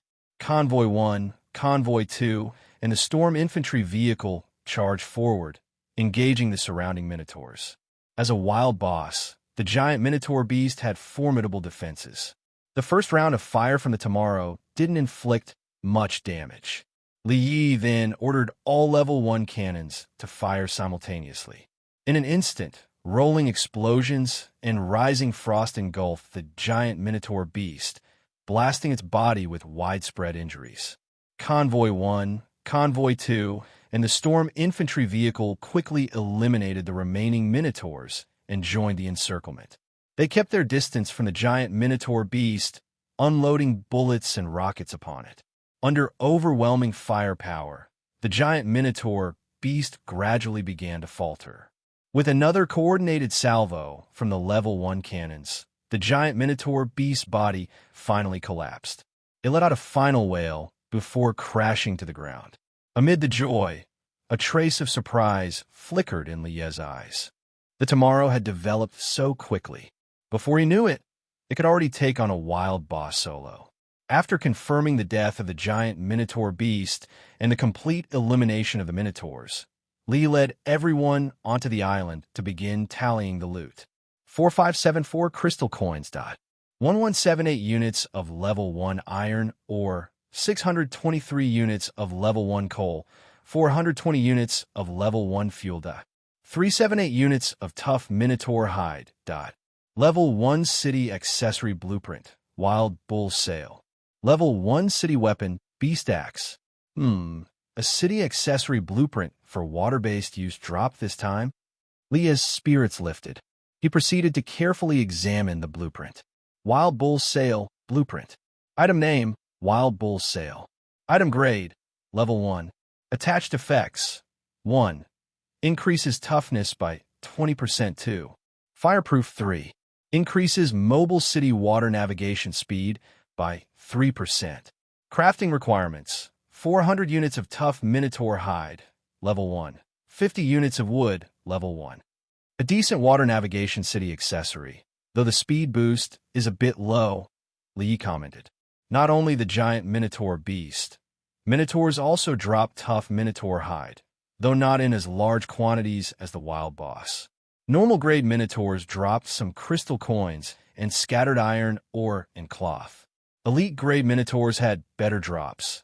Some yielded 40 crystal coins at once. Others dropped 5 units of hide in one go. To Li Ye's surprise, he even found a blueprint on an elite Minotaur. Item name, Can Opener. Item grade, normal. Attached effects, none. Crafting requirements, 0.5 units of iron ore level 1. This was still a small but useful improvement to living conditions. From the Minotaurs, Li Yi gathered a total of 1252 crystal coins, 132 units of iron ore, 73 units of cloth, and 124 units of tough Minotaur hide. Li Yi looked at the loot before him with satisfaction. This solo wild boss fight had been relatively easy and came with so many spoils. If only he could run into a wild boss every day, what a delight that would be. As for the level 2 item dropped by the giant Minotaur beast, it turned out to be a complex large-scale mechanical device. Item name, Pure Source City Water Purification System. Item grade, level 2. Attached effects, 1. Increases wastewater recovery rate by 50%. 2. Can filter and eliminate 99% of impurities, bacteria, and chemical pollutants. 3. Reduces energy consumption by 70%. Half skeptical, Li approached a nearby pond and scooped up a glass of water. The water was murky and emitted a faint stench.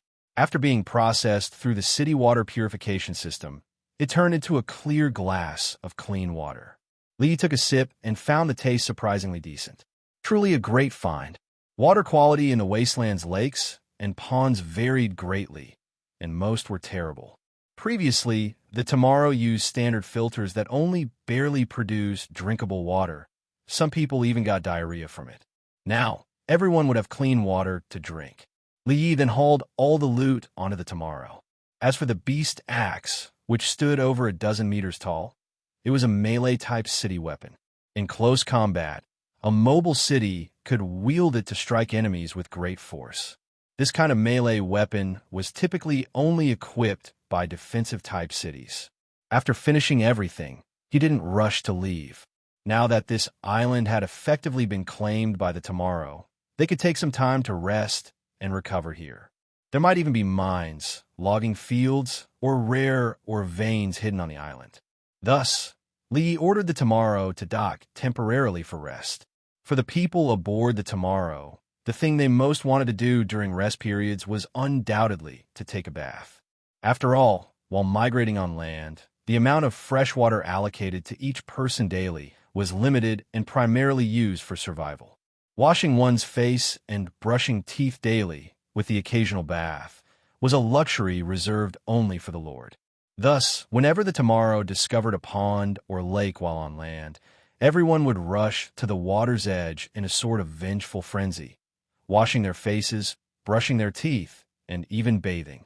They would also use all kinds of pots and containers to collect as much water as possible to bring back to their rooms for daily use. Now, with the Tomorrow entering the serene lake, there was a continuous supply of fresh water. Added to that was the newly acquired Level 2 item, Pure Source City Purification System, which significantly improved the quality of filter water. Li Yi then lifted the restrictions on freshwater allocation, allowing everyone to use water freely. In fact, the mid-level section of the Tomorrow had a small bathhouse, but Li Yi had not chosen to open it previously. The reason was simple. Even the most water-conserving bath consumed 40 to 50 units of water per session, equivalent to the daily freshwater supply for 40 to 50 people. Even he himself had been reluctant to bathe, usually just wetting a towel to wipe himself down. Now, the small bathhouse was opened, and the simple shower heads inside began to pour out streams of water. The people on the Tomorrow cheered as they rushed into the bathhouse to shower. As for Li Yi, the Lord's quarters on the Tomorrow already had an independent bathroom, fully equipped with a sink, toilet, showerhead, and bathtub. The previous Lord had even equipped it with toothpaste toothbrushes, soap, and shampoo purchased from the marketplace. At this moment, Li was lying in the water-filled bathtub, with the shower head turned to full blast. Amidst the splashing water, Li contentedly narrowed his eyes. The feeling of freshwater freedom is just too good. I'm going to take a bath every day here, he murmured to himself. However, just a few minutes later, an unexpected situation arose. Report, 2 unknown mobile cities have appeared 3 kilometers ahead. Lin Xiao's voice came through the speaking tube. They've already spotted us and are now accelerating toward our direction, having dispatched fleets. The Lord's room was specifically connected to the speaking tube system to ensure immediate notification in emergencies. Li quickly dried himself off and headed to the watchtower. He took the binoculars from Lin Xia and looked into the distance. One mobile city was painted in gray-blue, with a flag boldly bearing the image of a gorgon. Another mobile city was painted in bright yellow, its flag displaying the image of the sun god Apollo. Li looked at them and nodded lightly. Medusa, Apollo, those were probably the names of these 2 mobile cities. They likely belonged to a certain predatory cities alliance, though the number of its members and how many level 2 items they possessed remained unknown. The Apollo was equipped with as many as 20 cannons. It was clearly a fire support type city. The Medusa's number of cannons and heavy machine guns was within the standard range. It had 4 fleets and was very fast, clearly an assault-type city. Li closely observed the enemy fleets. Each fleet was composed of 4 speedboats, each armed with multiple combatants carrying firearms and rocket launchers, also equipped with heavy machine guns. These speedboats spread out and rapidly advanced toward the Tomorrow. Just like convoys on land, their goal was to destroy the Tomorrow's propellers, thrusters, and hull, forcing it to lose mobility on water. Li then gave the order. Ning 1, fire smoke shells to block the enemy's line of sight. Tang Fong, retreat eastward. Seconds later, several smoke shells were fired in succession, quickly shrouding the lake's surface in smoke. The Tomorrow turned its bow and rapidly sailed toward the east. Li did not order Tang Fong to activate city camouflage. The reason was simple. If the Tomorrow activated city camouflage while concealed by the smoke, the enemy would surely start searching the surroundings.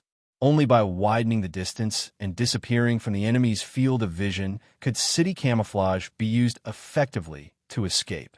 The Tomorrow's cannons opened fire, bombarding the Medusa. However, the enemy evaded this round of firepower with high-speed sailing and mobile evasion. This predatory city was probably equipped with level 1 hull and level 1 thruster or similar waterborne mobile city accessories, which explained its agility.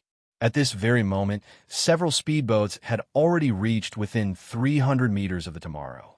Accelerate the bombardment on its propellers and hull.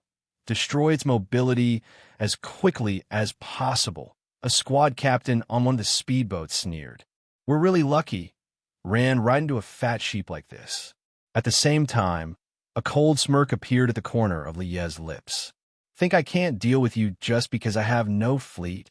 As they were about to approach the Tomorrow, the combatants on the speedboats suddenly widened their eyes in shock, their faces full of astonishment.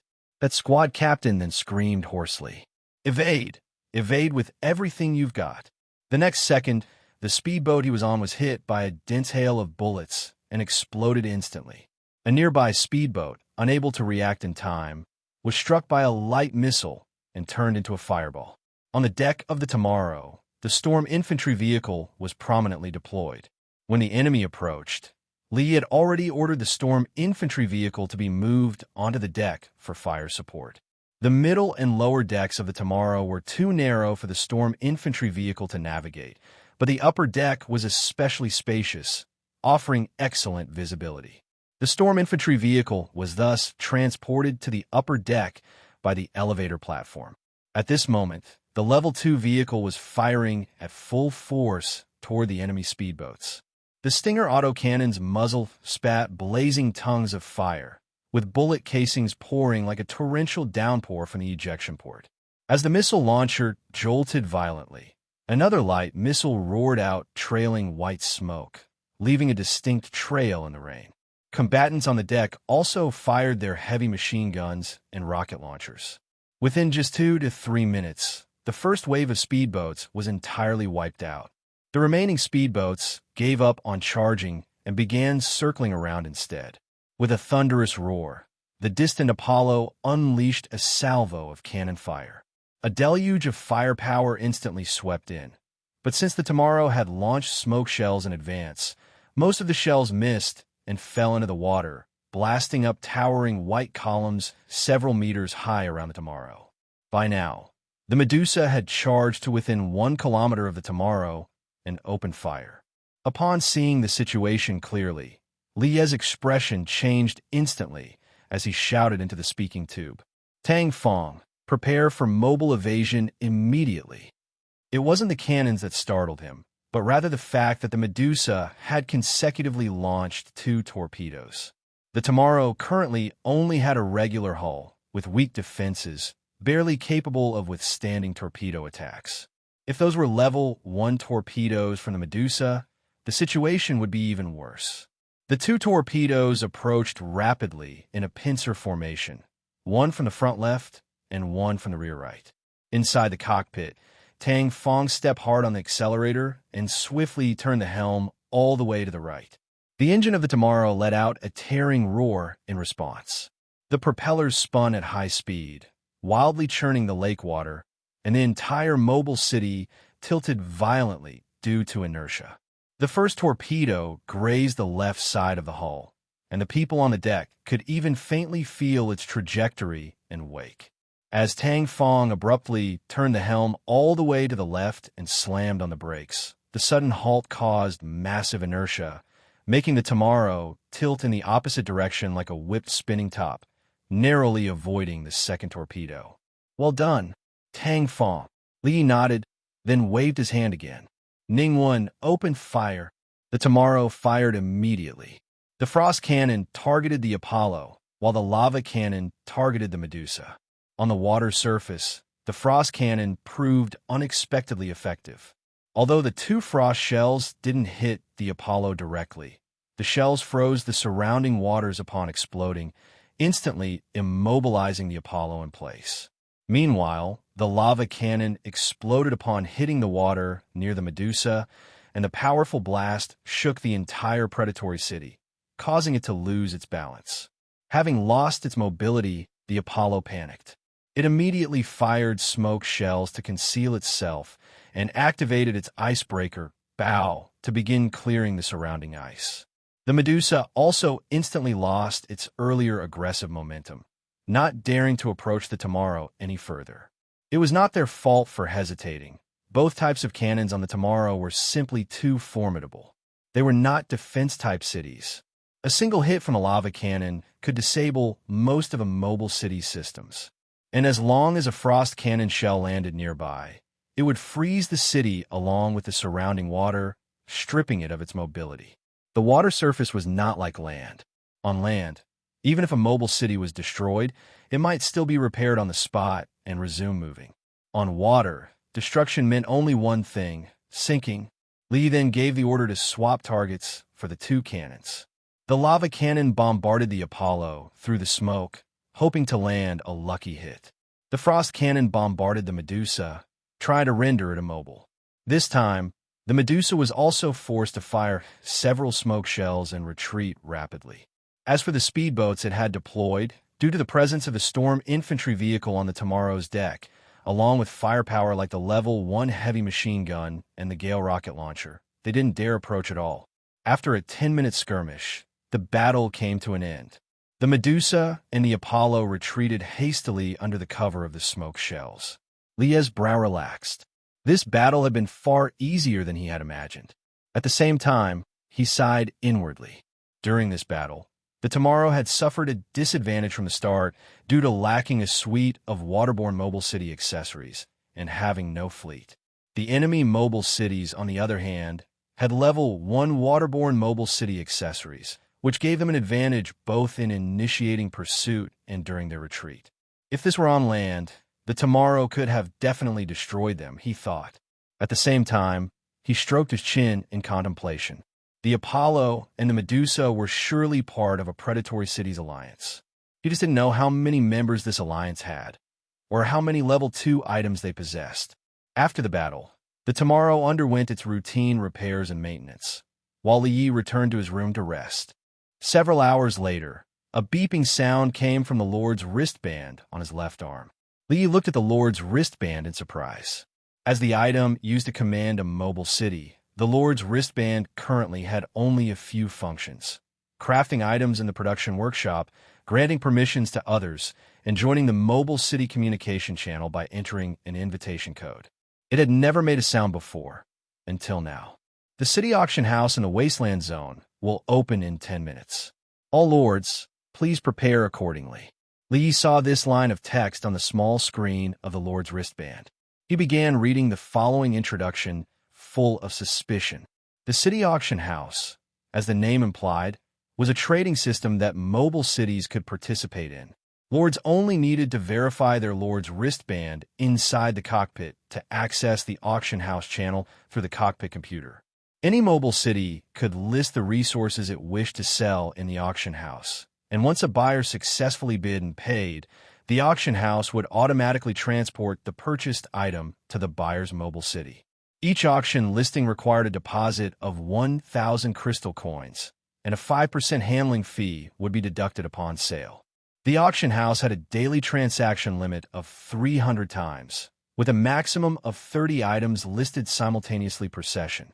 All items sold in the auction house were resources listed by lords. The auction house itself did not sell anything, nor did it have standard pricing. This auction house would only remain open for less than a day. Each zone could potentially see a limited-time auction house appear, but the chances were extremely low, often only happening once every few years. As Li Yi read, he couldn't help but fall in a deep thought. This auction house greatly enhanced the capabilities of mobile cities. Everyone could bypass obstacles and obtain what they needed, improving their strength with maximum efficiency. Every time the auction house appeared, it meant a collective enhancement for the mobile cities in that zone. It was said that many years ago, there had even been an auction house with global circulation. That meant, as long as one had enough crystal coins, a mobile city from a level 1 zone could purchase resources and city accessories produced in level 5 zones. Just the thought of it was a bit terrifying. This was equivalent to a mobile city's strength leaping across several tiers. Li didn't even bother to take a shower. He quickly got up, dressed, and rushed all the way to the cockpit. Upon learning that the city auction house was about to open, Tang Fong and A Bai in the cockpit were also stunned. The news gradually spread, and a crowd surged into the cockpit. Li verified through the Lord's wristband and logged into the soon-to-open auction house system. At that moment, he rubbed his hands together, full of anticipation. He currently had a fairly decent amount of crystal coins, 40 to 50,000 in total. The Tomorrow was currently in a precarious situation, and the city auction house would allow it to purchase a series of resources to prepare for battle. It also happened to be a good opportunity to understand the market for level 2 items. A few minutes later, the auction house opened. The first auction item immediately appeared on the shelf. It was a batch of 321 units of level 1 iron ore, priced at 7 crystal coins per unit. Li couldn't help but frown. The price is a bit inflated. Through his recent experience in the wasteland, he had already developed a sense of the prices out in the wastelands. As the most widely used and highest demand resource, iron ore usually costs between 3 to 5 crystal coins. At 7 coins, it could at most fool some newbie lords. Among weapons, the most valuable and expensive were usually level 1 cannons, followed by level 1 heavy machine guns and level 1 firearms. And among city accessories, the most valuable were level 1 city armor and level 1 engines, followed by treaded wheels. After all, in the wasteland, survival was the top priority. In just a few seconds, dozens of auction items instantly appeared on the auction house. That many. Tang Fong was surprised. Li Yi, however, was not surprised. He had already seen this mentioned in previous intelligence. The wasteland zone had as many as 119 level 1 cities. Although the number might have fluctuated during this period, increasing or decreasing. It was roughly the same overall. The presence of over 100 mobile cities was terrifying. The resources and manpower they had accumulated, once pooled together, were enough to rebuild the entire wasteland zone. Ailey, what are we planning to buy this time? Old Joe asked. Before Li Yi could respond, Lin Wu answered from the side. First, level 2 items. Then, waterborne mobile city accessories for level 1 cities. Li Yi nodded.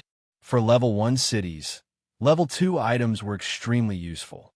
Each one could significantly boost their strength. The reason he had been holding off on spending money was precisely to wait for level 2 items to be listed.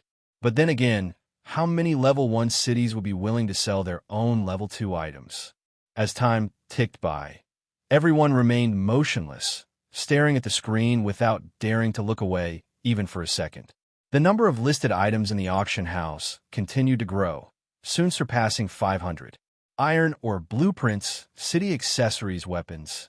The auction house was instantly filled with all kinds of auction items. A few minutes later, the first listed level 2 item appeared. It's here! Li's heart skipped a beat. His first reaction was to immediately press his hand on the one price button, ready to snatch at the moment bidding opened. However, upon seeing what this level 2 item actually was, he couldn't help but shake his head in disappointment. Goblin Rocket Sprint Boots. Level 2. Bonus effects. 1. Increases running speed by 20%. 2. Press the button on the left side of the boot to suddenly accelerate to 100% for the next 10 seconds. Note: each use carries a chance of damage. Repairing it requires level 2 Iron Oregon. The starting bid for the Goblin Rocket Sprint Boots was 18,000 crystal coins, with a buyout price of 22,000 crystal coins. Li, disappointed, moved his hand away from the button. This level 2 item wasn't bad, but the starting price of 18,000 crystal coins was somewhat inflated. It offered minimal benefit to mobile cities. It was better suited for bounty hunters or lone wolves surviving in the wild. Alternatively, it could be something rich lords kept as a collectible. If the price were cut in half, he might consider purchasing it. Lords of mobile cities were shrewd. Valuable and performance-enhancing level 2 items would never be put up for sale. Those listed in the auction house were often just scraps and leftovers. It was extremely unlikely to find level 2 cannons, level 2 heavy machine guns, or level 2 city armor in the auction house. No one would ever sell such items. Even if they did appear, the price would be astronomical. What surprised Li Yi was that a second level 2 item appeared shortly after. It was, unexpectedly, 157 units of level 2 iron ore. The starting price was 38 crystal coins per unit, with a buyout price of 62 crystal coins per unit. 38, 41, 44, 47. As soon as it appeared, the bidding price for the level 2 iron ore skyrocketed. Li Yi went ahead and bought it at the buyout price. Isn't that price a bit too high, brotherly? Tang Fong asked with concern. Li Yi also showed a trace of pain in his expression. The price of this level 2 iron ore per unit was 62 crystal coins. You had to know that the price of level 1 iron ore was usually only 3 to 5 crystal coins. But ultimately, its value was undeniably solid. The Tomorrow had previously obtained a damaged city energy shield device, and repairing it required level 2 iron ore.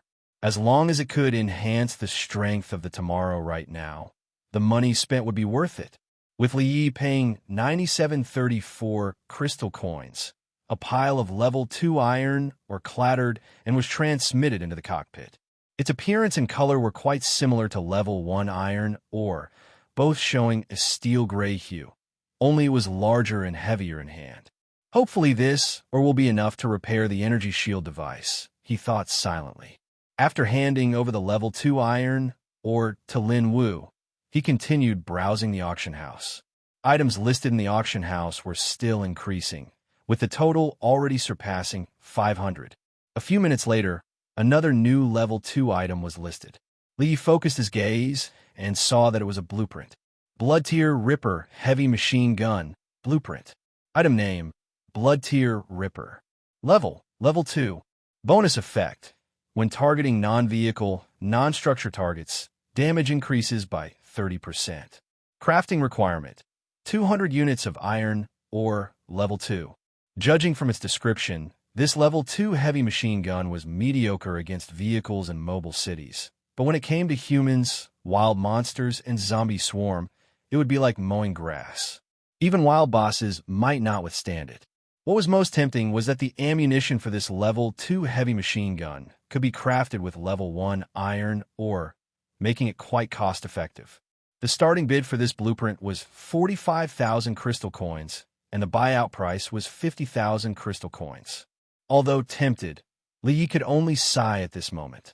The price wasn't even that high, but it was just a blueprint. Moreover, after purchasing, he'd still need 200 units of level 2 iron ore to manufacture it. A level 1 mobile city's production workshop could only craft level 1 items. This blueprint wouldn't be useful immediately. It would either have to be stored for after upgrading to level 2 or flip for profit. Besides, he was on a tight budget. The blueprint for the heavy machine gun was quickly taken by another bidder. Li didn't mind much. He began browsing the level 1 item list. 4 level 1 cities, level 1 items were the most practical and affordable. At this moment, the auction house was filled with all kinds of level 1 items. When Li filtered the category to waterborne navigation, 25 items quickly appeared. 15 city accessories and 10 city accessory blueprints. If there were no tempting level 2 items, Li planned to use his current funds to acquire a complete set of level 1 waterborne mobile city accessories. This was not only for current navigation, but also for future seafaring preparation. Between finished products and blueprints, he leaned toward purchasing blueprints. After all, it's better to build than to buy. If the city accessories broke in the future, he could always craft more. Additionally, Li quite enjoyed collecting blueprints and expanding production workshop projects. It felt like playing a collection game. First, he purchased a propulsion system blueprint. Tide City Propulsion System Blueprint. Item name: Tide City Propulsion System. Level 1. Bonus effect: 1. Work efficiency increased by 5%. 2. City energy consumption reduced by 10%. Crafting requirement: 300 units of iron ore, level 1. The bid price for this blueprint was 2,299 crystal coins, with a buyout price of 2,300 crystal coins. The seller clearly listed it this way to refuse bargaining. Speaking of which, Ailey, should we sell that beast axe we just got? Old Joe reminded. Li nodded. The Tomorrow could be considered an assault-type mobile city. It typically attacked enemies using convoys and cannons, so close combat weapons like the beast axe were not suitable and would also take up city armor slots. This sort of thing would probably still be useful in a defensive-type city. He then placed the beast axe on the city auction house. The starting bid was 2,099 crystal coins, and the buy-it-now price was 2,100 crystal coins. Not long after, the weapon was successfully sold. After deducting the 5% handling fee, 1,995 crystal coins clattered in front of Li. He couldn't help but nod. This city auction house was truly too practical. Any lord could trade away resources at hand to purchase the materials they needed. Tang Fong thought for a moment and then raised a question. Could the guy who bought this thing be from a predatory city? Maybe we'll run into them later, and they'll use this weapon to chop at the Tomorrow, he asked. As soon as he said it, the cockpit fell into silence. We just sell for money. Can't worry about that much. Li shook his head. We could also put that goblin helicopter up, Ningwen suggested. See how much it can fetch. After thinking it over, Li still shook his head. The helicopter was still useful over Serene Lake. It could scout island conditions from the sky, much more efficient than the convoy. At that moment, he suddenly thought of something and tried inputting it. Aerial vehicle driving manual. When Li entered it, the auction house actually did bring up this item. Starting bid: 900 crystal coins. Buy it now, 1,000 crystal coins. Li couldn't be bothered to save that 100 crystal coins and directly took it at the buy it now price. Now, you can try cultivating pilots for aerial vehicles. He handed the driving manual to Lin Wu. Input it into the simulation training pod. Set the training scenario and fix up the energy shield device while you're at it. Lin Wu adjusted his glasses. I'd better warn you in advance, Lord. Even with the simulation training pod, it's still hard to train true professionals. I know it's tough, but we've got to try. Li nodded. Just do your best. In the time that followed, Li selected a series of level 1 items. Swift Blade, Propeller Blueprint, priced at 1,700 crystal coins. Bonus effects, 10% work efficiency boost, 20% increase in sharpness. Requires 200 units of iron ore to craft. Wave Breaker, Hull Blueprint, priced at 2,100 crystal coins. Bonus effects, 10% reduction in hull drag. Requires 500 units of iron ore to craft. Black Shark, Anti-Ship Torpedo Blueprint, priced at 3,200 crystal coins. Bonus effects, 20% increased damage to waterborne vehicles and city-type targets.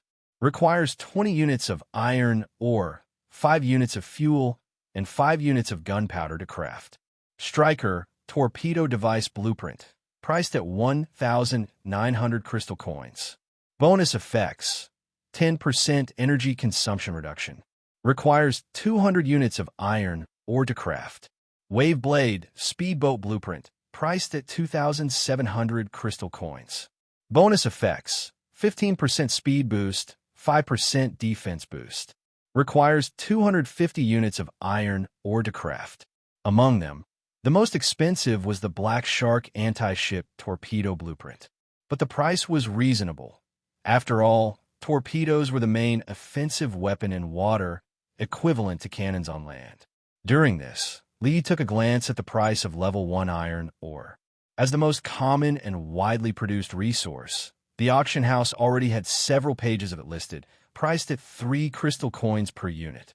He simply bought 2,500 units of iron ore in one go. With this round of procurement, the once plentiful crystal coins in his hand clattered away in large amounts. Li input these blueprints into the production workshop and began crafting. Lin Wu was also called over by him. Over the next few hours, Lin Wu would be responsible for leading the team to install the waterborne mobile city accessories onto the Tomorrow. As for the previous ordinary accessories, they were thrown into the furnace and reforged into iron ore. Li also crafted 20 Black Shark torpedoes and 4 Wave Blade speedboats. He assigned 3 combat personnel to each speedboat and equipped them with level 1 heavy machine guns, Gale rocket launchers, and Peregrine Falcon assault rifles. The boats were divided into Fleet 1 and Fleet 2. Now, the Tomorrow had its own water convoy. Its waterborne combat capabilities had also been significantly improved. Li took the opportunity to browse through the ordinary items in the auction house. There were far more ordinary items than level 1 items, with a dazzling array of categories. After a round of selection, Li picked out several items. Ordinary item blueprint, Gentle Breeze toilet paper, cost 0.2 units of wood to craft, priced at 150 crystal coins. Ordinary item blueprint, electric rice cooker, cost 20 units of iron ore to craft, priced at 350 crystal coins. Ordinary item blueprint, washing machine, costs 50 units of iron ore to craft, priced at 300 crystal coins. Ordinary item blueprint, wooden tableware, costs 10 units of wood to craft, priced at 200 crystal coins. Purchasing this series of items was mainly to improve the living conditions aboard the Tomorrow. Currently, the Tomorrow had already planted some windsong rice, and once grains were harvested, the electric rice cooker would be just right for cooking meals. Gentle Breeze toilet paper and wooden tableware would be distributed freely as resident benefits. Each person would receive 1 set. The electric rice cooker and washing machine would serve as public resources. Li counted the crystal coins remaining in his hands. There were still nearly 18,000 left. Seems like there's not much we're lacking now. A trace of surprise flashed in his eyes. At present, the Tomorrow was equipped with level 1 cannons, level 1 heavy machine guns, level 1 firearms, level 1 rocket launchers, level 1 off-road vehicle, and the level 2 vehicle storm infantry vehicle. All necessary level 1 city accessories for land-based operations had basically been crafted.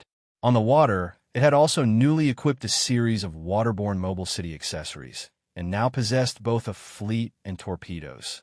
Unknowingly, The Tomorrow had actually become a fully configured level 1 city.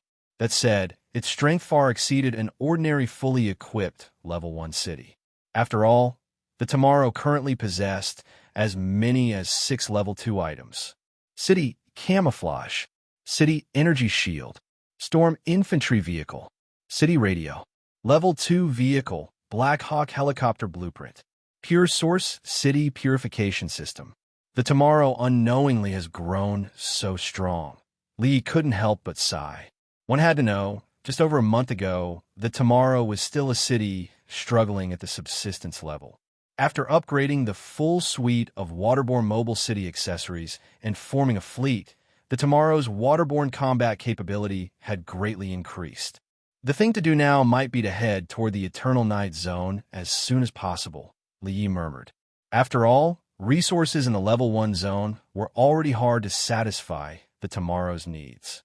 Heading to a Level 2 zone as a Level 1 city was indeed risky, but currently, Li had no leads on a city crystal. At that moment, a sudden thought struck Li Yi. Maybe the auction house has city crystals for sale. Let's try searching. With a mindset of giving it a shot, he entered City Crystal in the search bar. This time, the auction listing was completely empty. Looks like there really isn't any. Li shook his head. As the most precious resource among Level 1 items, City Crystal was entirely a matter of chance and luck. Then he typed Mobile City Promotion Blueprint into the search bar. This time the auction house had it. Starting bid, 30,000 crystal coins. Buyout price, 50,000 crystal coins. 31,000, 32,000, 33,000. The price of the Mobile City Promotion Blueprint skyrocketed. When the bidding reached 38,000, the next buyer bought it outright. Li was momentarily stunned. At this rate, the Mobile City Promotion Blueprint could probably sell for around 100,000 crystal coins. Even the seller likely hadn't expected it to be this valuable. He thought for a moment and typed another line into the search bar. In that case, how much would this item be worth? 2 items immediately popped up in the auction house. Level 1 City Radio. Starting bid 20,000 crystal coins. Buyout price 60,000 crystal coins. Level 2 City Radio. Starting bid 50,000 crystal coins. Buyout price 200,000 crystal coins.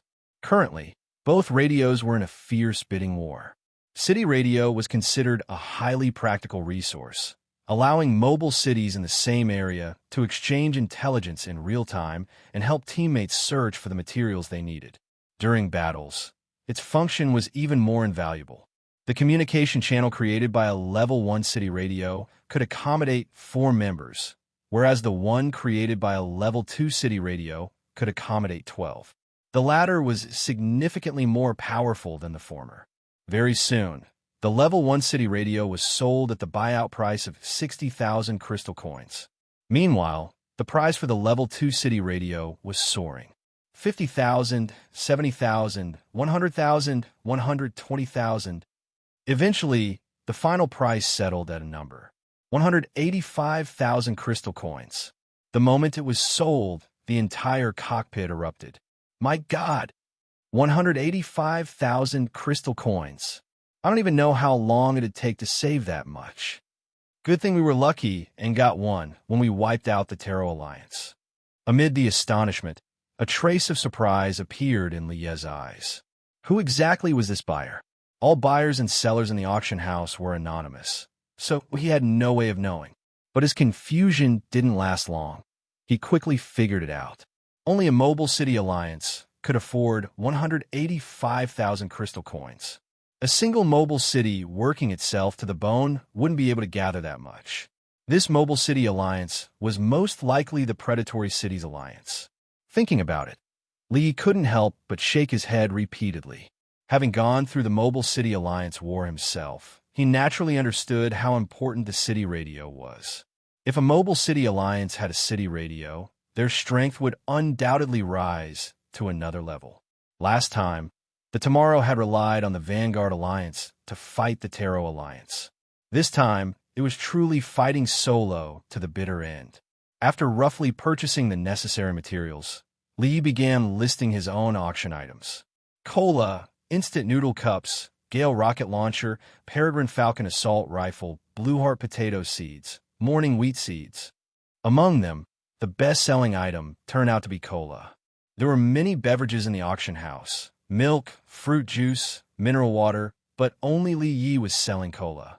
In the wasteland apocalypse, carbonated drinks were highly popular, and lords bought them in large quantities. Li Yi priced them very cheaply, just 2 crystal coins per bottle.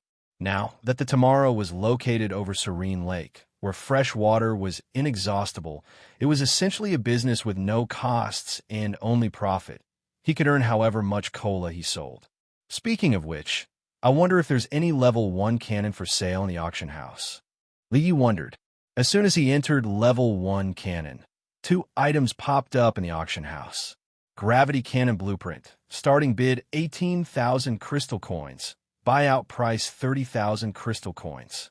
Shadow Cannon Blueprint, starting bid 21,000 crystal coins, buyout price 50,000 crystal coins. As for finished level 1 cannons, there were none for sale. On this matter, the lords seemed to have reached a tacit agreement.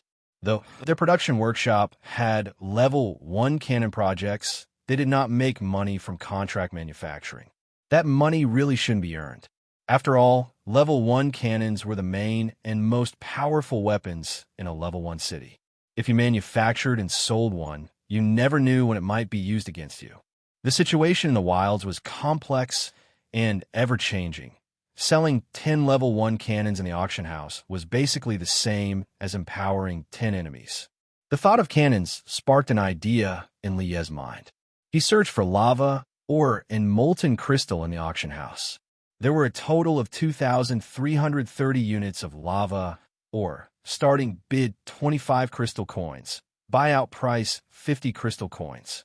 There were a total of 6 molten crystals, starting bid 3,000 crystal coins, buyout price 5,000 crystal coins.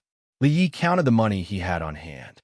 Currently, he still had nearly 18,000 crystal coins. Adding the steady income from selling cola and other goods, he had earned more than 8,000 additional crystal coins.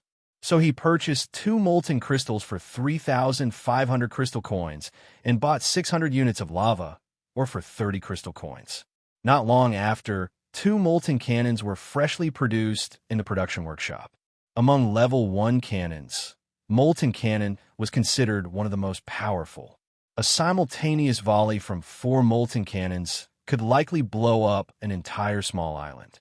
In the time that followed, Li used the money he earned to purchase another 500 units of lava, ore, and 200 units of frost, ore, all of which were turned into shells. Among the revenue streams for the Tomorrow, cola accounted for the majority, with over 20,000 bottles sold.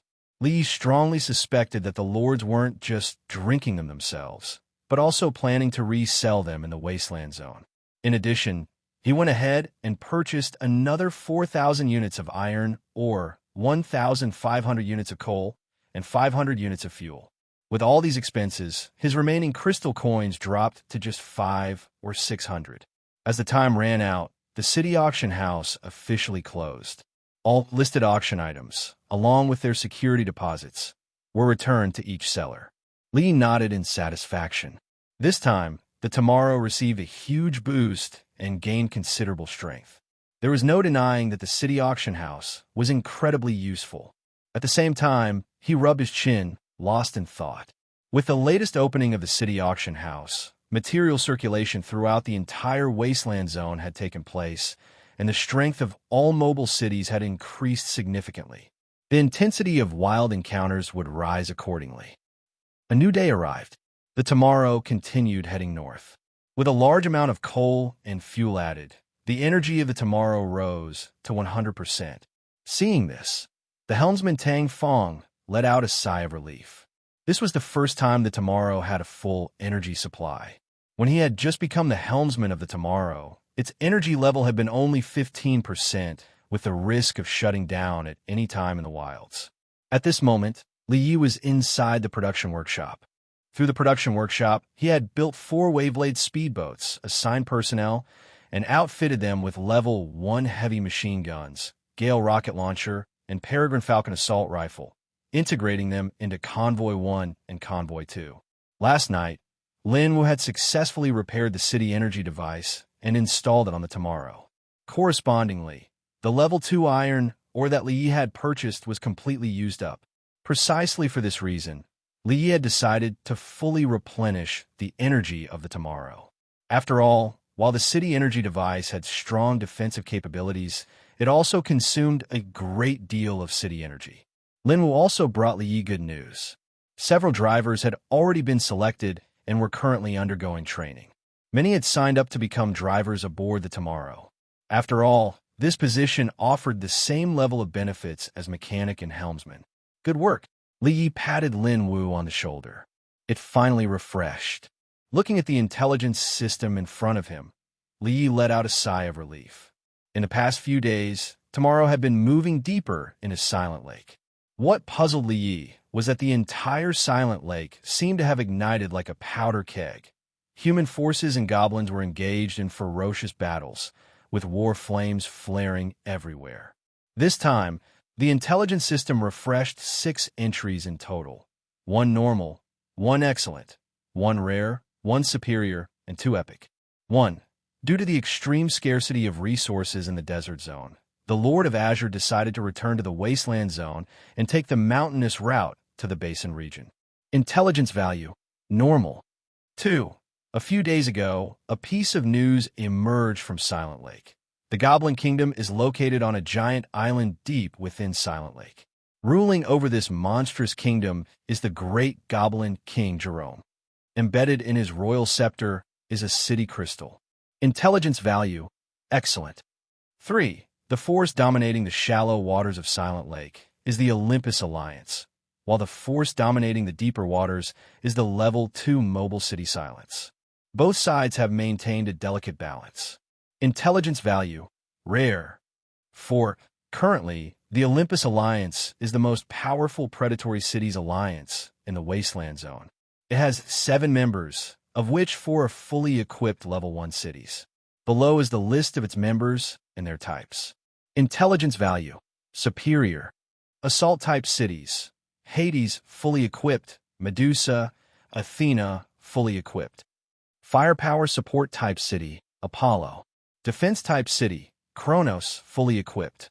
Engineer-type city, Vulcan, fully equipped. Flagship city, Zeus. 5. Refreshing, epic intelligence.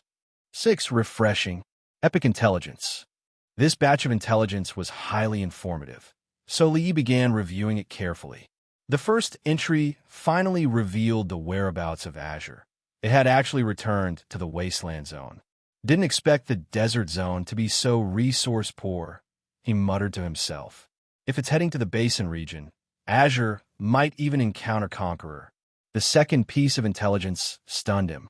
A city crystal was embedded in the Goblin King's scepter. Amidst his excitement, Li Yi was also dumbfounded. To obtain this city crystal, Tomorrow would have to push deep into the Goblin Kingdom and personally capture their king to take the scepter. Convoys, fortresses, helicopters, strongholds, mobile cities. Li had a clear understanding of the goblin's strength along this entire path. At this thought, he couldn't help but wipe the sweat from his forehead. This was practically hell-level difficulty, but it still seemed doable. He finally understood why Silent Lake had become such a battlefield. Every faction had surged in to attack the goblin civilization, all for that city crystal. Maybe I still have a chance to fish in troubled waters, he murmured. Just don't know how far the human side has advanced.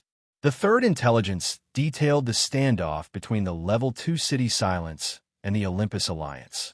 As for the fourth, it laid out the specific details of the Olympus Alliance, the most powerful predatory cities alliance in the Wasteland Zone at present.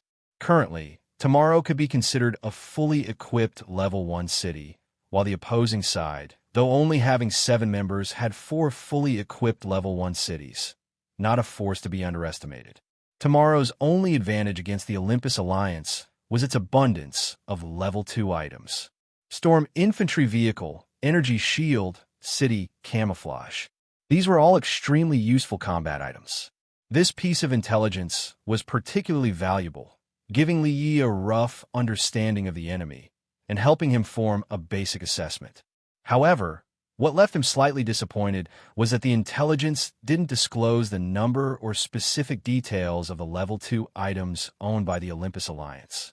Therefore, he couldn't get a full grasp of its capabilities. After digesting the intelligence content, Li Yi made a decision. Difficult as it is, I can't just give up on that city crystal, he thought. Better head into the deeper waters of Silent Lake and take a look. To resist the advance of human forces, the goblins had thrown everything into a desperate defense. They deployed troops on the islands along the way, built beachhead positions, stronghold fortresses, and helicopter airfields, and laid naval mines throughout the main waters.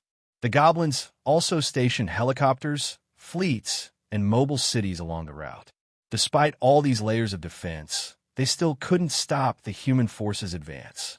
A single city crystal was enough to drive anyone into a frenzy. At the city auction house, the moment a mobile city promotion blueprint was listed, it was immediately snapped up, and the far more precious city crystal, without a doubt, would be priced above 100,000 crystal coins. The closer one got to the Goblin Kingdom, the more tenacious the goblins' resistance became. During the voyage, Tomorrow encountered a goblin city. Li picked up the binoculars and, upon seeing it, his expression instantly became animated. Level 1 city armor, Level 1 hull, Level 1 speedboat, Level 1 helicopter, Level 1 heavy machine gun, Level 1 cannon. There was no doubt this was a fully equipped Level 1 city. The enemy is strong. Open fire with everything we've got, he immediately ordered. This was Li Ye's first engagement with a monstrous mobile city, and it was a fully equipped Level 1 city.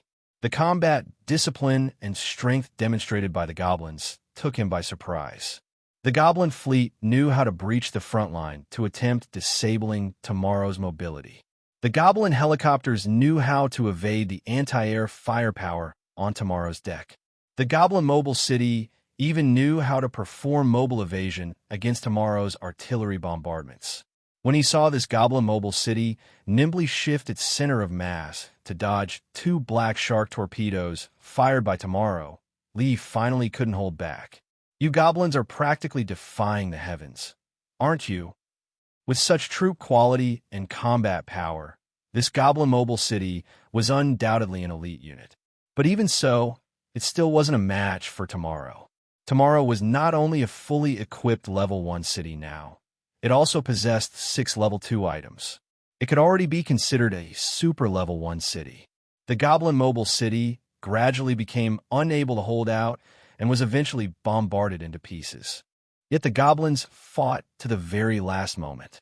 Looking at the still floating Goblin Mobile City, an idea flashed through Li Ye's mind. Even though it's a monstrous mobile city, its production workshop should still have some projects, right? So he had Tomorrow approach the Goblin City, cleared out the remaining goblins, boarded the deck, and headed for its production workshop. When Li Yi revealed the Lord's wristband, the machine screen in the production workshop immediately lit up with a series of Level 1 projects.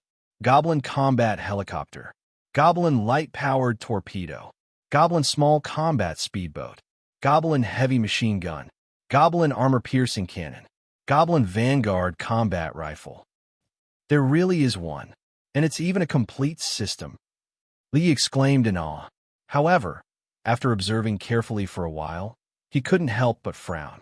Although these goblin vehicles and weapons were all Level 1, their power was much lower than usual. Tomorrow was currently fully outfitted as a Level 1 city, so it had no use for them. But for a Level 1 city that had just started out, they could still be quite an upgrade. Aside from these Level 1 items, the production workshop still held a number of regular items. Goblin uniforms, goblin combat rations, goblin daggers. Might as well take them. Considered a collection, Li thought. After returning to the deck of Tomorrow, he opened the system panel. At this moment, the 5th piece of epic intelligence had refreshed, while the 6th was still cooling down. Strongholds/fortresses outposts. 352, currently destroyed, 314. Ships/vehicles, helicopters, 541, currently destroyed, 492. Level 1 fortresses, 7, currently destroyed, 6. Number of Level 1 mobile cities, 19 currently destroyed, 17. Number of level 2 mobile cities, 1 currently destroyed, 1. BOSS, General Gokov, deceased. King Jerome, deceased. Captain Randris, deceased. Air Marshal Gagalu, deceased. Total count, 1,023,531, currently deceased. 832,190.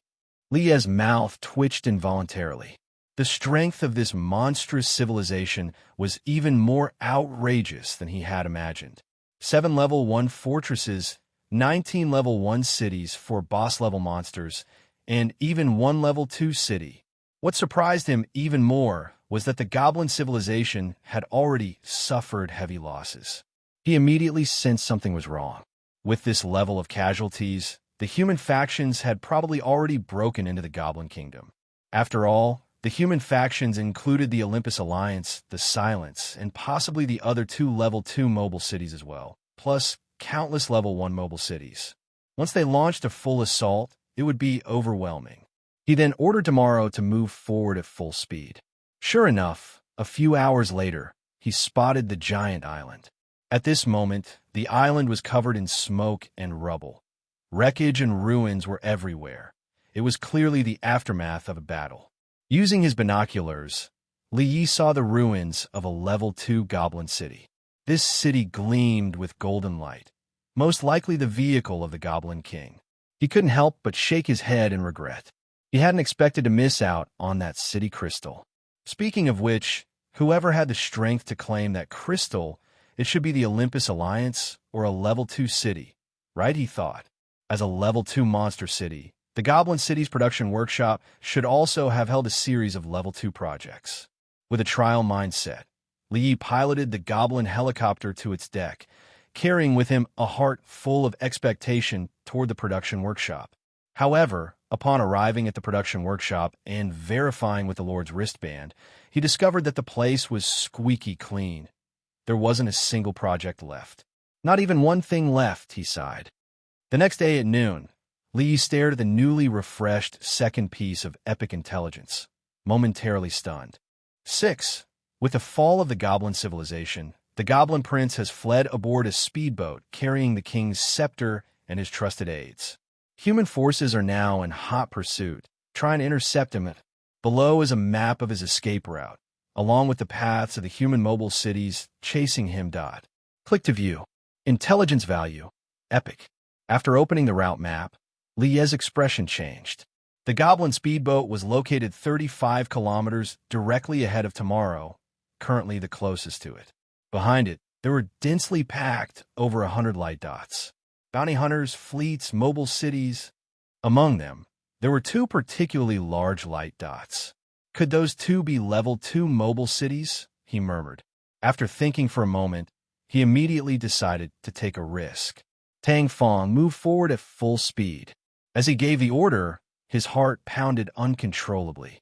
What a twist of fate. Just when he thought he had missed the city crystal, it reappeared in such a way. This was undoubtedly a very risky move and might bring trouble upon them. But for the chance to promote Tomorrow to level 2, he had to gamble. Soon, Tomorrow spotted the Goblin speedboat and swiftly wiped out the Goblin Prince and his kin. When Tomorrow's crane hoisted the Goblin speedboat onto the deck, a rumbling suddenly came from the distance. Li turned his head and saw multiple figures appearing in the distance. It was a convoy of mobile cities. After counting them carefully, Lie's face changed. The number was 7. It was the predatory cities alliance, Olympus. Just as Tomorrow had claimed victory, this predatory cities alliance had arrived right behind. There was not even a moment to retreat. Had it been only scattered human factions, even 2 or 3 mobile cities, Tomorrow could have handled it calmly and even retreated safely. But fate had played a cruel trick. It was the most troublesome predatory cities alliance that came. This situation was far worse than he had imagined. Upon recognizing the mobile cities they had previously battled, the predatory cities emitted a series of sirens and immediately accelerated forward. Seeing this, everyone's spirits instantly sank to rock bottom. Oh my God, Ningwen couldn't help but mutter. 7 predatory cities. Although Tomorrow was currently exceptionally powerful, it was far from being able to withstand an entire predatory city's alliance. The only reason they had previously defeated the Terror Alliance was because they had the support of the Vanguard Alliance, and the leading Vanguard was remarkably strong. Now, Tomorrow had no allies at all. Everyone's faces gradually turned pale. This time, it truly seemed to be a doomed situation. Meanwhile, the few companions he had dispatched were swiftly searching the speedboat. They quickly discovered a delicate box, and upon opening it, the king's scepter lay neatly inside. And that long-desired city crystal was right at the tip of the scepter. During the process, someone also rummaged through the goblins' corpses, acquiring a few crystal coins and pieces of fabric. The Goblin Prince had dropped a level 1 furniture blueprint. One companion carefully removed the city crystal and handed it to Li Yi. The city crystal was prismatic in shape, with irregular patterns on its surface and a star-shaped light core suspended inside. When Li Yi gently tapped it, it shimmered with a cerulean glow. Looking at the city crystal before him, then at the approaching predatory cities, Li Yi's eyes were calm as he gave a slight nod. In the wasteland, survival was always a game of licking blood from the blade. After countless brutal battles, he had long understood this truth. Since we're snatching from the tiger's mouth, we must be ready to battle the tiger, he said in a deep voice, then suddenly waved his hand. All hands on Tomorrow, prepare for battle. Ningguan, swiftly reload the cannons. Tang Fong, prepare for mobile evasion. Combat personnel, take positions in sequence. Storm infantry vehicle, head to the upper level and get into position. Watching the approaching predatory cities, Li Yi waved his hand and issued a series of commands. Even if you think victory is in your grasp, if you want to hunt us down, he looked coldly at the Olympus Alliance and said, then you must pay the price. At this moment, the Olympus Alliance had gradually begun to deploy its formation. The fire support type city Apollo took position in the rear. Gunners on the deck began calculating various parameters, and the cannon muzzles slowly began to rise. The defense type city Kronos charged straight ahead, its speed steadily increasing. The assault type cities Hades, Athena, and Medusa began flanking from the left and right. The engineer-type city Vulcan continuously launched signal flares while shuttling between its allies in the rear, supplying shells, machine guns, and fuel. The flagship Zeus stationed at the far back. Alongside them, there were also hundreds of enemy speedboats deployed. Black clouds loomed over the city, threatening destruction. At this moment, such was the thought in Li Yi's mind. Anyone witnessing this scene would feel their scalp tingle. Worse still, he had no idea about the specifics of the Olympus Alliance's Level 2 items. Tomorrow opened fire with all its cannons. Molten cannons bombarded the left flank. Frost cannons bombarded the right. 3 assault-type predatory cities immediately began mobile evasion, dodging the shells. 1 molten shell exploded just a few meters from Athena, and a massive shockwave instantly destroyed the right hull, forcing it to slow down. Hades and Medusa on the right, relying on mobile evasion, dodged the bombardment and rapidly closed in on Tomorrow. It seems their main attack is coming from the right. Li spoke in a low voice. Before that, take out Athena first. He then waved his hand to order a launch of black shark torpedoes at the now-slowed Athena. Intelligence had previously mentioned that Athena and Hades were fully equipped cities, meaning that aside from possessing level 2 items, their combat strength was not far off from Tomorrow. With a thunderous roar, Tomorrow launched 2 black shark torpedoes toward Athena. These 2 level 1 torpedoes swept forth like the scythe of death, flanking left and right at a narrow angle toward the slowed Athena. However, midway through, the torpedoes appeared to be affected by something and veered straight past Athena. Li Yi immediately realized what had happened. Athena evidently possessed a level 2 item, likely a torpedo interference device. As he had predicted, due to the unknown nature of the enemy's level 2 items, Tomorrow was too easily put at a disadvantage. Meanwhile, 2 members of the Olympus Alliance had previously engaged Tomorrow, giving them a fair understanding of its combat capabilities. At this moment, Over a dozen speedboats had already closed in within 100 meters of Tomorrow. The crew on board were equipped with Level 1 firearms and rocket launchers, with heavy machine guns mounted as well. Their mission was to destroy Tomorrow's propeller thrusters and hull, rendering it immobile. But Liu would not let them succeed. With a wave of his hand, the heavy machine guns on Tomorrow's deck opened fire, and the upper-level storm infantry vehicle poured down firepower. Even though the speedboats had spread out in advance, under this overwhelming barrage, many were still riddled with bullets, catching fire and exploding one after another. The Olympus Alliance's first attempt to cripple Tomorrow's mobility had failed. Yet, the crew of Tomorrow had no time to celebrate this victory, for Apollo in the distance was already in position. The two predatory cities on the flanks had also completed their aiming. The next second, they fired simultaneously. A barrage of shells blanketed Tomorrow. Shells pounded the water like a torrential downpour. Countless plumes of water tens of meters high surged upward. Murky waves filled with sand and mud shot toward the sky. Shock waves tore circular cracks across the water's surface. Ripples had barely begun to spread before being crushed by a new wave of explosions. The entire water area resembled a boiling cauldron of hot soup, churning with white foam and rolling smoke. Tomorrow performed mobile evasion amid the relentless explosions and activated its energy shield. 97%, 82%, 74%, 63%. The city energy was consumed at a staggering rate in a short period. To defend against this round of bombardment, Tomorrow had burned through a full 34% of its city energy. A few drops of sweat slid down Li's cheeks. If not for the energy shield, Tomorrow would have been destroyed in this bombardment. He couldn't help but feel fortunate that the city auction house just happened to be selling Level 2 iron ore. No sooner had the bombardment ended, another wave of danger followed. The Level 1 defense-type city, Kronos, was now less than a kilometer away from Tomorrow.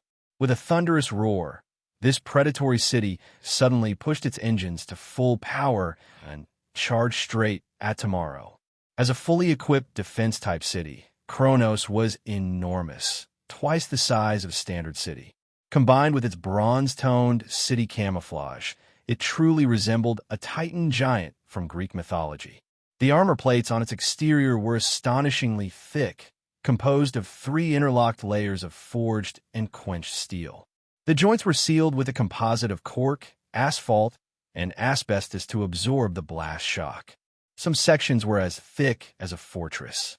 Its city armor was also designed with a sloped configuration, tilted 15 degrees outward, making it easier to deflect incoming shells. Its hull was ridiculously thick, like a burly chin. Both sides of the hull featured anti-torpedo protrusions that detonated incoming torpedoes prematurely, protecting the thrusters from impact. The front edge of the hull carried an external anti-torpedo net, a Level 1 item woven from high-tensile steel cables that could pre-detonate torpedoes at mid-range and reduce their destructive power, adding yet another layer of defense. This series of hull defenses was specifically designed to prevent enemy fleets from charging in and damaging it, thereby crippling Kronos' mobility. In fact, when facing a defense-type city in combat, mobile cities often aim to destroy its treaded wheels or propeller-driven hull to render it immobile. The reason was simple. Defense-type cities were typically outfitted with extremely thick city armor, making them very hard to penetrate. And they usually carried few, if any, cannons. Once they lost mobility, they could only remain stationary, effectively out of the battle. Accordingly, defense-type cities also invested heavily in reinforcing their treaded wheels and propeller-driven hulls. Level 2 city armor, Level 2 hull, and this full array of defensive configurations. No enemy on the battlefield wanted to deal with Kronos. All they wanted was to steer clear of it as quickly as possible. At this moment, this defense-type city was like an uncontrollable boulder, crashing violently toward Tomorrow. Tang Fong, prepare for mobile evasion. Li shouted. Ningguan, fire smoke shells directly at them. As the cannons on the armored plates of the Tomorrow began firing one after another, several smoke shells flew toward the Kronos. Having lost visual contact, the predatory city could only advance along its previous trajectory. Thanks to the mobile evasion maneuver by the helmsman Tang Fong, the Tomorrow evaded its charge. The Kronos brushed past the Tomorrow, exposing its unguarded rear. Seizing the opportunity, all cannons on the Tomorrow opened fire. Even for a defensive-type city, its armored plates couldn't withstand the close-range impact of 4 molten cannons. The Kronos' armor was instantly damaged, with multiple areas catching fire and exploding. 2 frost cannons aimed at the stern propellers of the Kronos. As they hit the water and exploded, large ice layers formed, freezing the ship's stern and propellers together. This powerful defensive city came to a complete halt. Just as the Yi was about to expand their victory, 3 assault-type predatory cities, along with dozens of speedboats, swiftly approached. Level 1 cannons, heavy machine guns, rocket shells, a dense web of firepower instantly engulfed the Tomorrow. Among them, the Hades even had Level 2 autocannons. The Tomorrow accelerated and began evasive maneuvers, activating its energy shield. The city's energy rapidly declined once again. In the fuel compartment, several ordinary residents were busy shoveling large amounts of coal into the system to replenish energy. Meanwhile, from afar, the Apollo opened fire once more. 26 regular cannons, plus 6 Level 1 cannons, unleashed a devastating barrage upon the Tomorrow. The city's energy fluctuated wildly like a roller coaster, dropping to 11%, then climbing back to 32%, a truly harrowing sight. Barely surviving the bombardment, the Tomorrow hadn't even caught its breath before the enemy launched the next assault. It was the Hades. This predatory city accelerated straight ahead, ramming toward the Tomorrow. As the Tomorrow unleashed a torrent of firepower upon it, the Hades activated its energy shield. Didn't expect this predatory city to have an energy shield too. Leah's expression shifted slightly. At the last moment, the Tomorrow evaded the Hades through mobile maneuvers. Yet the latter clearly intended to hound it relentlessly, repeatedly attempting collisions. For the Hades, damaging its own mobile city through ramming was irrelevant. As long as it could destroy the Tomorrow's mobility, its allies could swarm and like a pack of wolves to tear the Tomorrow apart. As for the Tomorrow, a single collision would spell its end. At this critical moment, a roar erupted from the distant Kronos. It had restarted. This predatory city used its massive icebreaker bow to shatter the ice at its stern, regaining propulsion, and charged toward the Tomorrow with fierce momentum. As the Hades activated its energy shield and attacked again, a cold smile appeared on Lie's lips. Now fire! With a sharp roar, the steam bed crossbow mounted on the Tomorrow's armored plate launched. A massive steam bolt instantly struck the Hades. The gunpowder hidden inside the arrowhead ignited, causing the Hades' armor to burst into flames and explode. Armor plates flew off, and shock waves rippled outward. Though the energy shield could block shells and bullets, it couldn't defend against a steam bed crossbow fired at close range with immense kinetic force. The Hades quickly launched smoke shells to cover itself, while the other 2 predatory cities and speedboats opened fire to provide cover, preventing the Tomorrow from pressing its advantage. At this moment, 2 predatory cities launched torpedoes simultaneously. For torpedoes approach from cunning angles. Even with evasive maneuvers, 1 torpedo still hit the Tomorrow. Though the energy shield absorbed the shock of the explosion, the torpedo's impact and inertia still caused parts of the hull to deform and break. The 3 predatory cities clearly realized this and began scattering while launching torpedoes in succession. The distance between the Kronos and the Tomorrow had shrunk to less than 1 kilometer. They were about to launch a charge. The situation had become precarious. A trace of melancholy emerged in Lie's eyes. He had already foreseen the fate of the Tomorrow. Its hull would gradually deteriorate under the relentless torpedo attacks, ultimately losing its mobility. Once mobile evasion became impossible, enemy cannons could execute precise, pinpoint bombardments, and the city's energy would eventually be depleted. Immediately afterward, the enemies would begin systematically destroying the cannons and heavy machine guns on the armored plates, then proceed to board the Tomorrow.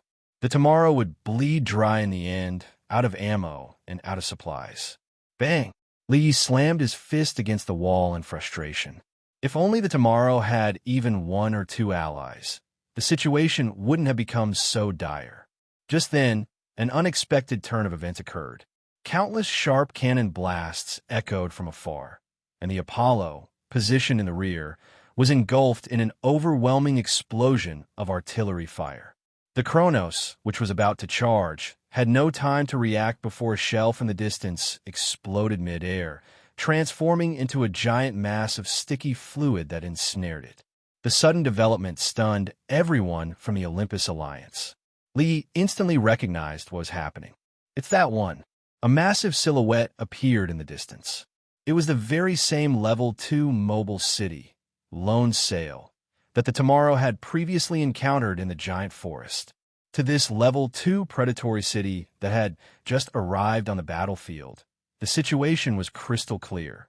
The Tomorrow was on the verge of collapse, and the Olympus Alliance was about to claim victory, having suffered minimal damage. Such a result was clearly unacceptable to the Lone Sail. With the Olympus Alliance still intact, even if it joined the battle now, there would be no spoils to reap. So it decided to strike the Olympus Alliance first.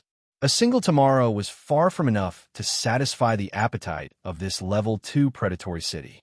What wanted was everything. None of these predatory city lords are easy to deal with, Li remarked. Now, we've all become its prey. Caught off guard, the Apollo completely stalled after the bombing. As a Level 2 city, the Lone Sail's firepower was far more intense than they had imagined. It had no fewer than 16 Level 1 cannons. Though the Apollo wasn't sunk, its condition was grim.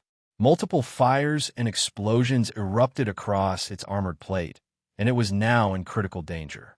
The long-range heavy fire support of the Olympus Alliance was crippled by more than half.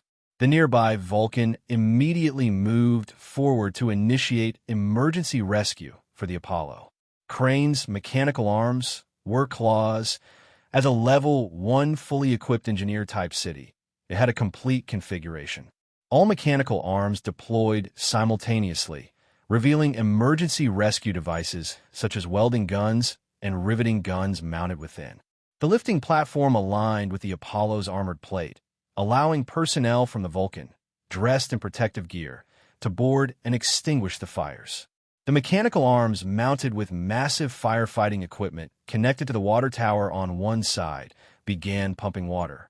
High-pressure steam and mist sprayed from the fire suppression equipment, while the work claws sequentially drove dozens of emergency support legs into the swaying city pillars, stabilizing the structure. Some spider-like maintenance robots boarded the Apollo's armored plate, crawling along the high-temperature steel beams to forcefully repair critical junctions, undoubtedly Level 2 items possessed by the Vulcan. With a thunderous roar, the Vulcan's second mechanical arm activated, laying a 5 to 6 meter wide steam hose between the two predatory cities, continuously transferring power from the Vulcan to the Apollo. Fire suppression, deck clearing, treating the wounded, repairing deck equipment. Under the organized and coordinated efforts of the Vulcan's crew, the Apollo truly began to recover. Amazing! Watching this scene, Lee couldn't help but exclaim. He never expected that a fully equipped engineer-type city could exert such power. But there was no time for marveling. The battle had to go on. The sudden participation of the Lone Sail in the battle placed enormous pressure on the Olympus Alliance. The rear could no longer provide strong firepower support. Their most powerful shield, the Kronos, was currently trapped. And what they were facing was a Level 2 mobile city in its prime, along with the Tomorrow. With the sound of a steam whistle, the Lone Sail began to deploy its waterborne combat force. 20 to 30 Level 2 speedboats. These speedboats were fast and agile, highly maneuverable, and mounted with heavy machine guns. The speedboats of the Olympus Alliance were utterly vulnerable before them, and it didn't take long before more than half were wiped out. Not only that, the Lone Sail's deck was outfitted with countless regular cannons, 16 level 1 cannons, and 1 level 2 cannon. It could even mobilize 1 to 200 people into the fight. So powerful, truly powerful, Li Yi expressed from the bottom of his heart. This was precisely why level 1 cities went to great lengths to advance to level 2. Not only did it unlock level 2 permissions in the production workshop, it also gained broader space to hold more resources, more population, and more vehicles. What shocked Li Yi even more was that this level 2 city actually possessed an aerospace-like combat drone platform. Thinking it through carefully, he immediately pieced together the situation. This level 2 equipment originally belonged to the World, a member of the Terror Alliance. After being defeated in the Twisted Garden, it and another companion fled, only to encounter the Lone Sail by misfortune. The level 2 cannon of the Lone Sail was of a functional type, capable of locking down its target without causing damage.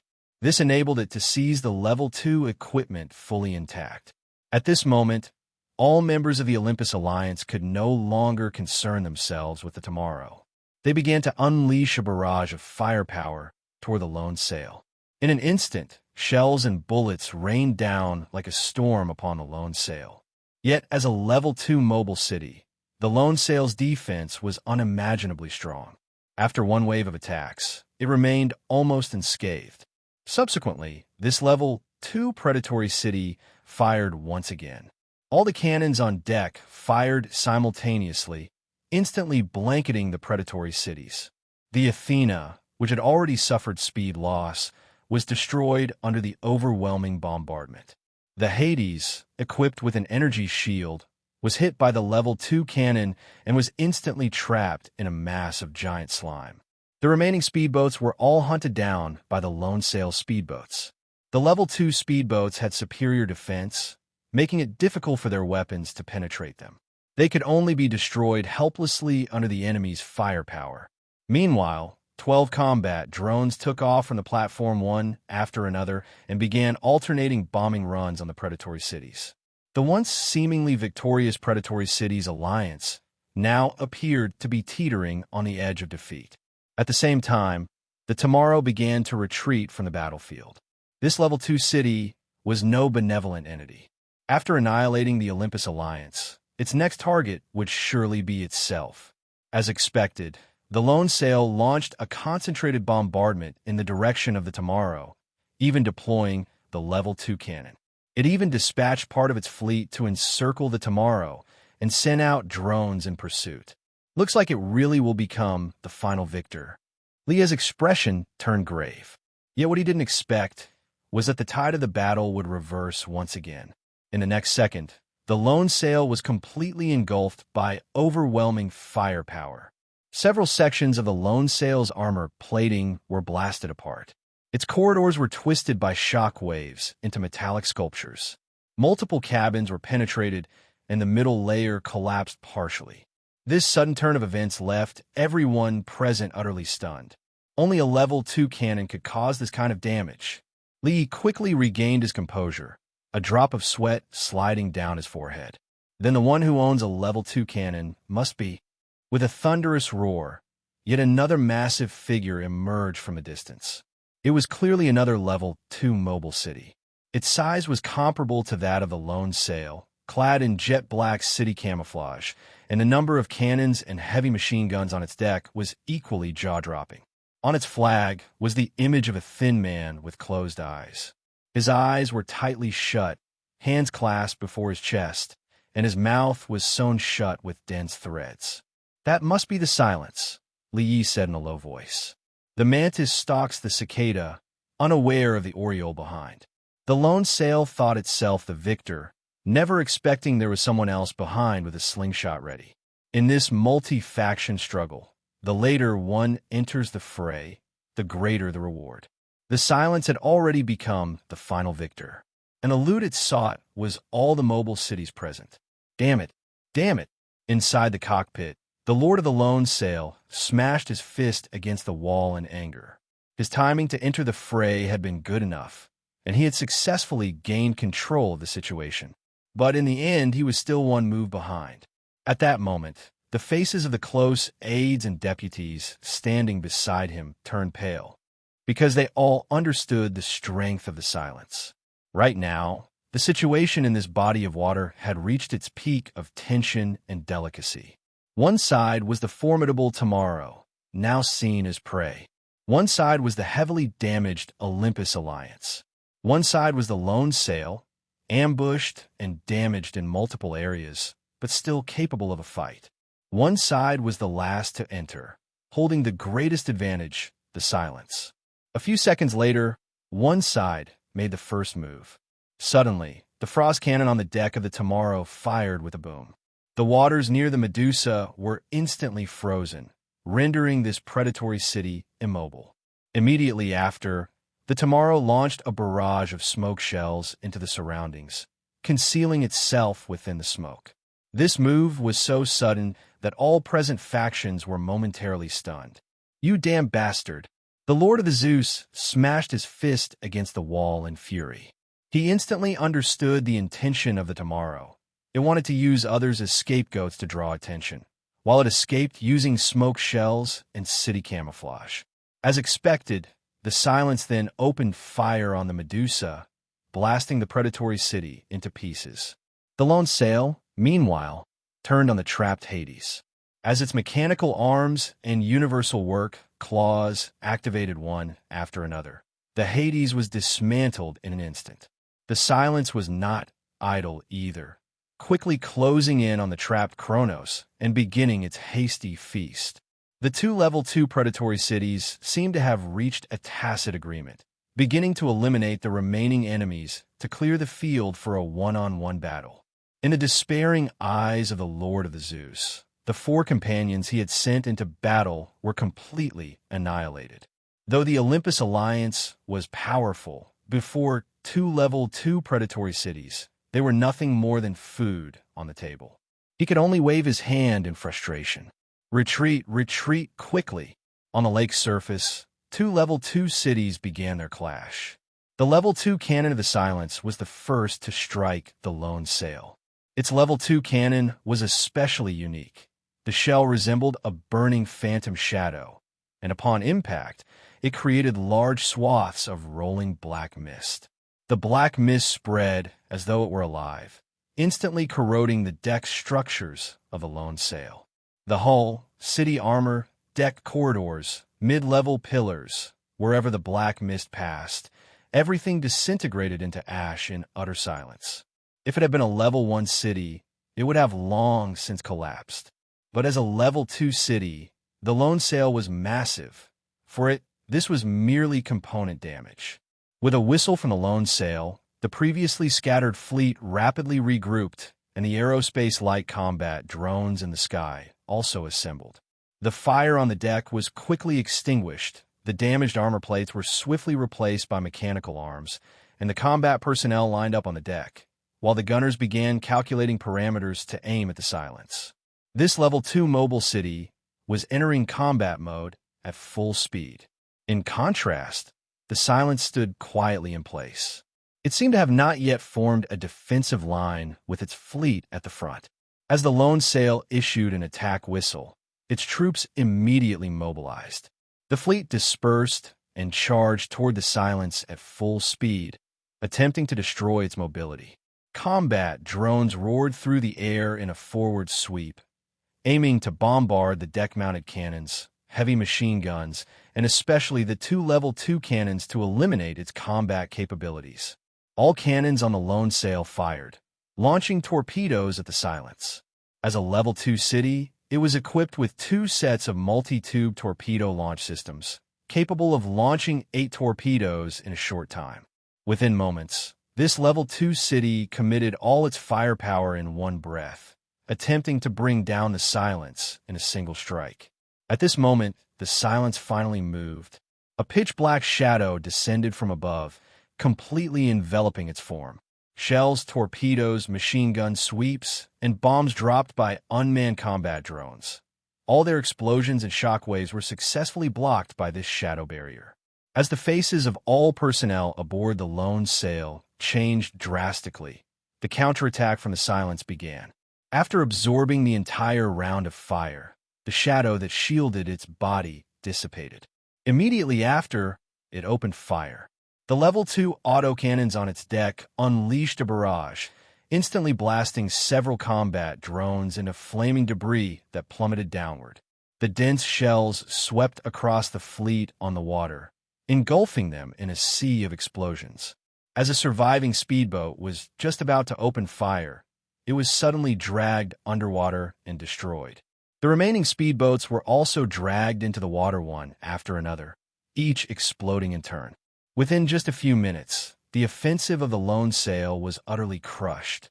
Under the stunned gazes of the crew aboard the Lone Sail, a giant beast slowly emerged from beneath the water. It was unmistakably an octopus of island-like proportions. Its thrashing tentacles were like towering spires, suction cups as large as wheels, and its pair of enormous spherical eyes glowed with a chilling light. As it moved, currents swirled around its body in the lake, and dark tides surged like a descending storm. This was the wild boss tamed by the silence, tranquil lake water monster. How terrifying! Upon witnessing this scene, the Lord of Zeus narrowed his eyes slightly. He had originally thought the Lone Sail was already terrifying enough, but he hadn't expected the silence to be even more terrifying. Shadow cannon, shadow barrier, and the ability to command a wild boss-level Level 2 item. The power displayed by the silence was even more despair-inducing. Fortunately, at this moment, the Zeus, along with its two companions at the rear, had already withdrawn from the battlefield. Although the defeat this time was disgraceful and heavy, as long as the Green Hills remain, there will be no shortage of firewood. Just then, waves of distortion rippled through the air not far away. Under the surprised gaze of the Lord of Zeus, the Tomorrow slowly revealed its figure, and the cannons on its deck had already completed targeting. Now, who's the prey, and who's the hunter? Lee sneered coldly, then waved his hand. Fire! 4 molten cannons fired simultaneously, and the Zeus was immediately blasted into burning, shattered wreckage. Before the Vulcan and Apollo could react, 2 frost cannons struck them, freezing them along with the surrounding waters. Under the bombardment of the Tomorrow, they too turned into blazing fireballs. Good! Cheers erupted from everyone aboard the Tomorrow. Lee focused his gaze on the distant battlefield, his expression filled with worry. The silence was likely about to take down the Lone Sail. After consuming its population and resources, this Level 2 predatory city would become even stronger. But this was not something the Tomorrow could intervene in. Escaping intact was already fortunate enough. However, the silence clearly had no intention of letting go of the Tomorrow, this piece of fat meat. While engaging the Lone Sail, it had split off part of its cannons to continue bombarding the Tomorrow. Under its orders, the tranquil lake water monster once again dove beneath the surface, rapidly charging toward the Tomorrow. As the Tomorrow fired smoke shells while performing mobile evasion, a massive shadow emerged in the nearby waters. With a roar, the tranquil lake water monster suddenly surfaced. The giant beast roared and lashed several tentacles fiercely onto the deck of the Tomorrow. The violent tremors knocked over cannons, heavy machine guns, and combat personnel on the deck. At the critical moment, the steam bed crossbow aboard the Tomorrow activated, launching a giant bolt that precisely struck the body of the tranquil lake water monster. The giant beast let out a shrill scream, its body shuddering violently. Taking advantage of the opportunity, everyone aboard the Tomorrow concentrated their firepower and opened fire. The dense net of firepower forced the tranquil lake water monster to abandon its entanglement with the Tomorrow and dive back into the water. Before anyone could catch their breath, another round of cannon fire from the silence came roaring in. The Tomorrow once again performed mobile evasion, with shells exploding continuously around it and columns of steam and smoke rising one after another. Amidst the raging wind, Lee gripped the railing tightly, glaring coldly at the distant silence. Ning 1, fire a round of smoke shells in the direction of the silence. All combat personnel, return to position and ready up. Load all weapons and ammunition. Tang Fong, prepare to accelerate.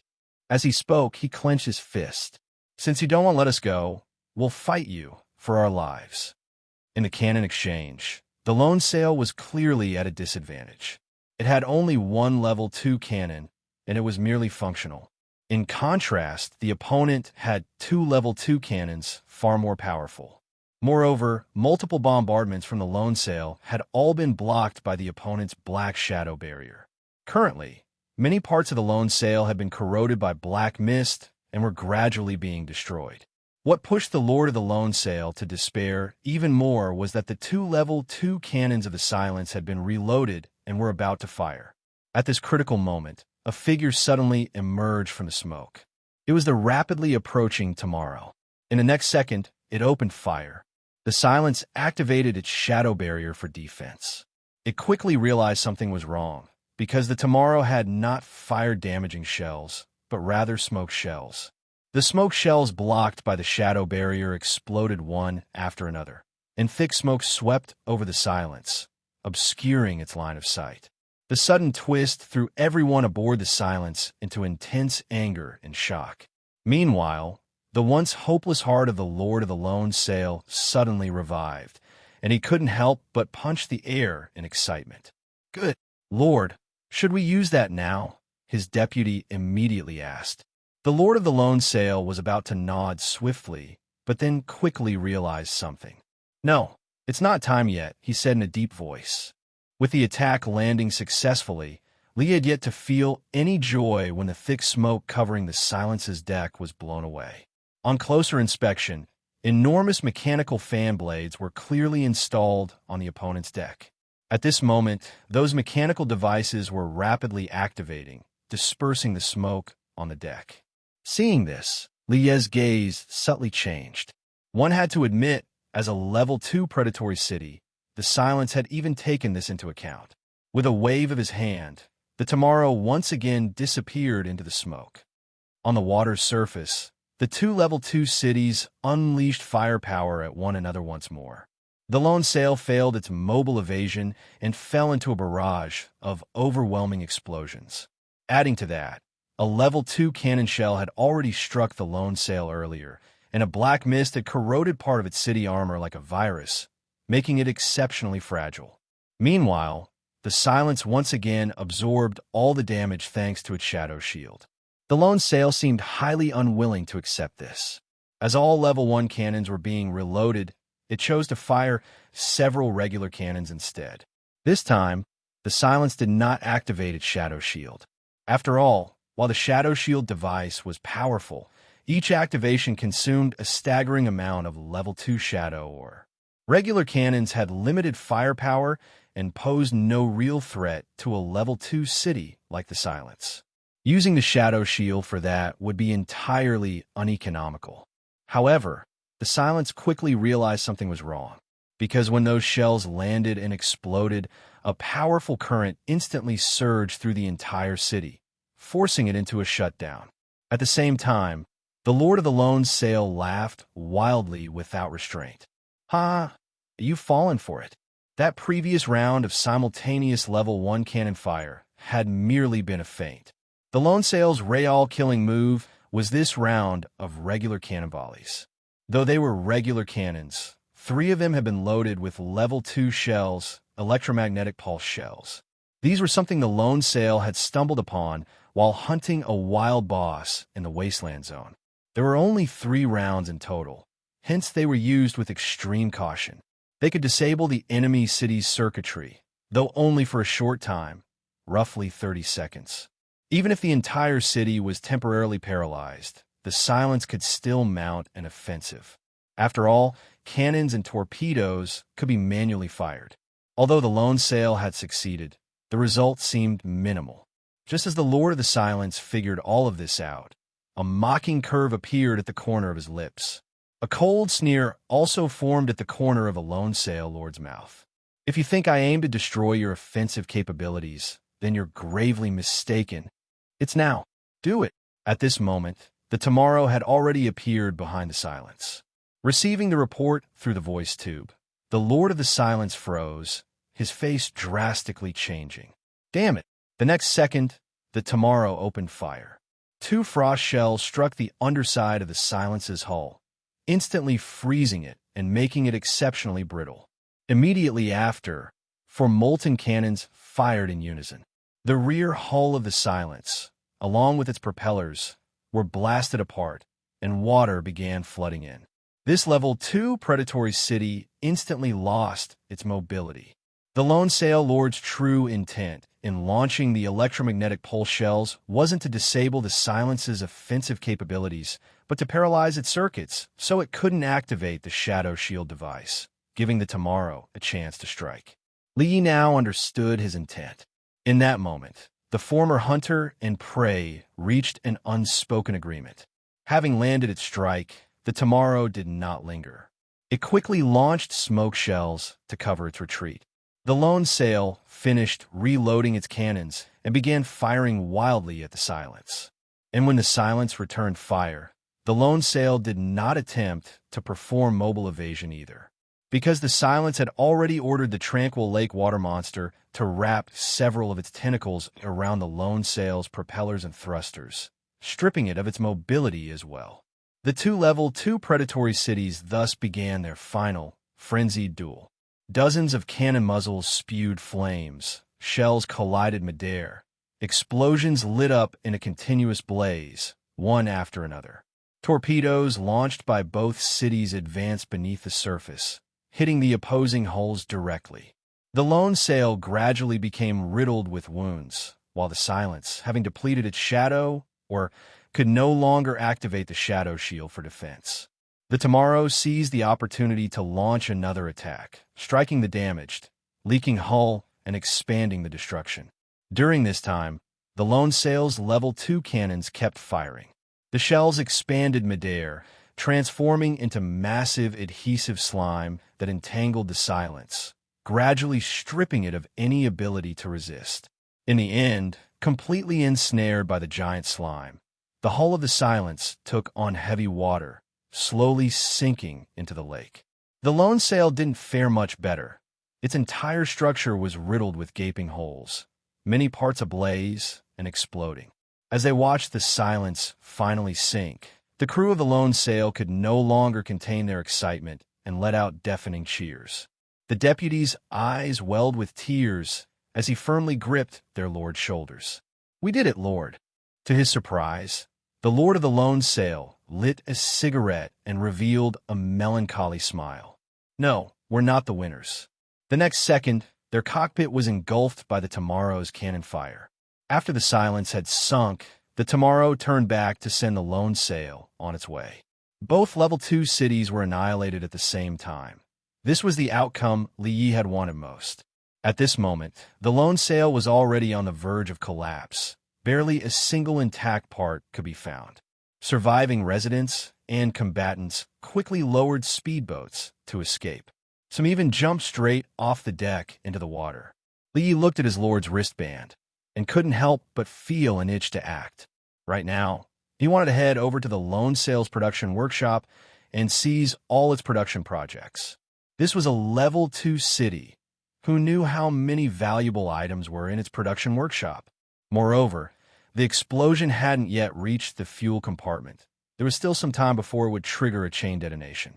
The survivors on the Lone Sail were now solely focused on escaping for their lives. They had no time to guard the production workshop. He made his decision swiftly. "Lin Wu, call over that pilot you just trained. Have him fly a helicopter and take me to the Lone Sail." In response, Lin Wu adjusted his glasses. "Let me take you there myself." A few minutes later, the Goblin helicopter on the upper deck of the Tomorrow slowly started up and flew toward the Lone Sail. Upon reaching the airspace above the Lone Sail, Li Yi could clearly feel the waves of heat rising from below. As there was no longer any intact deck on the Lone Sail, he had no choice but to descend via rope. The moment he landed, Li Yi was met with an intense heat wave. The Lone Sail was already engulfed in raging flames, and the explosions were growing increasingly violent. Li Yi didn't have time to think. He sprinted straight ahead. Production workshops were typically located on the lower level of a mobile city. But since the Lone Sail was a level 2 city, it was significantly larger than the Tomorrow. Its lower level was several times bigger, and with the fire spreading and explosions sweeping through, navigating it became even harder. As Li Yi ran, a tingling sensation crept up his scalp. Along the way, he passed the fuel compartment, which was already catching fire. If I can't make it soon, the whole place is going to blow. Sweat instantly poured down his forehead. Fortunately, 30 seconds later, he finally located the Lone Sail's production workshop. At this moment, the workshop was already ablaze, burning ferociously. Li Yi rushed to the machine and verified his lord's wristband. Seeing the machine activate, a wave of wild joy surged in his heart. A list of the Lone Sail's production projects appeared on the screen. Li Yi selected the best level 2 production projects as quickly as possible. During this time, the entire ceiling of the production workshop had already begun to collapse, and the fire was growing more intense. As for the level 1 projects and ordinary items, he didn't bother looking. They were just whatever he could tap in passing. Seconds later, the entire machine exploded with a loud boom. Li Yi quickly stowed his lord's wristband and dashed out of the production workshop. Looking back at the path he came from, he found it had completely collapsed in explosions.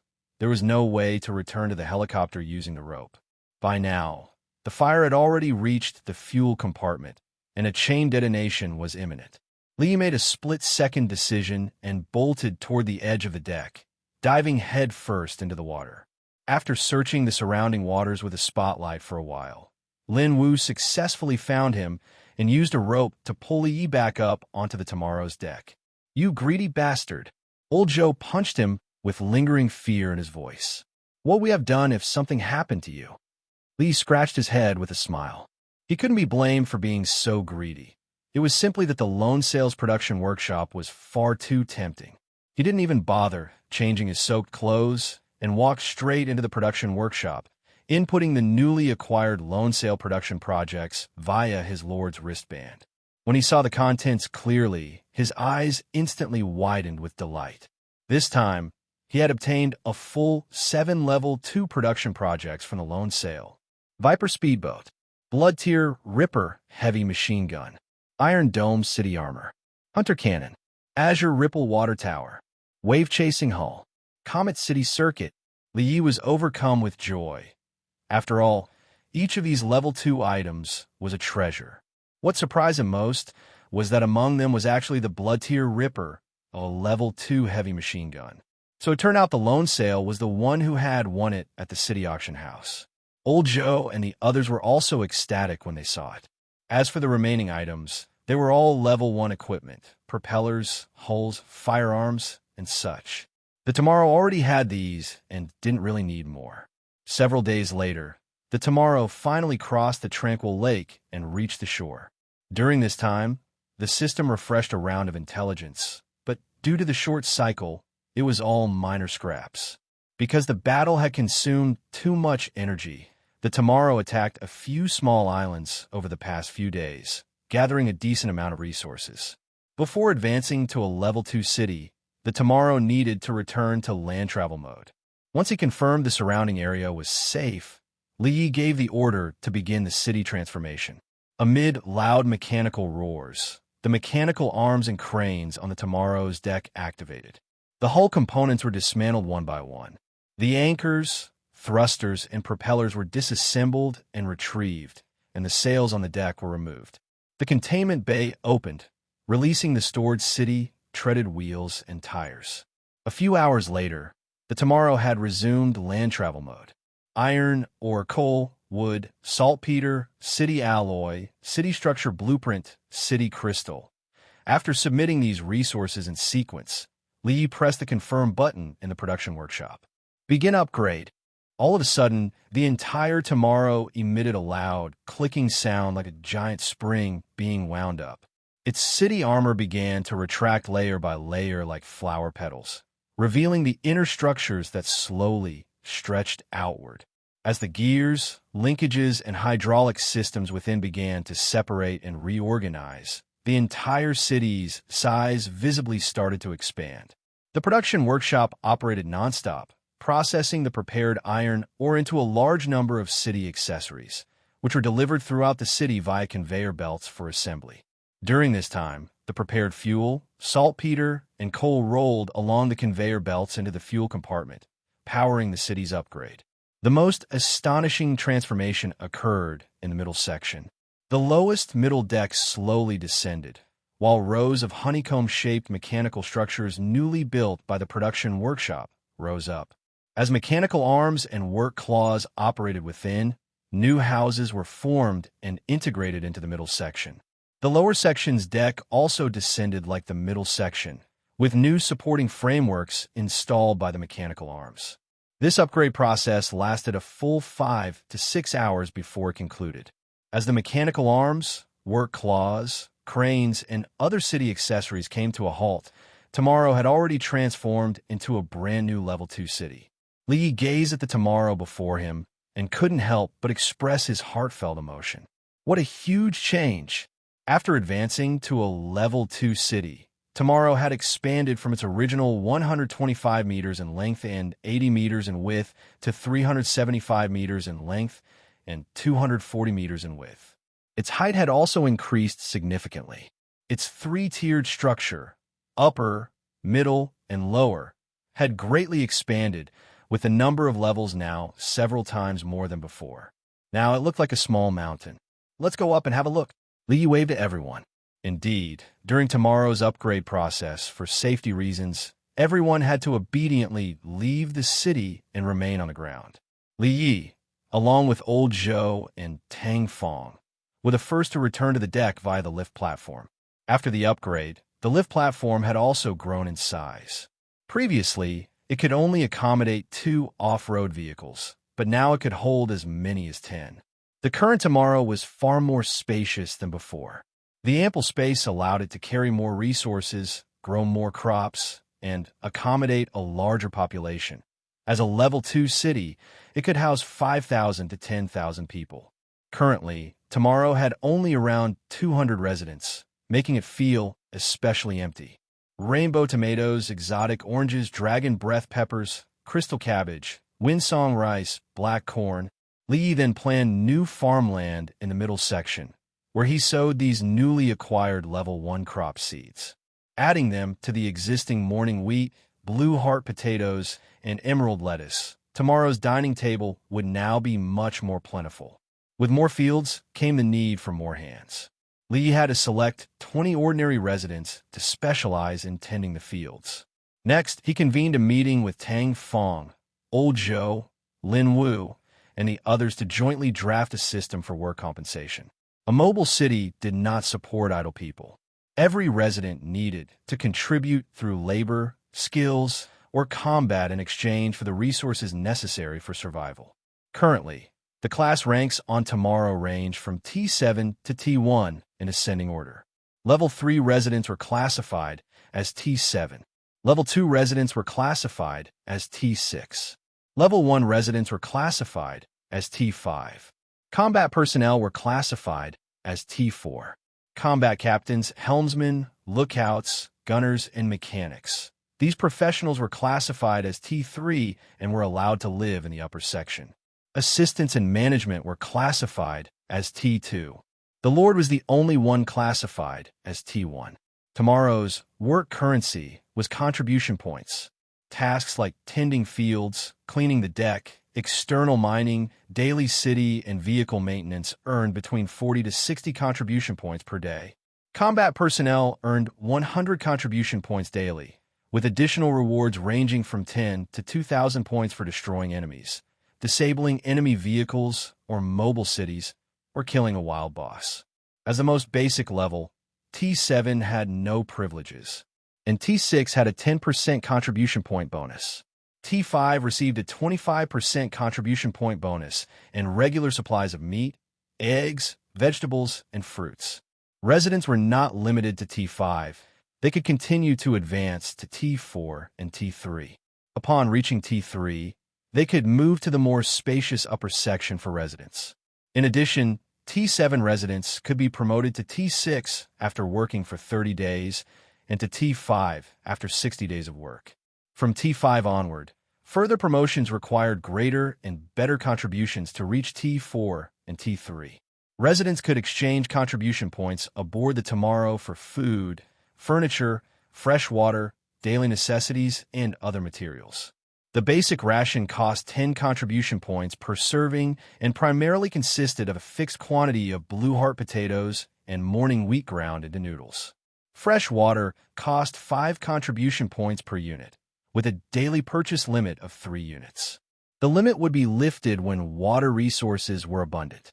Furniture, such as wooden beds, cabinets, tables, and chairs cost between 10 to 40 contribution points. Daily necessities included towels, toothpaste, and more. If residents wanted to improve their living conditions, they could also purchase cola, whole wheat biscuits, instant noodle cups, orange juice, iced black tea, and so on. In addition, the small bathhouse aboard Tomorrow would open regularly once every 2 weeks, with an entrance fee of 100 contribution points and limited slots.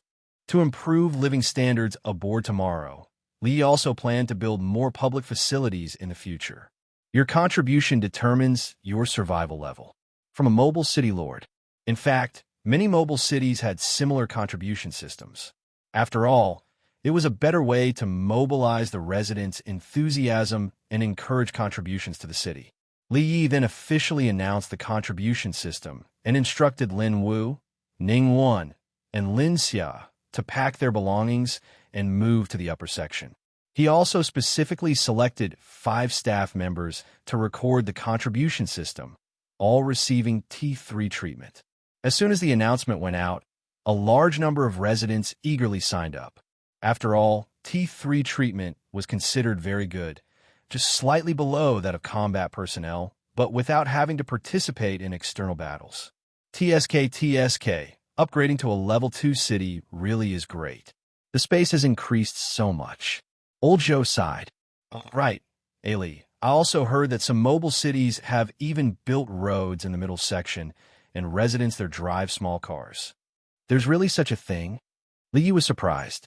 To build roads in the middle section, that would probably require a level 4 or even level 5 mobile city, right?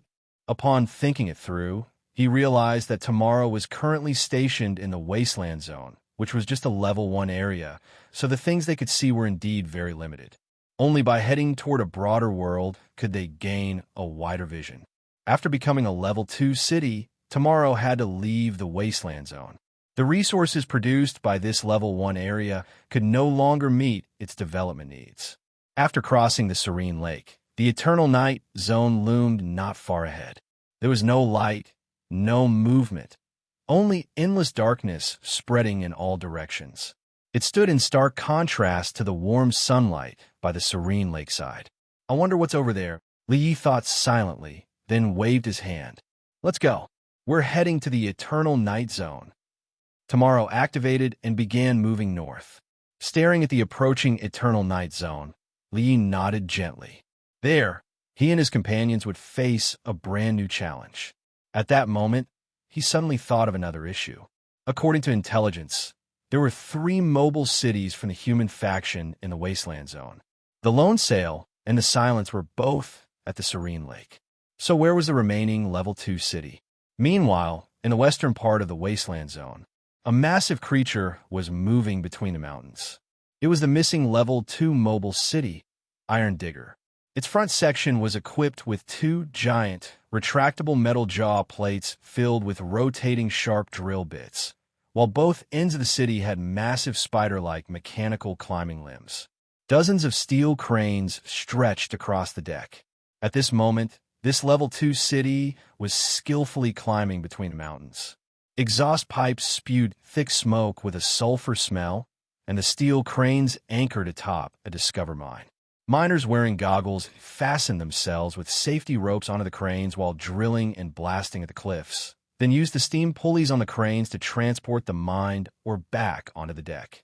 Unlike the Lone Sail and the Silence, which had become predatory cities, this level 2 city had chosen a different path, surviving in the mountains. Its lord was a burly man with a thick beard and a wind hood. Watching the scene before him, he nodded in satisfaction. Work faster. We'll be heading to the plateau zone next. Boundless darkness. This was what Li Yi felt at the moment. The Tomorrow had already been traveling in the eternal night zone for over an hour. It was pitch black here, with little movement, making one feel uneasy. No light fell from above. Only thick, impenetrable lead gray clouds loomed overhead. The mobile city, with its searchlights on, moved forward in the silence, like a lone boat adrift in the deep sea. Through the glow of the searchlight, Li Yi saw the scene ahead. Twisted car wreckage, long-abandoned town ruins, forests with utterly withered trees, rotting rivers. He watched and couldn't help but shake his head. He still didn't know what exactly this place was. The Tomorrow didn't actually have many choices. The wasteland zone was about to be destroyed and could not be stayed in for long. To its west was the Level 1 zone, Basin region. To the south, the Level 1 desert zone. To the east, it was still unexplored. If that, too, was a Level 1 zone, then there wouldn't be much point in heading there. In that case, the Eternal Night Zone became one of the few available options. With that thought, Li Yi opened the system panel. Time until next intelligence refresh. 4 hours, 23 minutes, 15 seconds. Number of intelligence, 5. This intelligence refresh lasted a total of 2 days, which likely meant it was of good value. During this period, Li Yi certainly couldn't remain idle. He needed to think of ways to gather some resources. As a Level 2 zone, the Eternal Night Zone could widely produce resources like Level 2 iron, ore, Level 2 saltpeter, Level 2 coal, and Level 2 blueprints. What Li Yi most hoped for at the moment was to quickly find more Level 2 iron ore. After all, the Tomorrow had just been promoted to Level 2, and the production workshop still had a series of Level 2 projects urgently waiting to be built. Whether it was the Blood Tier Ripper heavy machine gun, the Black Hawk helicopter, or the Iron Dome city armor, all required a large amount of Level 2 iron ore. Furthermore, the Tomorrow's current energy consumption had also increased. After all, its size was much larger than before, and maintaining the city's daily operations required more city energy. Li glanced at his watch. It was now 8:43 a.m. Logically speaking, it should have been a bright and sunny moment. Yet all he saw before him was darkness. And it wasn't just today. In the Eternal Night Zone, every day looked like this. Li then headed to the fields in the mid-tier district, where residents were busily planting a batch of Level 1 crop seeds. They would grow over the next week or two, enriching the dining tables aboard the Tomorrow. To provide lighting for the crops, Li had specifically built a batch of regular fluorescent lamps in the production workshop and had the residents construct greenhouses to install them. This regular item, fluorescent lamps, was loot from the Tarot Alliance. Li had casually picked it at the time, not expecting it to turn out to be so useful now. For a long time to come, the greenhouses would keep the lamps on, which would further increase the Tomorrow's energy consumption. City electricity.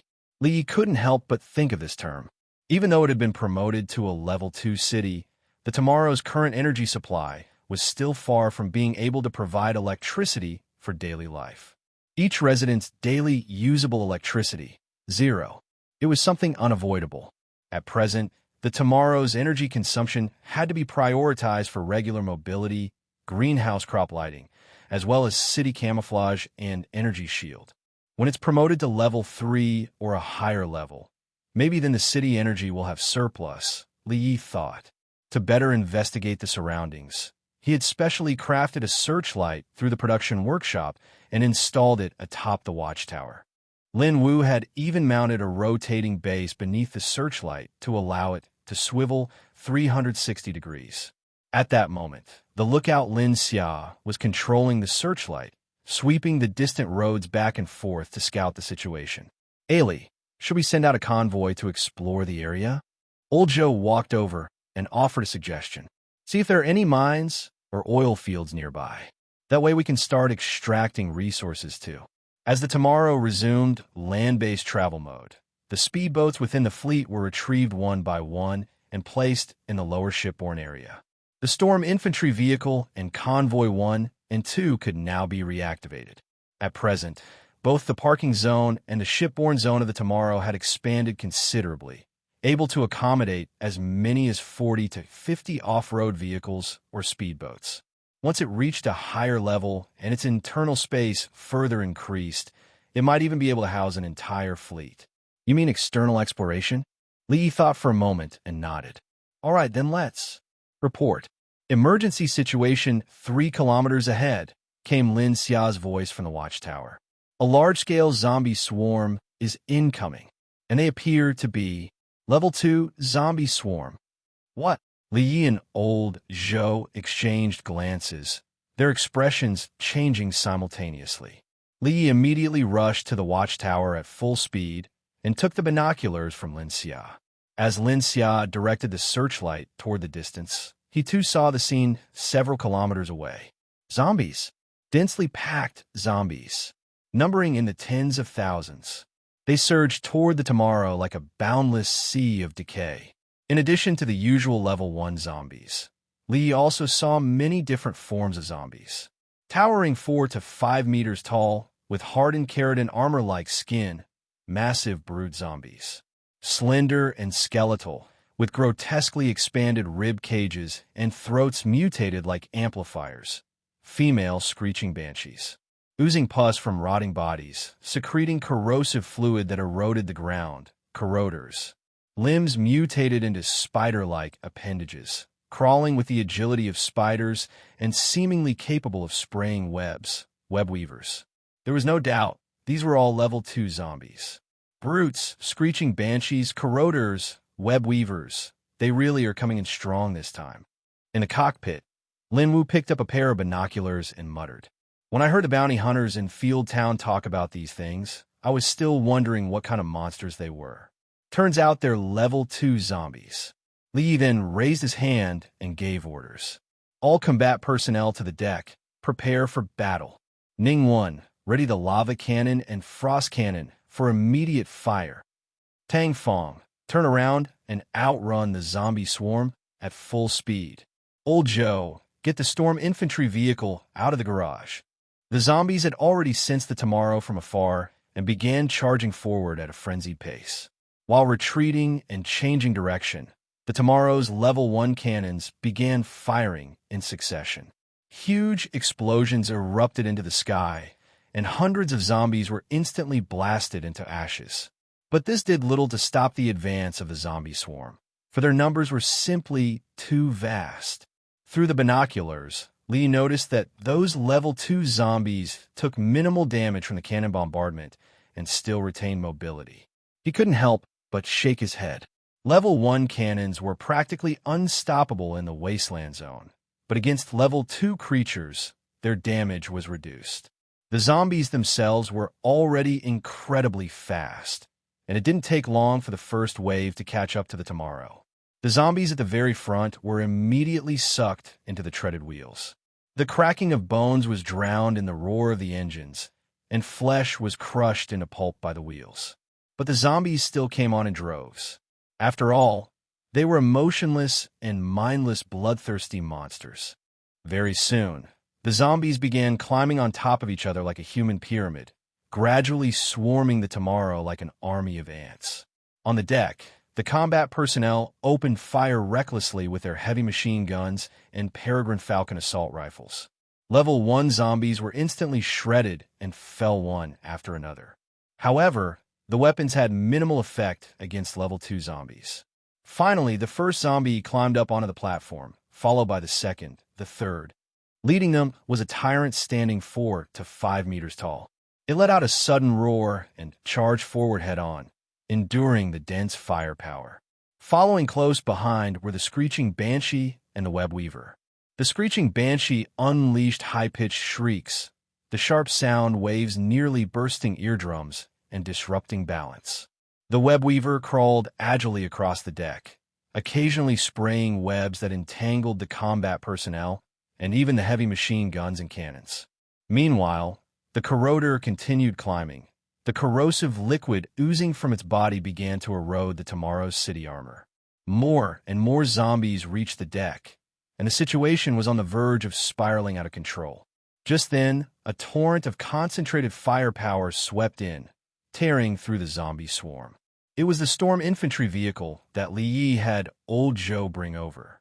This level 2 vehicle was now unleashing firepower freely on the lift platform. The hard-to-kill tyrant was subsequently gunned down, and the zombies on the deck were wiped out. As the lift platform slowly rose, the climbing zombie swarm came into the storm infantry vehicle's view. Under the barrage of the Stinger autocannon and the Rattler machine gun, the zombies clinging to the Tomorrow and the front line of the zombie swarm were all slaughtered.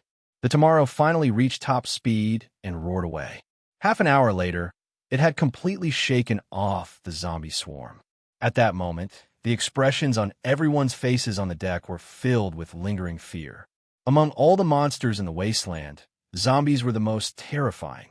These creatures existed in overwhelming numbers and felt no fear whatsoever.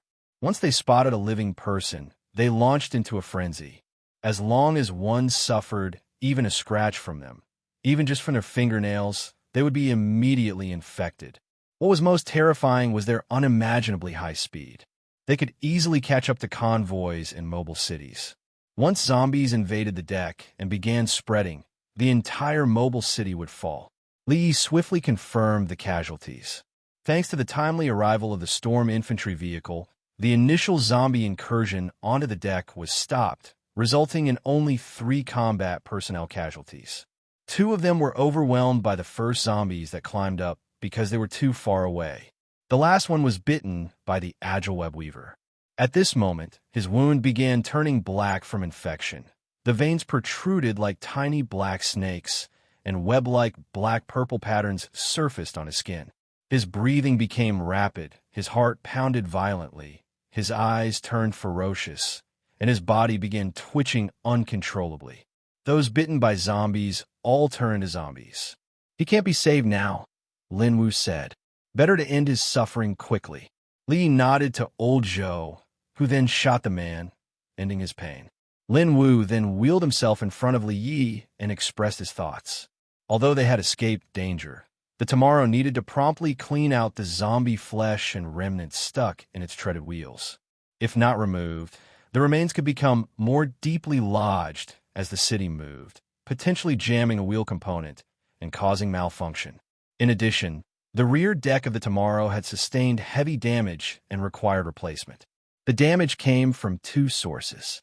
First, the corrosive fluid from the level 2 zombie corroder eroded the deck during its climb. Second, while the storm infantry vehicle was strafing the clinging zombies, many bullets pierced the zombies' bodies and struck the deck. A trace of worry appeared in Li Ye's eyes. The eternal night zone was shrouded in darkness from all directions, and it was extremely difficult to observe the full surroundings relying only on searchlights. As a level 2 zone, this area was frequently inhabited by level 2 monsters, posing a high threat. If the Tomorrow stopped on its own for repairs and obstacle clearance, it could very likely encounter danger. If only there were a safe harbor like Roland Fortress, he sighed. In the time that followed, the Tomorrow continued moving, while Li Yi assigned people to clean the zombie corpses and bloodstains from the deck. The loot from level 1 zombies remained meager, whereas the items dropped by level 2 zombies were significantly better. Some dropped 15 to 30 crystal coins, others dropped a level 1 submachine gun, and one even dropped a level 1 city armor blueprint. If it had been before, Li Yi would have been ecstatic. But now that the Tomorrow was fully equipped with level 1 gear, these resources were no longer appealing. A dozen minutes later, Lin Xia in the watchtower made a new discovery. Report: a mine has been spotted 2 kilometers northeast. A mine. Li Yi perked up instantly upon hearing that. Mines in level 2 zones were usually level 2, capable of producing resources like level 2 iron or level 2 saltpeter and level 2 coal. For the Tomorrow, which had just upgraded to a level 2 city, these were truly valuable resources. The level 2 iron or mine would be prioritized for crafting level 2 heavy machine guns, Blood Tier Rippers. These had a 30% damage bonus when attacking non-structure and vehicle targets, making them devastating monster killers. After facing the level 2 zombie swarm, Li Yi had developed a slight fear of insufficient firepower. He now wished he could build a dozen Blood Tier Rippers and place them all over the Tomorrow. Proceed southeast immediately, he ordered at once. However, Lin Xiao's hesitant voice came through the voice tube at that moment. Report, there are monsters at the mine, a group of level 2 kobolds currently mining. Kobolds? There was a trace of doubt in Li Ye's voice. It wasn't strange for monsters to appear in a mine. What puzzled him was Lin Xiao's hesitant tone. And what Lin Xia said next left him momentarily stunned. These level 2 kobolds are also infected. They're all zombies now. When Li Yi reached the watchtower and picked up the binoculars, he got a clear look at the mine. The entire level 2 mine was of medium scale and could yield a considerable amount of level 2 iron ore. And as Lin Xia had described, over 100 level 2 kobolds wandered the mine, now turned into zombies. Their heads still retained canine contours, but most of their fur had fallen off, revealing bluish-gray rotting flesh and yellowed fangs. Some of these kobold zombies wandered aimlessly around the mine, while others blankly swung mining pickaxes to continue mining. Li couldn't help but frown slightly. Could even the monsters of the wasteland be infected and turned into zombies? What exactly was going on in this eternal night zone? Then he waved his hand and issued the command. Everyone on the Tomorrow, prepare for battle. We're taking that level 2 mine. The Tomorrow swiftly entered combat mode. Combat personnel hurried back and forth across the deck plates, taking their positions. Cannons and heavy machine guns locked onto their targets in sequence. Convoy 1, Convoy 2, and the Storm infantry vehicle were already positioned on the lift platform. The platform had been upgraded in size and could now deploy them all at once. Sensing movement in the distance, the kobold zombies all turned their heads. Their decayed, murky eyeballs writhed, and their ferocious faces twitched intermittently. Next, they howled in succession and charged at the Tomorrow. Once infected, these creatures became unusually fast, and their bodily resistance to damage had increased a notch. The Tomorrow immediately opened heavy fire, a torrent of firepower blanketing the swarm of kobold zombies. Convoy 1, Convoy 2, and the Storm infantry vehicle led the charge. The Stinger autocannon, heavy machine guns, and rockets bombarded the enemies in waves. Since their numbers were not great, the group of kobold zombies was quickly eradicated. Once the mine was confirmed safe, the Tomorrow lowered the lift platform. A group of residents wielding mining pickaxes landed and rushed toward the mine, beginning excavation swiftly. While working, everyone glanced around nervously at the darkness that blanketed everything beyond the perimeter, their faces showing unease, prompting them to hasten their actions.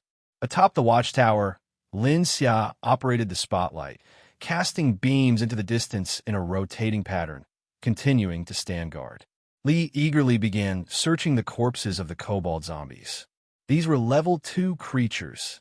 Their drops were much better than level 1 monsters. There might even be level 2 blueprints or ready-made items. It was practically like a lottery. Compared to level 1 monsters, the loot from level 2 kobolds was indeed generous. Some dropped 3 units of level 2 fabric, others 20 crystal coins, some dropped level 2 mining pickaxes, and a few even dropped 5 units of level 2 iron or in one go. What surprised Li Yi the most was that he actually found a level 2 blueprint. Item name, Bloodletter Combat Dagger. Item level, level 2. Bonus effects, 1. Penetration plus 15% 2. Damage plus 10%. Crafting requirements, 2 units of iron or level 2. This is actually pretty good. Li Yi was surprised. With bonuses to penetration and damage, this could be considered a very solid melee weapon. And it was cheap to craft, requiring only 2 units of level 2 iron ore for each.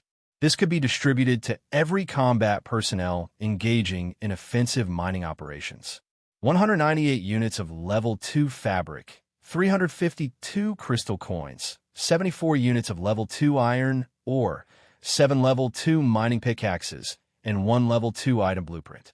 Li Yi, satisfied, brought all the loot back to the warehouse. However, just then, he suddenly heard a series of sharp screeches from afar. After spending so many days training in the wild, he was all too familiar with such sounds. He immediately shouted, "Tang Fong, Activate the energy shield at once. Seconds later, explosions erupted across the tomorrow. Fortunately, it had activated the energy shield in advance, remaining completely unharmed. Through the spotlight on the watchtower, Li Yi saw a massive figure several kilometers away. It was also a level 2 mobile city. He instantly figured it out. The enemy had clearly been attracted by the activity at the mine and had come to ambush the tomorrow. Judging from the sound of the explosions, this was clearly a level 2 cannon. If it weren't for the tomorrow having the energy shield, this would have been a disaster. Li Yi immediately ordered the tomorrow to return fire and dispatched the patrolling storm infantry vehicle along with Convoy 1 and Convoy 2 to engage. The two sides engaged in fierce combat in the darkness for over 10 minutes. Realizing that the tomorrow was a tough nut to crack, the enemy ceased fire and gradually disappeared into the darkness. Li Yi remained alert while instructing the residents to accelerate the mining operation. As the excavation concluded, the residents, visibly relieved, quickly stowed away their mining pickaxes and boarded the lift platform back to the deck. The tomorrow swiftly recalled Convoy 1, Convoy 2, and the storm infantry vehicle, then accelerated to withdraw from the area. Li did a quick tally of his gains. After fully extracting resources from this mine, he had obtained a total of 552 units of level 2 iron, or 123 units of level 2 saltpeter, 23 units of copper ore, and 202 units of level 2 coal. During the earlier battle, the tomorrow had only expended some shells and city energy. Losses were minimal.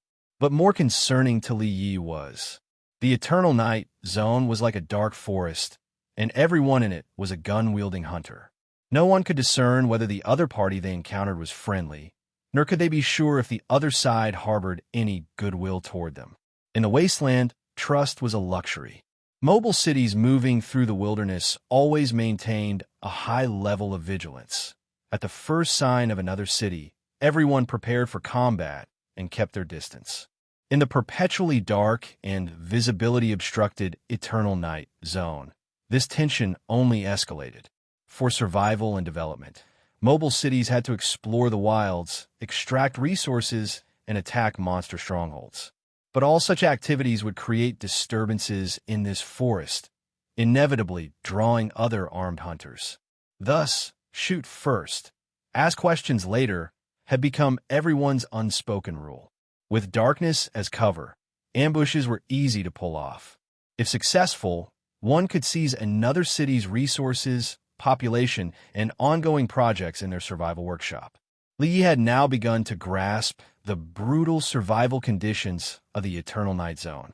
Gotta be more cautious from now on, he murmured. In the time that followed, Li Yi went straight to the production workshop and crafted 2 Blood-Tier Ripper heavy machine guns. As level 2 heavy machine guns, the Blood-Tier Rippers had barrels, feed systems, cooling units, and recoil dampeners all in blood red. Their ominous presence sent chills down one's spine. Level 1 iron, or could produce 15 rounds of heavy machine gun ammo, whereas level 2 iron, or could yield 30 rounds. Li Yi opted to use level 1 iron, or to make 3,000 rounds of machine gun ammo. He couldn't bear to use level 2 iron, or for bullets right now. Next, he used 50 units of level 2 iron, or to craft 25 bloodletter combat daggers, and distributed them to the combat personnel. This was not only for outward assault, but also to ensure the fighters were equipped to battle in case a level 2 zombie swarm breached the tomorrow's deck. The bloodletter combat daggers were entirely pitch black, designed in a triple-edged spiral form, and treated with a non-reflective coating. When holding one in hand, Li Yi could faintly sense the destructive force it held within. Truly a fine weapon, he nodded, keeping one for himself. Those who received a bloodletter combat dagger were instantly enamored. Even Ning Wen and Tang Fong couldn't resist asking Li Yi for one. You two are non-combat personnel. What do you need this for? Li shook his head helplessly. If you want one, trade for it with your contribution points. Only professionals or those in management could exchange for the bloodletter. Ordinary residents were not allowed to do so. Li Yi was well aware in his heart that such a highly destructive weapon was classified. If it were freely distributed, it would easily lead to chaos. As the mining ended, the residents all heaved sighs of relief, putting away their mining pickaxes and quickly riding the lift platform back to the deck armor. Everyone's expression visibly looked much more relaxed. Although contribution points earned from external work were plentiful, the danger was also high, almost second only to combat personnel.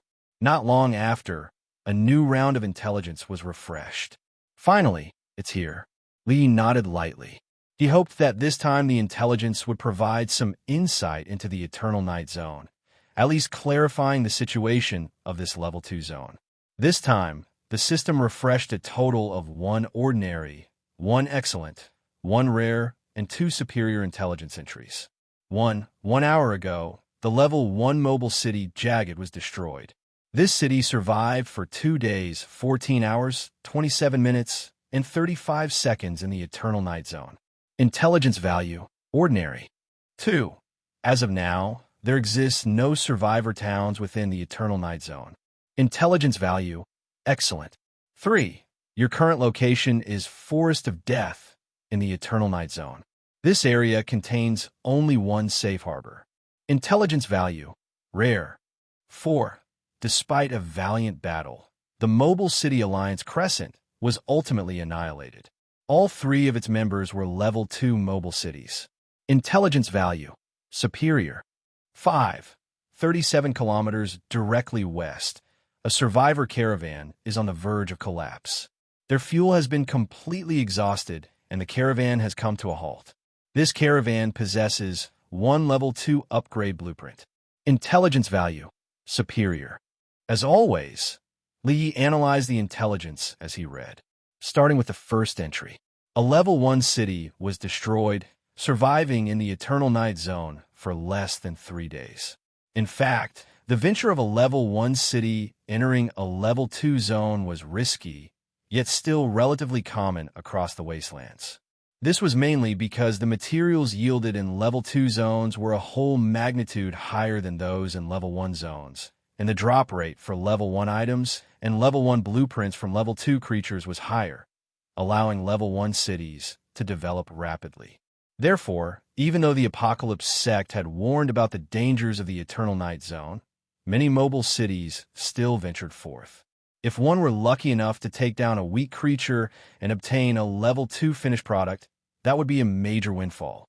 But then again, that Level 1 city didn't even last 3 days in the Eternal Night Zone. Lee pondered. This Eternal Night Zone is evidently far too dangerous. The second piece of intelligence. No survivor towns exist in the Eternal Night Zone. This could imply that the survival pressure of this Level 2 zone was immense, rendering it impossible for survivors to persist via towns. The third intelligence entry was still somewhat useful. So this was the Forest of Death in the Eternal Night Zone, and, thankfully, there was at least 1 safe harbor. Lee hoped to find this safe harbor soon to gather more intelligence and acquire some resources. The fourth entry. The Level 2 City Alliance Crescent had perished for unknown reasons. 3 Level 2 mobile cities, gone just like that. Lee was shocked. What exactly happened? The fifth entry. A desperate caravan still possessed a Level 2 upgrade blueprint. Upgrade blueprints were extremely precious strategic resources. Their function was to upgrade lower-tier items to the next level. For instance, if the Tomorrow had a rifle-type Level 2 upgrade blueprint, it could be input into the production workshop and assigned to the Peregrine Falcon assault rifle. Then resources could be consumed to forge it into a Level 2 firearm, enhancing its performance. After upgrading to a Level 2 city, the original Level 1 items were not entirely useless. The upgrade blueprint allowed them to continue to shine. Li immediately ordered Tang Fong to head directly west. He couldn't help but frown slightly. Although this batch of intelligence carried substantial information, what he truly wanted to understand was the specific conditions within the Eternal Night Zone. What kind of creatures were here? How many predatory cities were present? Whether there were wild bosses? The regional distribution patterns. If the next round contained epic-level intelligence, he hoped it would be related to these topics. Over an hour later, the Tomorrow encountered the stranded caravan. After seeing the caravan clearly through the searchlight, Li couldn't help but exclaim, "This caravan is quite capable." This survivor caravan possessed 5 Level 2 off-road vehicles and 1 Level 2 cargo truck. The caravan members were equipped with Level 2 bulletproof vests and Level 2 firearms, and they even appear to have Level 2 daggers. Judging from their appearance, each of them seemed to be battle-hardened, having survived in the Eternal Night Zone for quite a few days. Upon seeing a mobile city approaching, the survivors of the caravan revealed expressions of mixed surprise and uncertainty. Li then sent Old Zhou to explain their intentions. The leader of the survivors proceeded to trade with Li. They handed over a Level 2 upgrade blueprint, and in exchange, the Tomorrow provided fuel, fresh water, food, and other resources. Li gladly agreed. The Tomorrow had plenty of food, including blue heart potatoes, noodles made from morning wheat, a sufficient reserve of fresh water, and several hundred units of Level 1 fuel. Very soon, the various resources were piled into small amounts. Li didn't feel the slightest regret. After all, the sheer scale difference between the two was evident. As a Level 2 mobile city, the Tomorrow could carry far more resources than a caravan. It was once estimated that the resources of a mobile city could simultaneously sustain over a dozen survivor caravans. Seeing the supplies in front of him, the survivor leader immediately let out a deep breath. With this, his caravan could resume operations once more. But Li Yi was even more delighted, because the type of this Level 2 upgrade blueprint turned out to be a cannon. This meant he could upgrade either the Molten Cannon or the Frost Cannon to Level 2. This time, we've really hit the jackpot, he thought to himself. Compared to this blueprint, the supplies provided by the Tomorrow were nothing at all. After the trade, both parties proceeded to exchange intelligence. From this, Li learned that this survivor caravan originated from the Basin region. They had been navigating the Eternal Night Zone for over a month.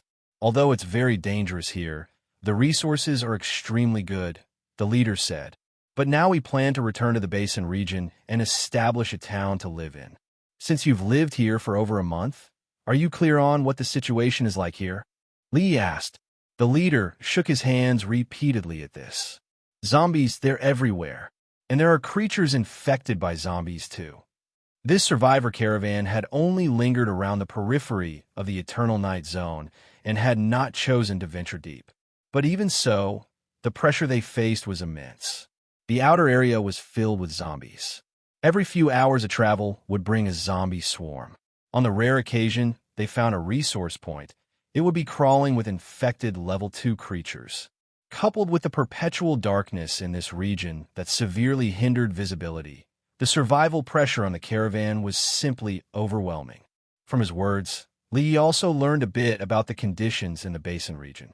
As a Level 1 zone, the Basin region was about the same size as the Wasteland zone, with decent resources.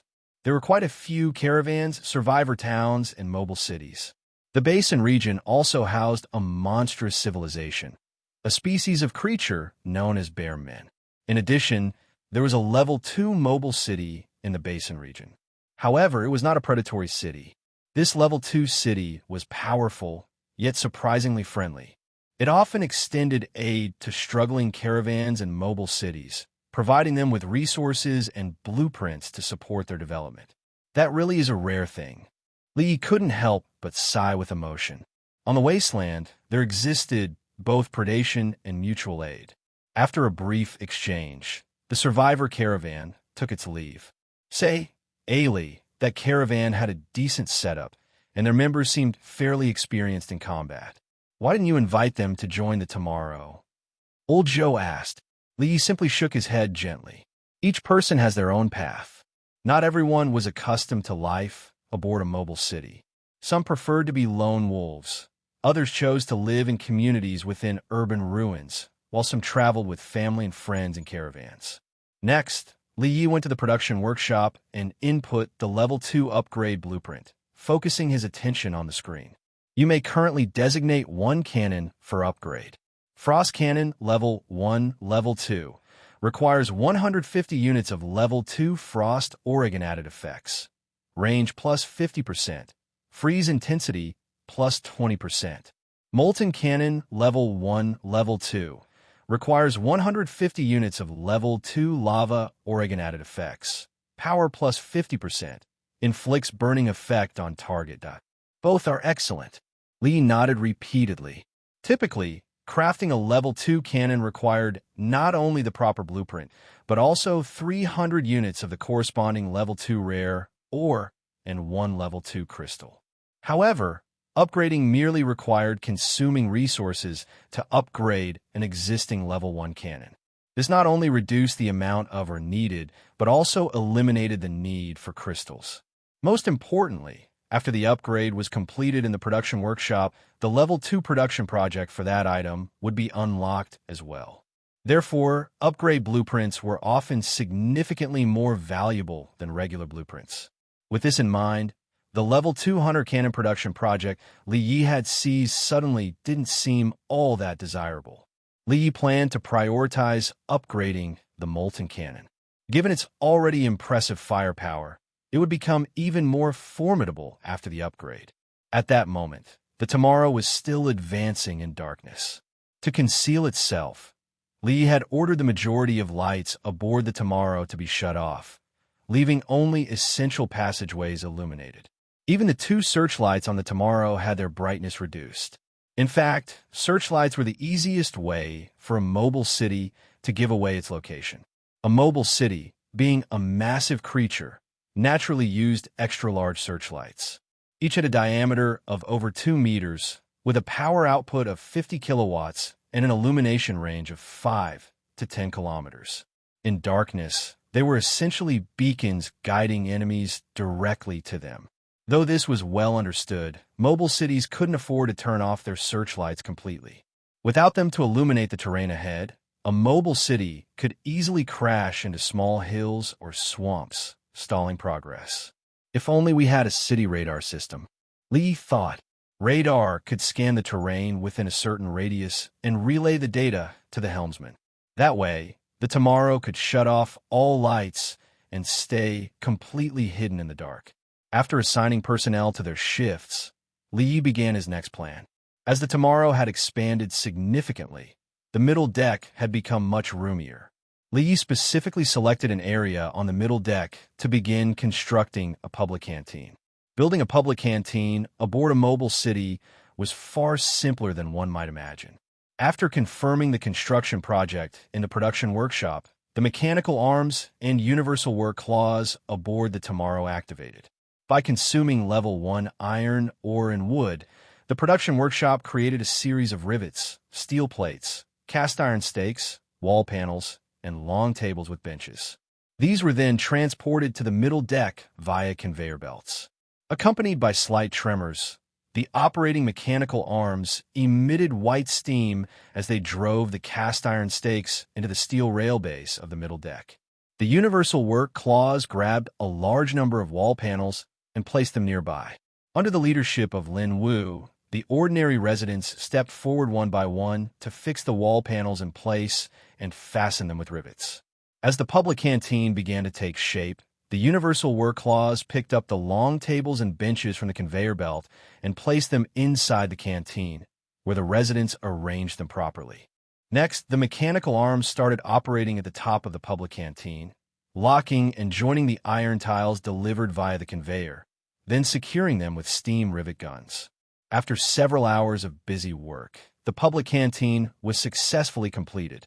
It had 2 floors and could accommodate over 150 people at once. Its construction consumed a total of 80 units of level 1 iron ore and 150 units of level 1 wood. By the way, the public canteen did not currently provide food. Li built it simply to offer everyone a place where they could sit down, eat, and chat. After all, the rooms for ordinary residents on the Tomorrow were only 9 square meters in size. Once the new batch of level 1 crops matured, Li would be able to launch territory services in the public canteen. That would only take a week or 2. According to his plan, the public canteen would recruit a few chefs and several staff members to operate, and the meals sold inside will be measured by contribution points. As for the recruitment of staff, Li naturally left the task to Lin Wu. Considering that Lin Wu was already serving as the deputy and had many territory affairs to handle daily, Li decided to have him train another mechanic so that he could fully focus on his duties as a deputy. Lin Wu had already decided on a candidate for this. It was the person Li Yi had previously assigned to him. After wrapping up these matters, Li Yi returned to the Lord's room on the upper deck. Now, the upper deck was much livelier. Lin Wu, Lin Xia, Ning Wen, and others had moved to the upper deck, while Old Zhou and Tang Fong had been there from the beginning. Li Yi lay on the bed and thought for a while, then closed his eyes for a brief nap. When he woke again, he instinctively glanced at the time. It was 3:25 in the afternoon. Normally, the sunlight would be intense at this hour, yet the outside remained completely dark. The tomorrow continued traveling as usual. It appeared nothing had occurred in the past few hours. Per Li Ye's instructions, the brightness of the two searchlights had been significantly reduced.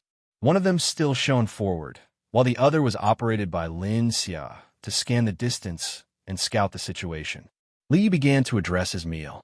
Today's lunch included 1 serving of instant noodle cups, several boiled blue heart potatoes, a serving of whole wheat biscuits, 1 egg, and a bottle of cola. Naturally, the place he chose to eat was the public canteen. According to Old Zhou, the canteen had opened right after it was built, and many residents had flocked there to eat, making the atmosphere especially lively. Li listened and nodded. Once the tomorrow's conditions improved in the future, he planned to construct a series of public facilities on board. However, he had just gotten halfway through his meal when the sound of an explosion came from nearby. Li immediately set down his food and rushed onto the armor plating. Through the binoculars, he barely managed to discern the scene in the distance. There seemed to be 2 mobile cities engaged in battle. His vision was impaired by the darkness, so he couldn't make out how many cannons and combat personnel were on the armor plating of the 2 cities. He could only judge from their size that both were level 1 cities. Lin Xia, turn the searchlights to full power, he immediately ordered. When the searchlight was turned to its maximum brightness, Li Yi saw one of the level 1 cities clearly. There were very few cannons and heavy machine guns on its armor plating, and it had no convoy. In stark contrast, it was equipped with numerous cranes, mechanical arms, and work claws, all fully outfitted. This appeared to be a fully equipped, level 1 engineer-type city. When the searchlight turned to another city, he was instantly stunned. That wasn't a mobile city piloted by the living at all. It was a zombie mobile city. Standing atop its armor plating were all ferocious-faced zombies. The zombie gunners operated the cannons with their rotting arms and opened fire. The zombie lookouts held binoculars, roaring as they reported the battle situation to their comrades. Nearby was also a zombie convoy belonging to it, with zombies wielding firearms and rocket launchers, roaring as they fired. Li couldn't help but furrow his brows. These zombies actually had intelligence? Not only could they use weapons, they could even operate a mobile city for combat. What made him even more uneasy was that all these zombies wore blood-red uniforms, seemingly belonging to their own faction. The zombies' combat style was similar to that of human mobile cities, but one point was particularly terrifying. They had a kind of cannon with an extremely large muzzle, and what it launched was not shells but zombies. Zombie gunners stuffed a group of zombies into the cannon muzzle, aimed at the human mobile city, and fired. With a thunderous boom, these zombies were launched onto the enemy's armor plating. Among them were even level 2 zombies. Tyrants, screeching banshees, web weavers, corroders.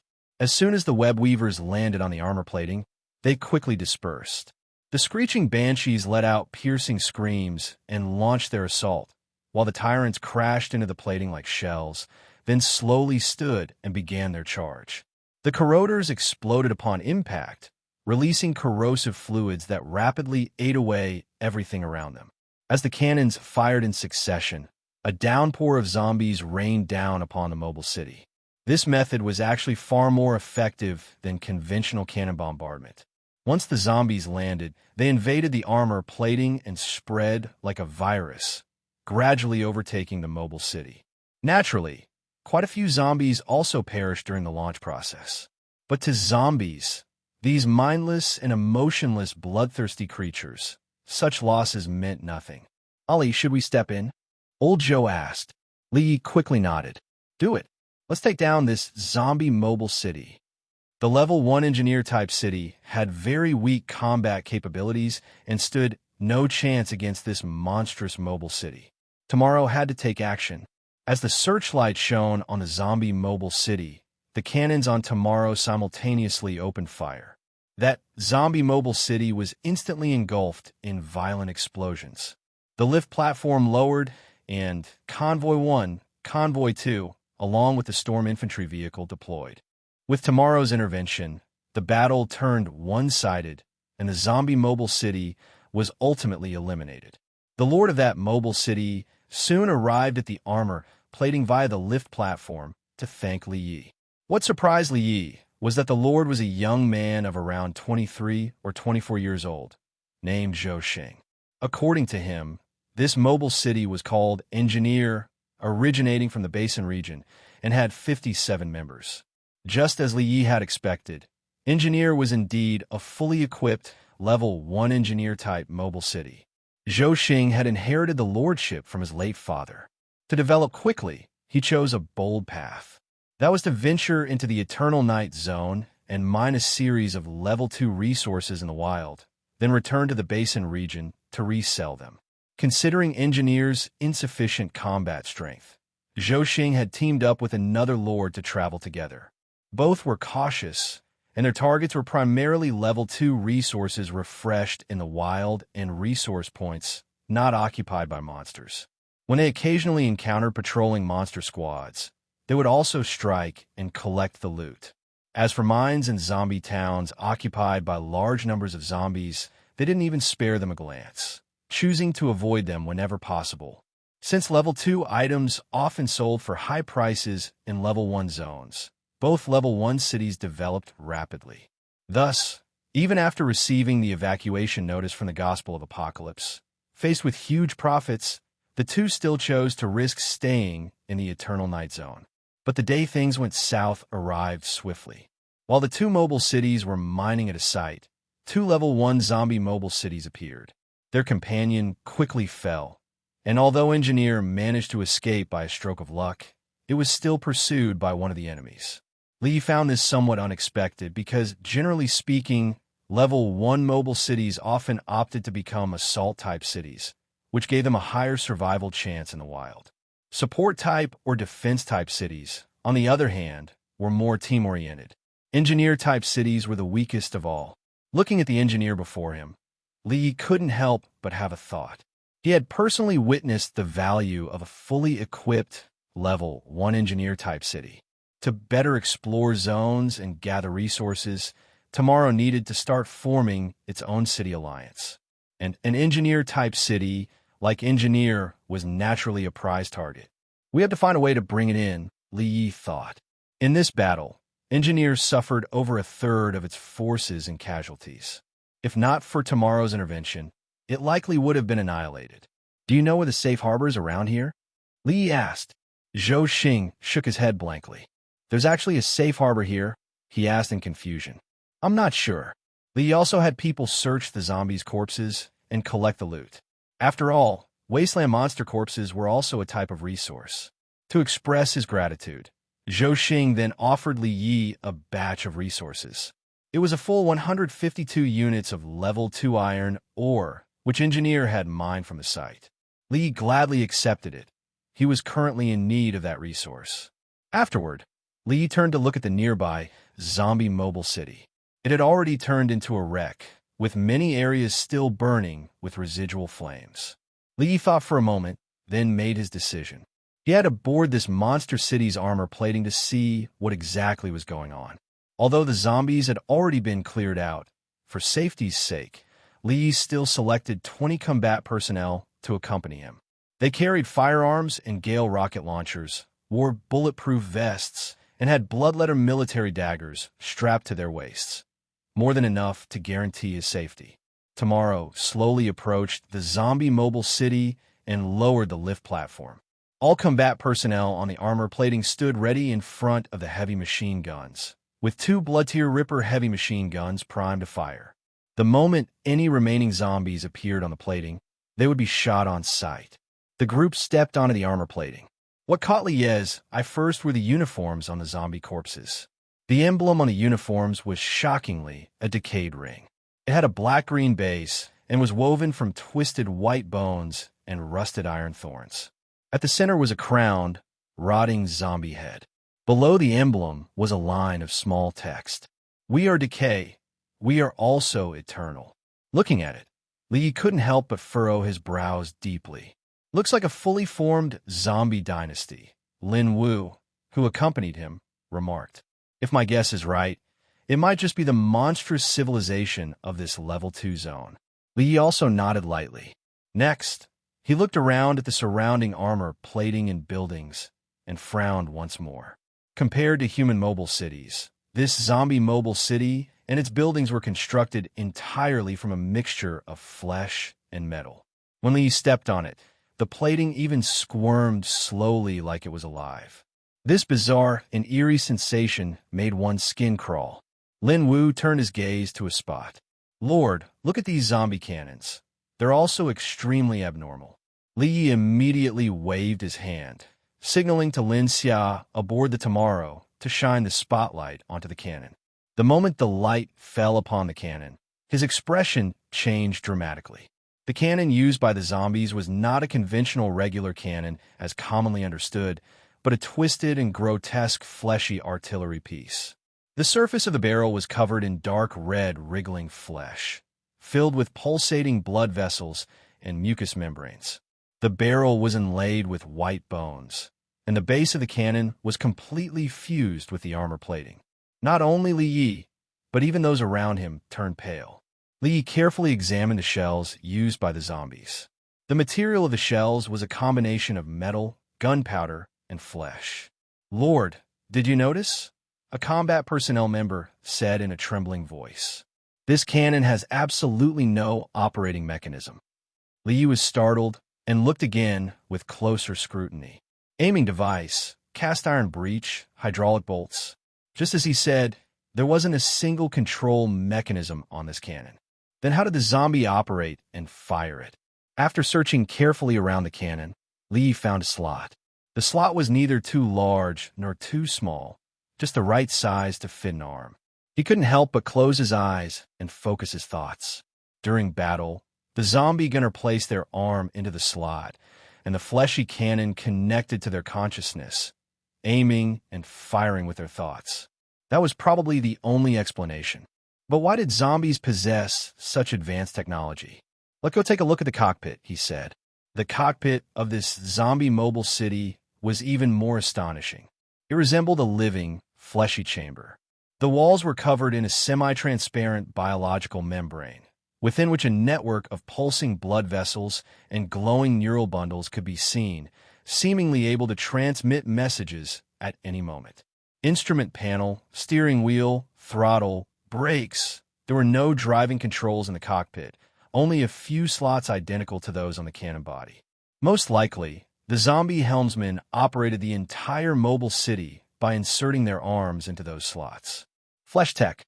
This term suddenly emerged in Li Ye's mind. It was originally a concept from science fiction novels and games, usually referring to technology that merged organic biological tissues, nervous systems, and even living organs with mechanical systems. Such buildings and ships would exhibit a bizarre hybrid style of living tissue and machinery, combining the softness of biological organs with the precision of mechanical structures. At this moment, flesh tech was so vividly displayed before Li Ye's eyes. I'm afraid that inserting their arm into the slot not only allows them to control the cannon and city, but also enables a mental link through these vascular networks and glowing neural bundles, Lin Wu speculated. In that way, they can share combat information in real time and execute combat commands immediately. Li nodded gravely. He had already faintly suspected this. His gaze couldn't help but pass through the cockpit window, looking deeper into the eternal night zone. Clearly, many secrets were hidden here. "Let's go. We'll check out the production workshop," he waved. Even monstrous mobile cities must have a series of production projects in their production workshop. Li intended to take a look and perhaps find something usable, a living, breathing industrial organism. That was Li Ye's first impression upon seeing the production workshop. It didn't look like any mechanical structure. Instead, it resembled some kind of massive flesh organ, and it even radiated warmth. Li tentatively approached the device in the production workshop and verified his lord's wristband. A series of Level 1 production projects immediately appeared on the screen. Everyone was shocked when they saw it clearly, and Li Ye's expression also changed. What lay before them was a list of production projects that were utterly flesh cannon. Requires 200 units of flesh, 100 units of white bone, 150 units of iron or to craft. Skeletal city armor. Requires 300 units of white bone, 100 units of flesh, 300 units of iron or to craft. Heavy bone city tires. Requires 500 units of white bone, 150 units of iron or to craft. Stitch treads. Requires 150 units of flesh, 200 units of white bone, 100 units of stitching thread, 200 units of iron or to craft. Disgusting. This is just too disgusting. Old Joe couldn't help but speak up. Li also shook his head repeatedly. He hadn't expected that the city accessories of a zombie mobile city would actually require flesh and white bone. This was far beyond what he had imagined. These grotesque Level 1 production projects. He didn't want a single one. After all, he was still human and could not accept the idea of using flesh and bones to enhance a city. Moreover, he had no idea where to gather those materials. Upon hearing what Li Yi and his group had seen in the zombie mobile city, Zhou Xing's expression also changed. This lord did not return to his own mobile city, but instead, under Tang Feng's lead, briefly toured the Tomorrow. After seeing the Tomorrow's series of configurations and Level 2 items, he couldn't help but feel envious. Seeing Zhou Xing hesitating to speak, Li Yi gently nodded. In truth, this visit was arranged by him with the very intention of stirring Zhou Xing's interest in the Tomorrow, so that he could naturally bring up his offer. Would you be willing to join my city alliance and become my companion? Li Yi asked. Zhou Xing thought for a moment and then nodded in agreement. For a Level 1 mobile city, exploring a Level 2 zone like the Eternal Night Zone was simply too dangerous. Having a Level 2 city as a companion would undoubtedly allow for better development. In fact, for the vast majority of Level 1 cities, once they reached full configuration at Level 1, their development within Level 1 zones hit a bottleneck. At that point, the choices became very limited. First, find a location with abundant freshwater and mineral resources and settle there as a Level 1 fortress. Second, within Level 1 zones, try to collect Mobile City Promotion Blueprint, City Structure Blueprint, City Crystal, City Alloy, and other resources to upgrade to a Level 2 city and head for a Level 2 zone. Of course, this would involve fierce competition, and some might be stuck for years. Third, proceed to a Level 2 zone as a fully equipped Level 1 city. As for the addition of the engineer, Li naturally welcomed it with open arms. A fully equipped Level 1 engineering-type city, such a functional companion, was a rare find. If resources were gradually invested to nurture the engineer, it could become a tremendous asset to the Alliance in the future. Then I'll set the invitation code for Channel K1 and send it to you, he said. Zhou Xing was instantly stunned upon hearing that. You actually have a city radio? Upon learning that Li Yi not only had one, but that it was also a Level 2 radio, he was so excited he didn't know what to say. Energy shield, storm infantry vehicle, city camouflage, and now a Level 2 city radio. This Level 2 city's configuration was utterly outrageous. Clearly, he had found an exceptionally powerful ally. What a twist of fate! He couldn't help but sigh inwardly. After encountering the zombie mobile city and losing his fellow companions, he had been completely disheartened. He never expected such a dramatic turnaround, leading him to such a promising path. Li proceeded to set the invitation code SH5215 and inform Zhou Xing. A few minutes later, City Communication Channel, K1, members, 2/12. Engineer, hello. Tomorrow, I can see you. Engineer, this is unbelievable. This is a level 2 city radio. It can accommodate up to 12 members. Tomorrow, our members will keep increasing in the future. After a brief chat with Zhou Xing, Li closed the city radio. After all, this thing consumed a considerable amount of energy and couldn't stay on all day. Once his City Alliance members gradually increased, Li planned to open it at fixed intervals. Brotherly, should we give the City Alliance a name? Tang Fong reminded from the side. Li thought for a moment, then spoke. Let's call it the Tomorrow Alliance. Accompanied by a few roaring sounds, the Tomorrow and the engineer started up and drove into the depths of the Eternal Night Zone. Li immediately convened Old Zhou, Ningwen, Lin Wu, and others for a meeting to discuss what they had seen in the zombie mobile city. This Eternal Night Zone is very strange. I suggest we leave this area as soon as possible and head to a new zone. Old Zhou spoke with evident worry. Ningwen hesitated for a moment, then spoke up. I agree with Uncle Zhou. Li looked at Lin Wu. What about you, Lin Wu? Lin Wu adjusted his glasses. I think we need to figure out what's going on in the Eternal Night Zone. Li nodded. In fact, his thoughts aligned with Lin Wu's. No matter what's happening in the Eternal Night Zone, we must get to the bottom of it, he said. A new day arrived. When Li opened his eyes, it was still pitch black outside. He glanced at the time and saw that it was 6:43 a.m. Without bothering to get dressed, Li opened the system to check. The system's cooldown had reset. Time until next intelligence refresh. 5 days, 16 hours, 52 minutes, 59 seconds. Number of intelligence entries, 6. A refresh interval of 6 days. Looks like this batch of intelligence will be valuable. Li nodded. After washing up and stepping out of the armor plating, he found the combat personnel already conducting routine patrols. Seeing the Lord approaching, they all waved in greeting. Li returned the gesture briefly and then walked toward the warehouse. There, he picked up a vegetable bun for breakfast. The filling of the vegetable bun was made from recently harvested emerald lettuce, and it tasted quite good. The food and fresh water of the Tomorrow were distributed uniformly through the warehouse, and residents received them by paying contribution points.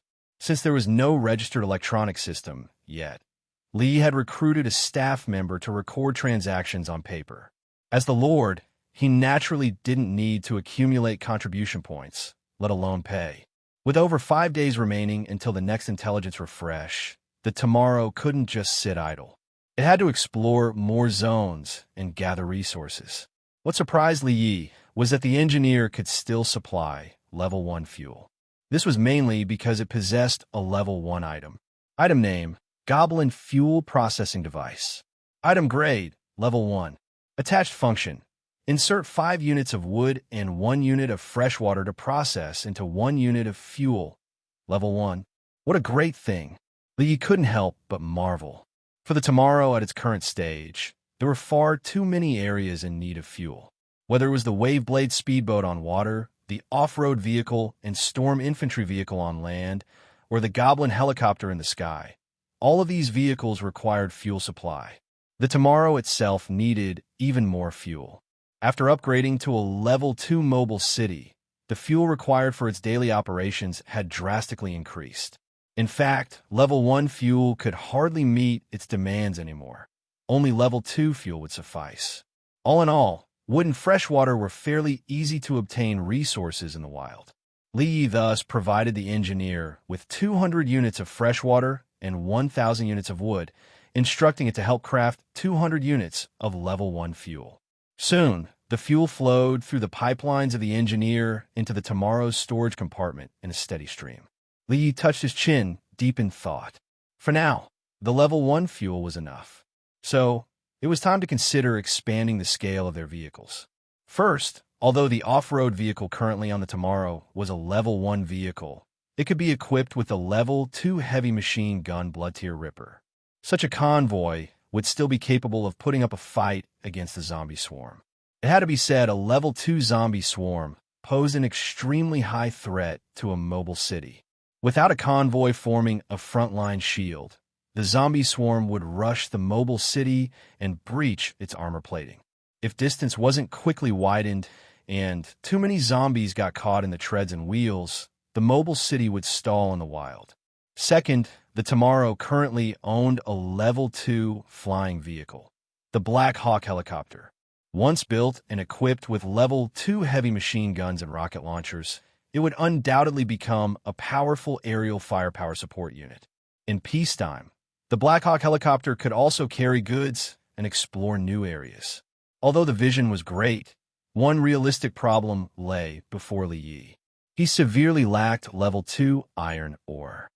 Zombie swarms, bonfire outposts, patrol convoys, watchtowers, fortresses, flesh mobile cities, fortified strongholds.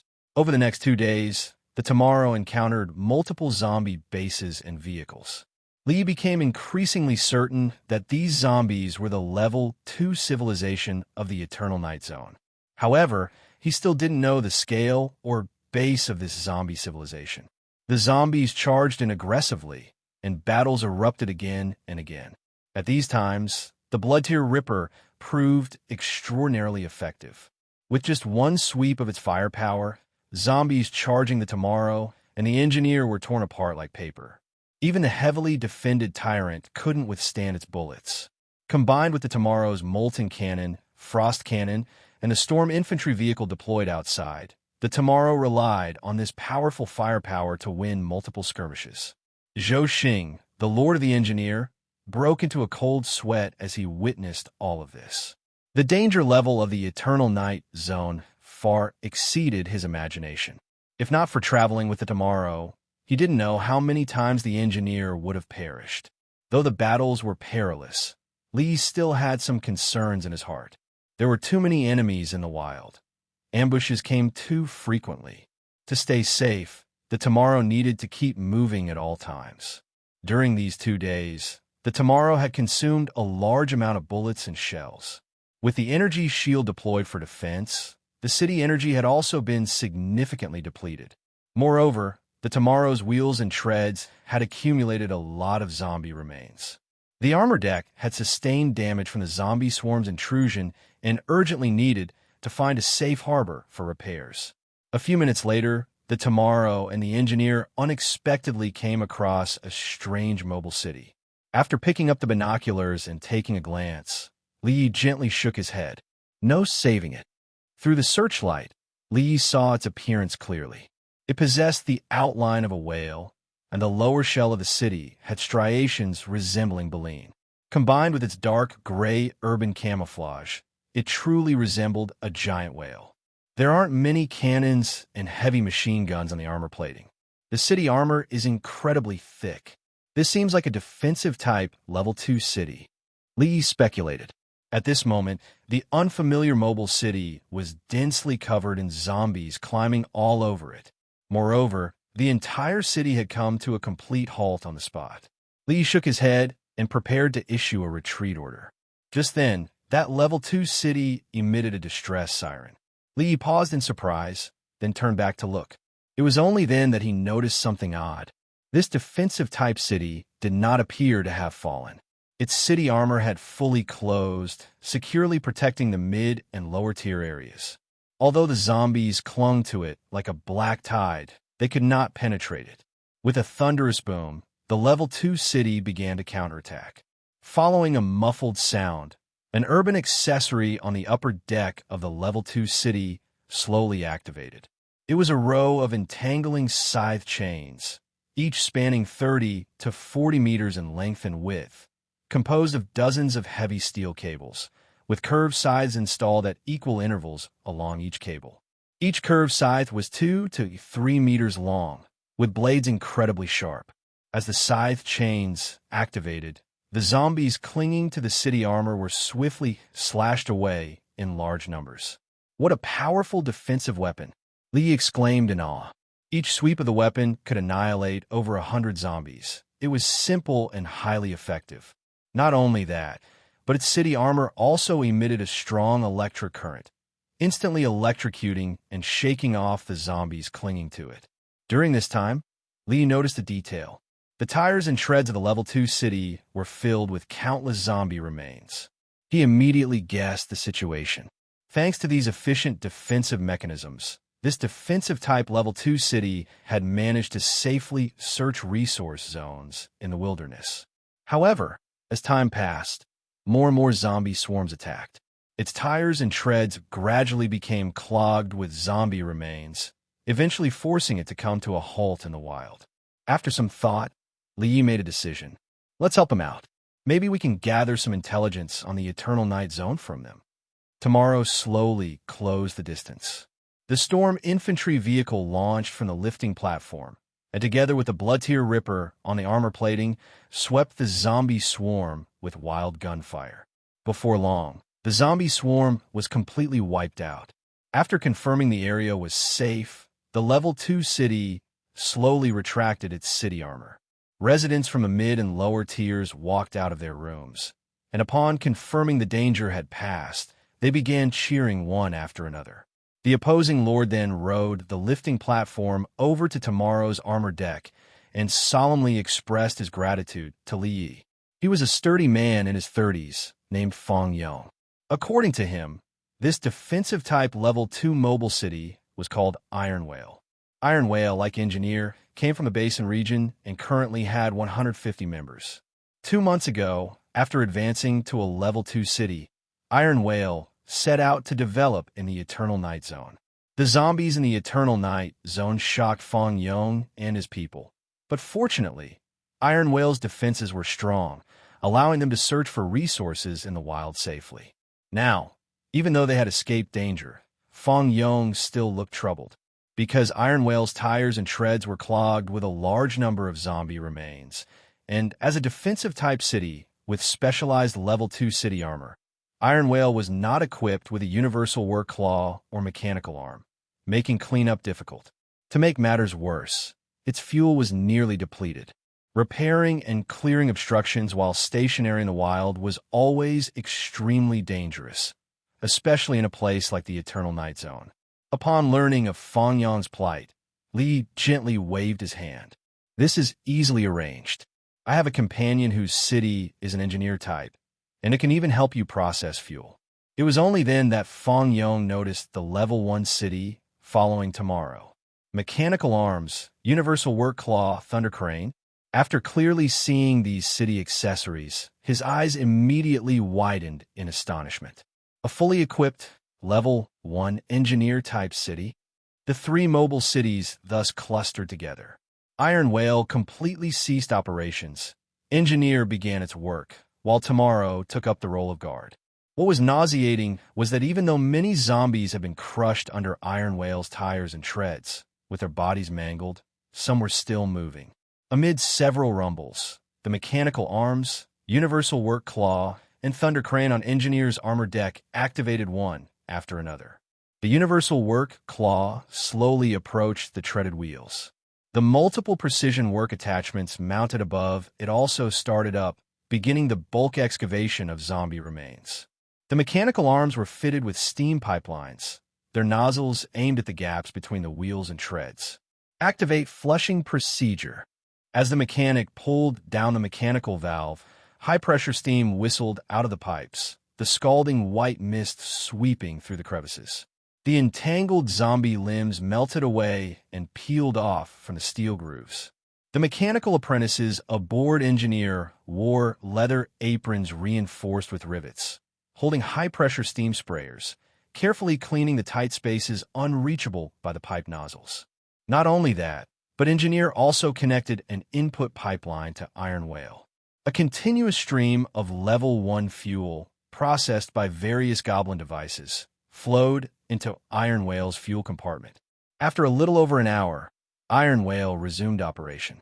Thank you so much. Fong Yong gripped the hands of Li Yi and Zhou Xing tightly. If it weren't for them, he truly had no idea how Iron Whale could have escaped its predicament. To express his gratitude, he provided 200 units of Level 2 iron ore to each of them. What surprised Li Yi was that Fong Yong actually knew the location of Safe Harbor in the Forest of Death. I was just about to head back. Let's travel together, Fong Yong waved. Li Yi and Zhou Xing exchanged a glance, then placed their hands on Fong Yong's shoulder. By the way, are you interested in joining our city alliance? Join you. Fan Yong was taken aback. He couldn't help but start thinking seriously. Tomorrow was a level 2 assault-type city with decent equipment. It looked like a solid companion. But what attracted him even more was that the accompanying engineer was a fully equipped level 1 engineer-type city. With such a companion, Iron Whale could not only receive fire support, but also regular maintenance, obstacle clearing, and fuel supply. This would obviously make traveling in the wild much safer. The more Fan Yong thought about it, the more tempted he became, especially upon learning that Tomorrow possessed a city radio and was even a level 2. He became extremely excited. Whether a city alliance had a city radio made all the difference. Only with a city radio could one truly call it an alliance. Without it, it was nothing but scattered sand. All right, I agree to join. He nodded in response. After receiving the invitation code shared by Li Yi, the Iron Whale joined the K1 city communication channel. Seeing his two companions in the channel, Li Yi couldn't help but nod. With a defensive-type city and an engineer-type city now secured, his Tomorrow alliance had begun to take shape. He planned to recruit a fire support-type city and then a few assault-type cities. The three mobile cities thus set off. Over a dozen hours later, Li Yi laid eyes on the so-called safe harbor that Fan Yong had mentioned. It turned out to be a level 2 fortress standing tall on the plains. Its scale was several times larger than Roland Fortress. The city walls of this level 2 fortress were not made of brick or stone, but welded from multiple layers of composite armor plating, each piece up to 2 meters thick, covered in rivets and cooling pipes. Gear hinges were also installed at the joints of the city walls, allowing it to slowly adjust its posture when necessary.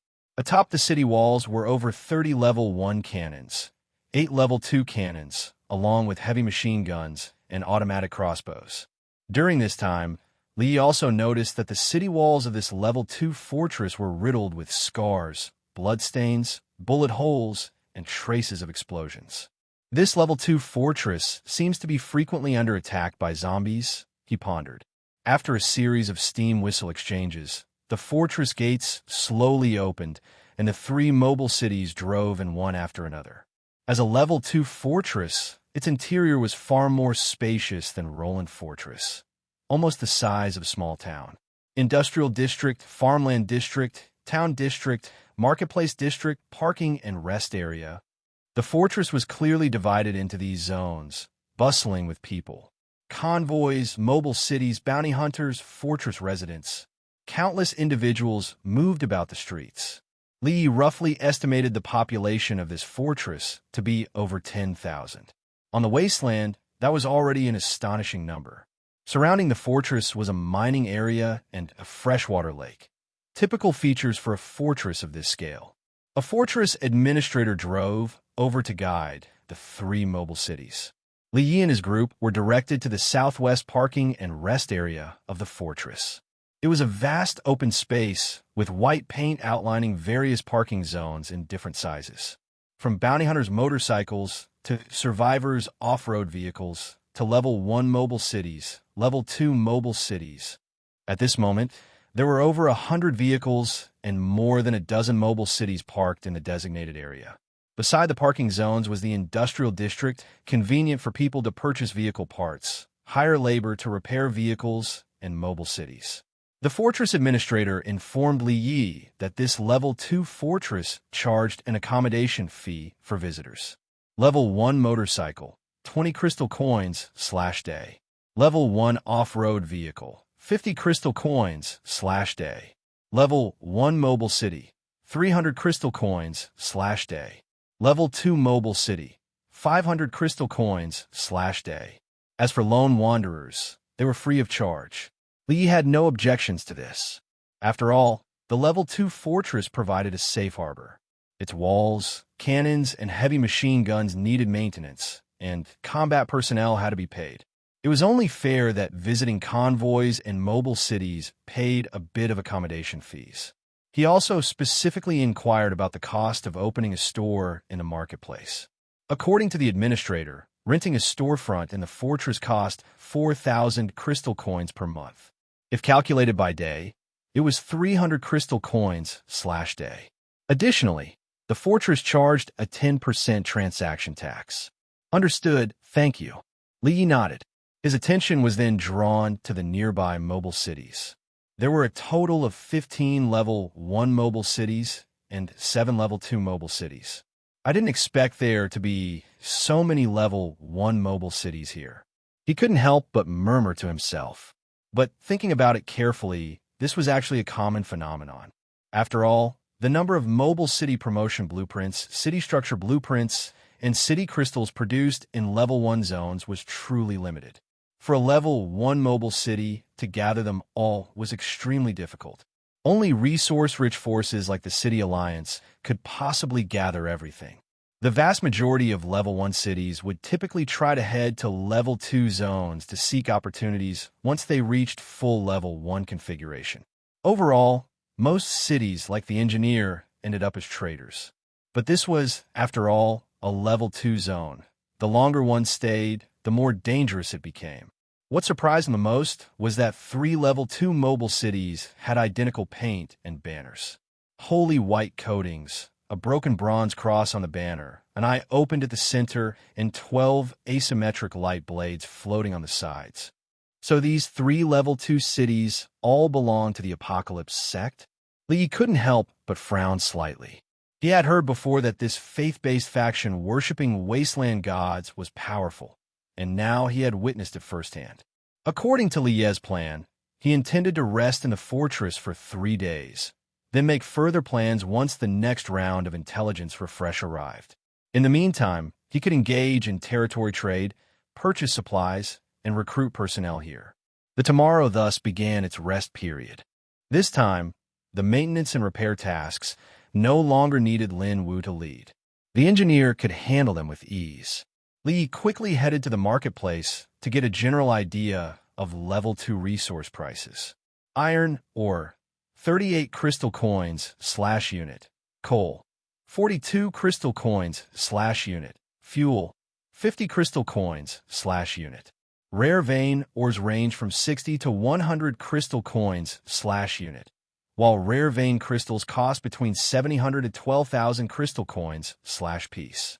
Too expensive. He couldn't help but furrow his brow tightly. These prices seem a bit inflated.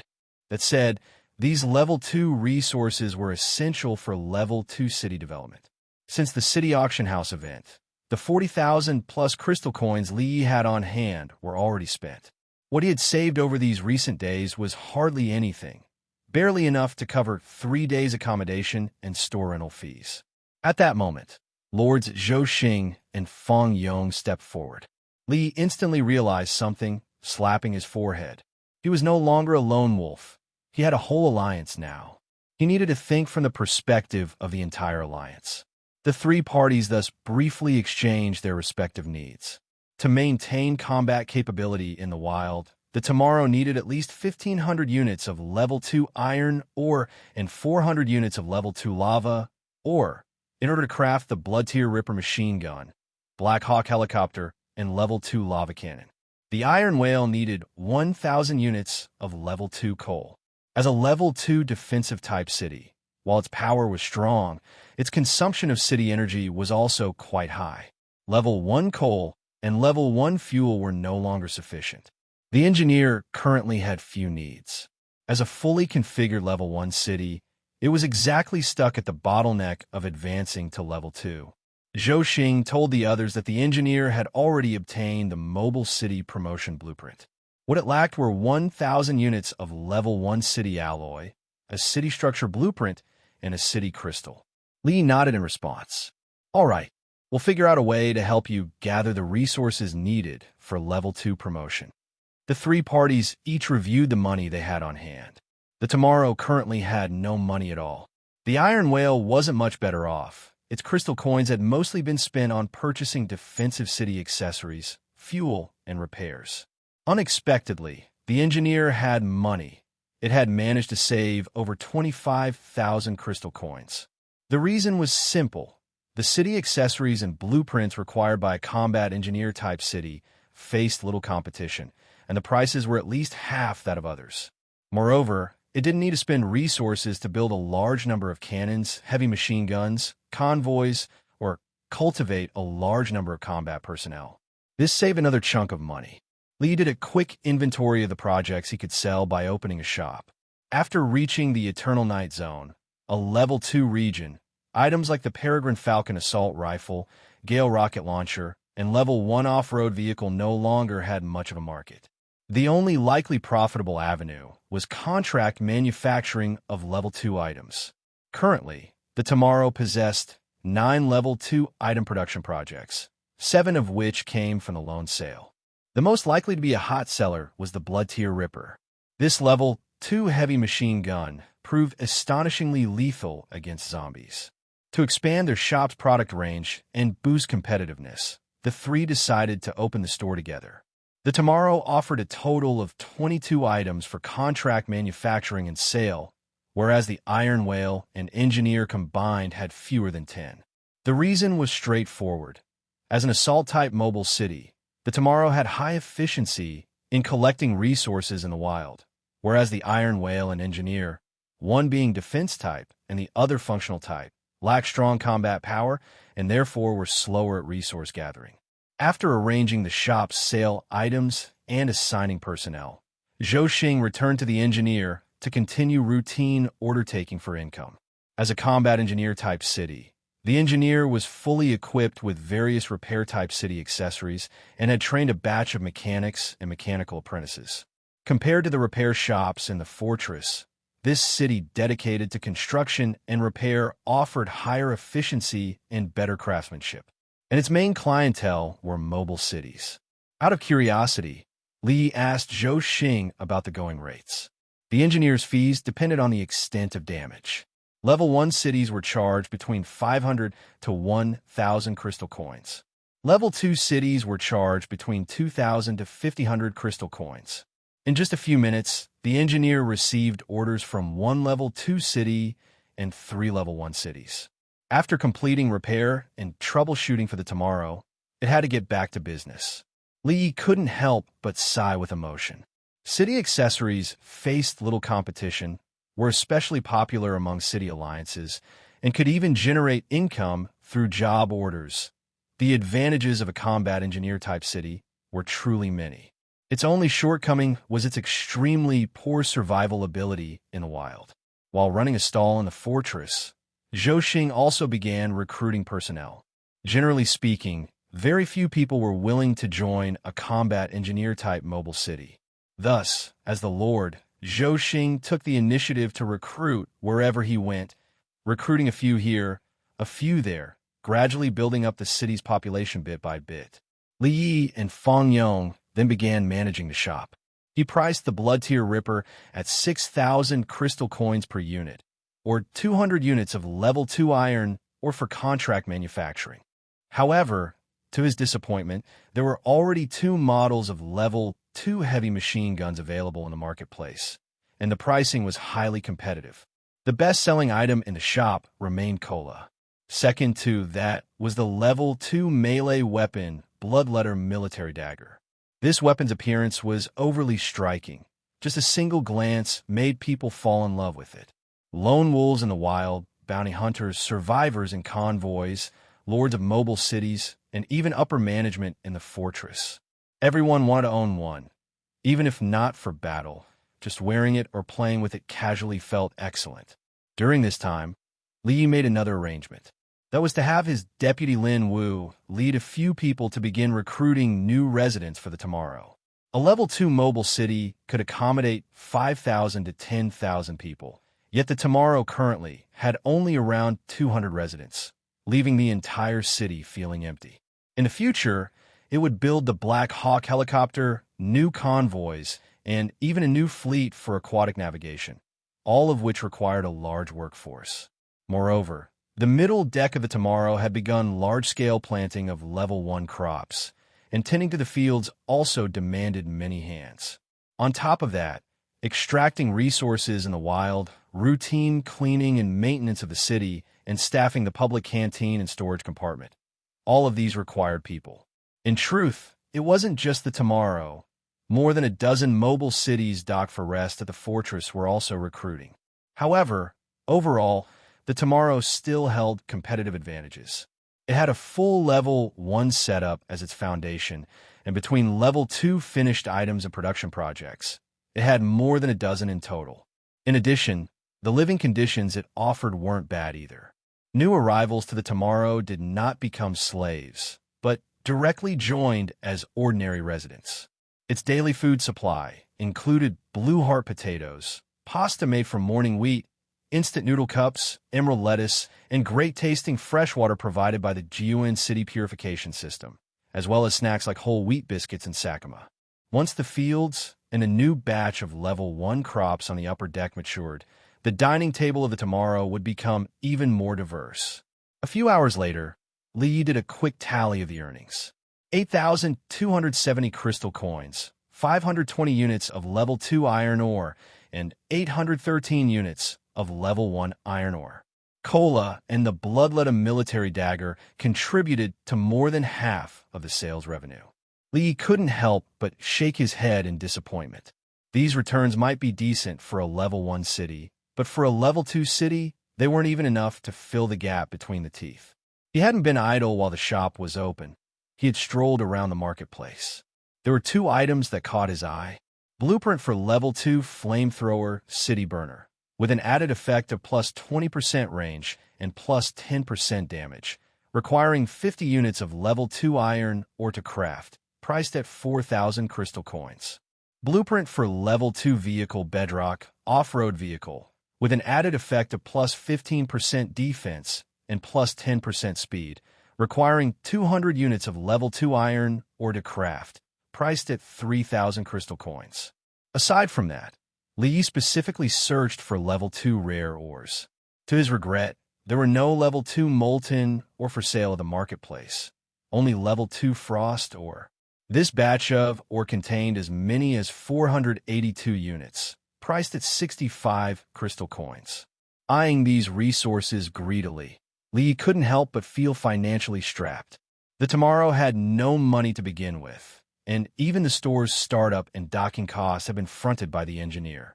Blueprints for the level 2 flamethrower, level 2 vehicle, level 2 frost, or plus over 1,000 units of level 2 iron ore he wanted to purchase. All of this together would cost a full 50 to 60,000 crystal coins. In addition, Fangyang's Iron Whale had its own needs. 1,000 units of level 2 coal.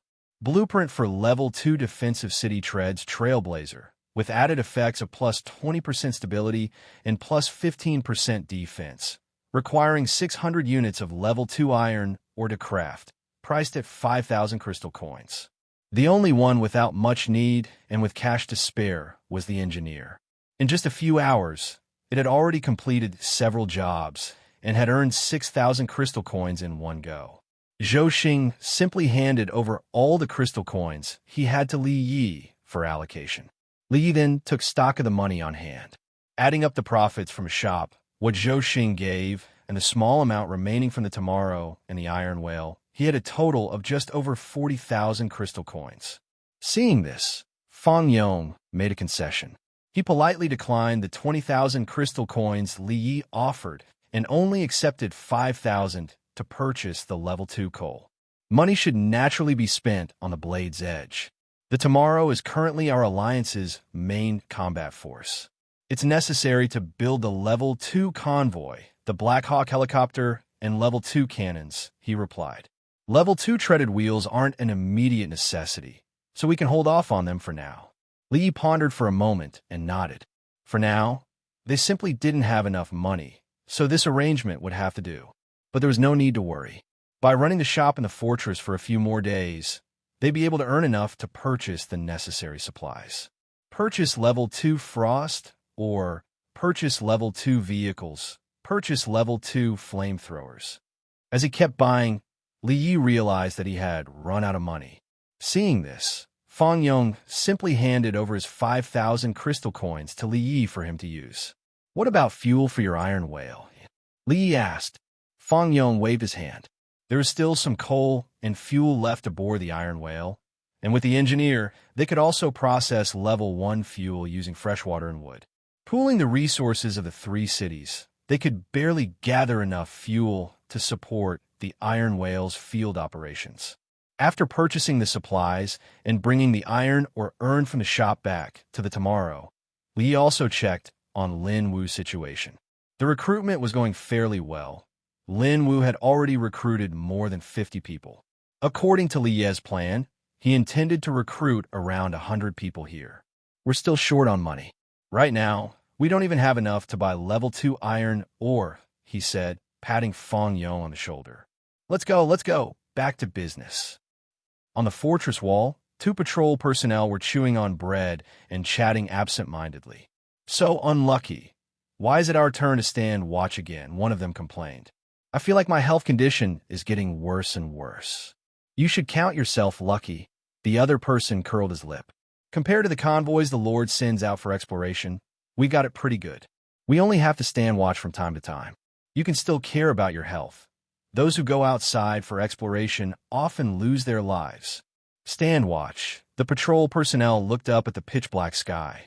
It's long night every day now. What's the difference? After finishing off the remaining bread in his hand, he rubbed his hands together and casually tossed the wrapper over the city wall. Overall, he was fairly content with his current life. The salary for patrol personnel was decent, and meals were provided daily. He didn't need to risk his life going out for exploration like others. Hey, have you noticed that the zombie swarm attacks have been getting more frequent this past month? His companion asked. Recently, there was even a zombie mobile city. The patrol personnel frowned. Thinking carefully, it did seem to be the case. Just then, the fortress wall beneath their feet began to tremble slightly. The two snapped back to reality and quickly observed their surroundings. It wasn't just the wall. Even the ground was shaking. This was an earthquake. Earthquakes didn't follow such a rhythmic pattern. One of them realized what it was and immediately directed the nearby spotlight into the distance. What they saw was a black tide surging from the horizon. The zombie swarm was upon them again. Seeing this, the two of them instantly turned pale. The fortress had faced zombie swarm attacks in the past too, but the scale had usually been in the hundreds or thousands. Just minor scuffles for the fortress. Occasionally, zombies would form a human wall, but those were quickly mowed down by heavy machine guns. But this time, the number of zombies reached into the hundreds of thousands. And it wasn't just level 1 zombies. There were also large numbers of tyrants, corroders, and screeching banshees, all level 2 zombies. Even worse, under the spotlight's illumination, the two also spotted the source of the tremors. It was none other than over a dozen zombie mobile cities. Among them, several were even level 2. At the very center of the zombie swarm was a level 2 zombie city with a crimson coating. Sitting in the cockpit was a zombie clad in a blood-red uniform. He seemed to be the supreme commander of the zombie swarm. This zombie commander wore a half-rotted military uniform, with a silk sash draped diagonally from his left shoulder to his right waist. A ceremonial sword hung at his side, giving him a rather aristocratic air. As he slowly drew his sword and uttered an obscure and unintelligible language, the zombie swarm surged forward like it had been incited, rushing toward the level 2 fortress. The two patrol personnel were so terrified their legs gave out, and they immediately began broadcasting the alarm. Zombie swarm incoming! Zombie swarm incoming! Alarms blared across the entire level 2 fortress. Combat personnel rapidly took their positions, and the spotlights on the fortress wall swung toward the horizon. When they saw the surging zombie swarm rolling in like storm clouds, everyone's expression changed. What's going on? Fang Yong furrowed his brows inside the marketplace district. Li also looked uneasy. I've got a bad feeling. Let's hurry back to the armor deck. Just then, a shell suddenly landed near their store and exploded with a deafening blast. Li turned his head, and his face changed instantly. That was no ordinary shell. It was a zombie. He immediately understood the situation. The alarm at the fortress was due to a zombie swarm attack outside, along with zombie mobile cities. The zombies had been packed into cannons and fired into the fortress. Half of the zombies used as shells were casualties. The surviving ones staggered to their feet and began roaring as they lunged at the nearby panicked crowd. Fang Yong hadn't even recovered from the shock when a zombie charged right at him, ready to bite. In the nick of time, Li struck down the zombie with his bloodletter military dagger and saved him. "Move! We need to retreat to the armored deck immediately," he shouted. At that moment, large numbers of zombie shells began falling into the fortress one after another. The zombies landed like black dots, gradually spreading throughout the fortress. Li Yi and Fang Yang's group found themselves in an extremely dire situation.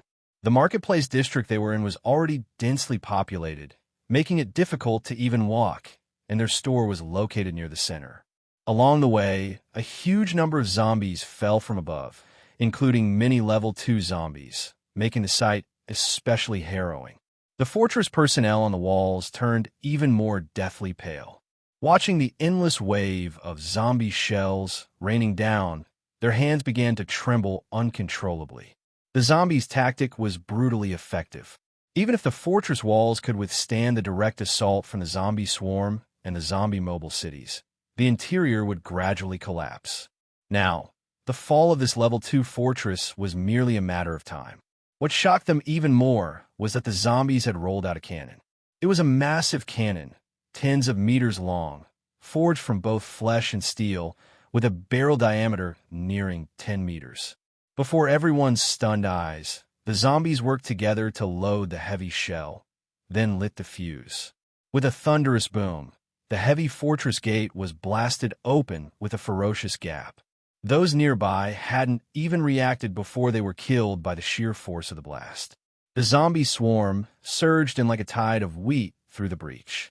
This fortress is done for. After witnessing the zombies swarming in through the breach, a bead of sweat slid down Li Ye's forehead. At this very moment, the situation for their group was far from good. Above their heads, a rain of zombies began to fall. The cannons of the zombie mobile city fired one after another, launching more and more zombies into the fortress. The vast majority of these zombies died either during launch or upon impact, while the surviving ones crawled out of the blast craters, roaring as they charged toward the people. Among them were not only tyrants, corroders, and screeching banshees. These were all level 2 zombies. Those bitten by the zombies were immediately infected, and the virus spread rapidly throughout the marketplace district. Li Yi and the others ran frantically while firing wildly at the surrounding zombies. However, since they only carried level 1 firearms, the effect on the zombies was minimal. Seeing this, Li Yi simply stowed away his gun and swung the bloodletter military dagger. By the time they finally managed to fight their way out of the marketplace, more than half of the people inside had already been infected. A dark mass of the zombie swarm surged out from the entrance. "Stop shooting. Run." Li Yi immediately pulled Fang Yong along. Looking around, he saw that several more breaches had been blasted into the city walls, and the tide of zombies surged into the fortress like a flood. Thanks to the evacuation notice sent out a few minutes earlier, most of the convoys and mobile cities in the parking and rest area had already begun to move. As for the few convoys and mobile cities that could not move, the people there were in situations similar to Li Yi and his group, either doing business in the marketplace or drinking and relaxing in the residential and living district, making it difficult to return in time. At this moment, it was also raining in the parking and rest area. Countless zombies landed on the armor decks of vehicles and mobile cities. The most terrifying among them were the web weavers. They leapt and climbed nimbly, pouncing on one gunner after another like hunting spiders. Li Yi then cast a worried glance toward the tomorrow. It had to be said that his usual cautious habits were finally proving useful. Although the tomorrow was undergoing rest and maintenance in the parking and rest area, at least several squads of combat personnel were on standby on the armored deck, and at least one of the 2 helmsmen was in the cockpit. By now, it had already powered up. The combat personnel on the armored deck were ready at the heavy machine guns and cannons, and the storm infantry vehicle was in position on the upper deck, beginning to sweep the surrounding zombies wildly. The engineer and Iron Whale also arrived beside it at this moment, and the 3 mobile cities began gradually driving away from the soon-to-be overrun parking and rest area. Other convoys and mobile cities in the parking and rest area followed closely behind, evacuating rapidly. After all, Everyone was surviving in the wastelands, and caution had become second nature. Most had prepared contingency plans. What shocked Li Yi the most were the 3-level, 2 mobile cities belonging to the Apocalypse sect. The sect members on their armor decks were remarkably well-trained. The heavy machine guns and cannons fired in unbroken succession. Combined with convoys deployed via lifting platforms to join the battle, they practically held back the overwhelming zombie swarm by sheer force. "Impressive," he sincerely exclaimed. Clearly, a book in one hand, a gun in the other, was the sect's creed. "Lord, look over there!" A nearby combat personnel pointed in panic toward a location. Li turned his head and immediately felt a sense of dread. In the distance, the opening mechanism for the fortress gate had already been overrun. It was now a dense sea of zombies. This fortress gate probably won't open anytime soon. How on earth is the Tomorrow supposed to escape? Beads of sweat instantly trickled down his forehead. In truth, what worried him even more than that was their current situation. At this moment, just a few dozen meters behind Li Yi and his group surged the dark tide of the zombie swarm. They were still several kilometers away from their own mobile city. Alongside them ran many other survivors who had escaped from the marketplace. Those who ran even a bit slower were immediately engulfed by the zombie swarm. Accompanied by a series of hissing roars, several web weavers suddenly burst out from the zombie swarm and pounced ferociously onto the leading survivors. "These zombies are seriously disgusting," Fan Yong couldn't help but shout. One person was frantically fleeing through the fallen fortress, with hundreds and thousands of zombies chasing just behind. If it were a movie, it might feel thrilling, but experiencing it firsthand was far from pleasant. However, Li Yi and his group didn't need to run for kilometers. Just a few dozen meters would do. That was because Li Yi usually acted with great caution.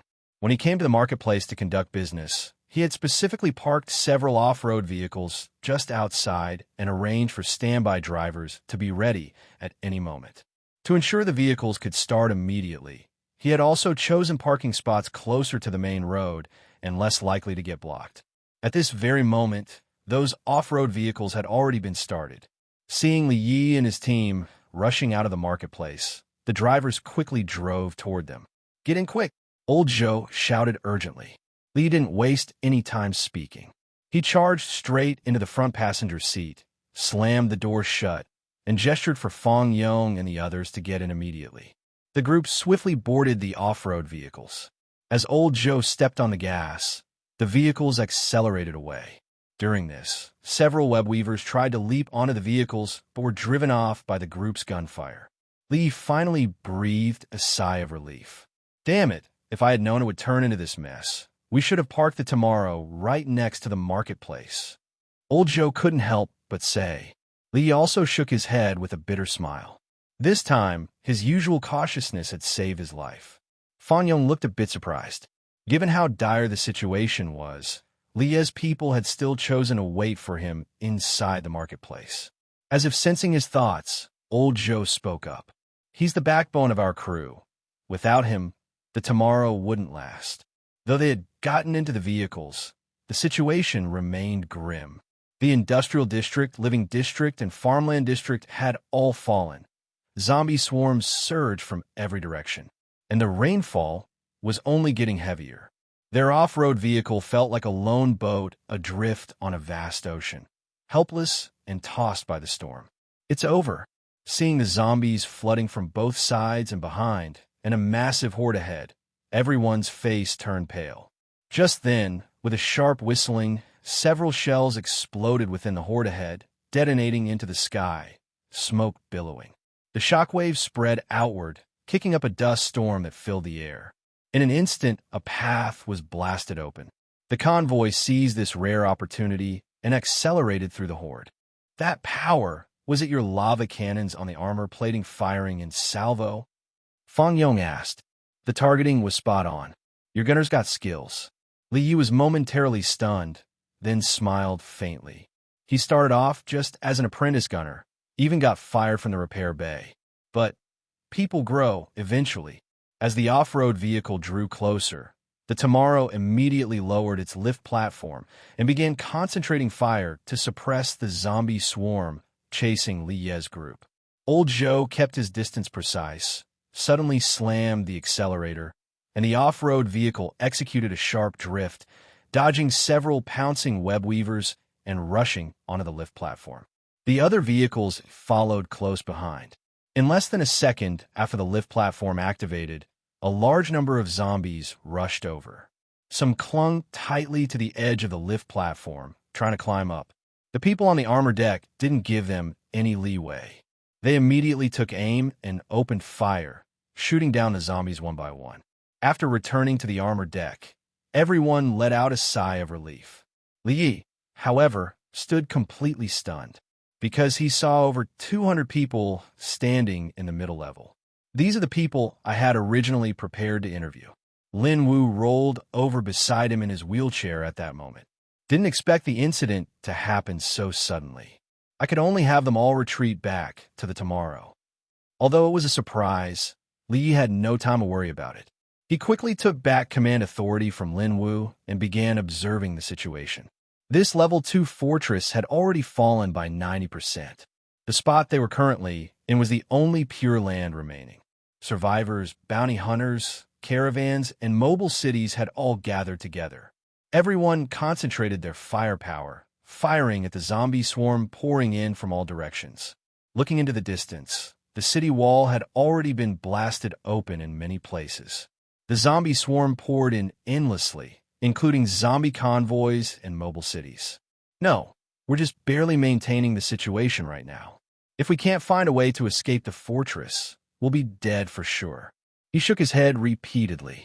To rush through those breaches meant facing the surging zombie swarm. And zombies especially like using their bodies to jam the wheels and treads of mobile cities. Just then, a hand pressed down on his shoulder. Li turned his head and saw it was Fang Yong. "Let me go back to the Iron Whale," he shouted urgently. The Iron Whale is a defensive-type city. In acceleration mode, it can crash through the city wall in one go. Li's eyes lit up instantly upon hearing this. "I've got a helicopter right here. I'll arrange for you to board it immediately." He arranged for Fang Yong to board the helicopter and return to the Iron Whale at nearly the fastest speed possible. Once back on the Iron Whale, Fang Yong quickly issued commands, switching it into the mode previously used to defend against the zombie swarm. With a loud roar, the Iron Whale began accelerating. The level 2 city crashed straight through the thick city wall with astonishing force. Good. Li's eyes lit up instantly. The Tomorrow and the engineer followed closely behind, escaping the fortress through the breach in the city wall. Other caravans and mobile cities also turned around and fled along the same gap. During this time, everyone reached a tacit understanding and opened fire at the oncoming zombie swarm. The zombies aboard the mobile cities clearly didn't want to let the survivors go. They mobilized their cannons and opened fire, including those large-caliber cannons filled with zombies. With each booming roar, the zombies attacked from afar like a torrential rain. What a despicable move. Li couldn't help but grit his teeth. He also had to admit this tactic of the zombies was both disgusting and extremely effective. For human mobile cities, if the zombies landing on the armor deck weren't dealt with immediately, they would spread like a virus across the deck. This tactic was even more deadly than a level 2 cannon. Even worse, these shells contained level 2 zombies like tyrants, web weavers, corroders, and screeching banshees. They had far stronger vitality than level 1 zombies. Once they landed on the armor deck, they could almost immediately join the fight. One unfortunate level 1 city was hit. Its firepower on the armor deck couldn't handle the large number of zombies falling onto it. The first casualties were the combat personnel operating the cannons, heavy machine guns, and firearms. As they died one by one and turned into zombies, the armed forces of this mobile city completely shut down. The zombies surged over the entire city like a tidal wave. Very soon, it came to a halt. Actually, there are many other level 2 zombies among this zombie swarm, but I haven't had the time to introduce them to you yet.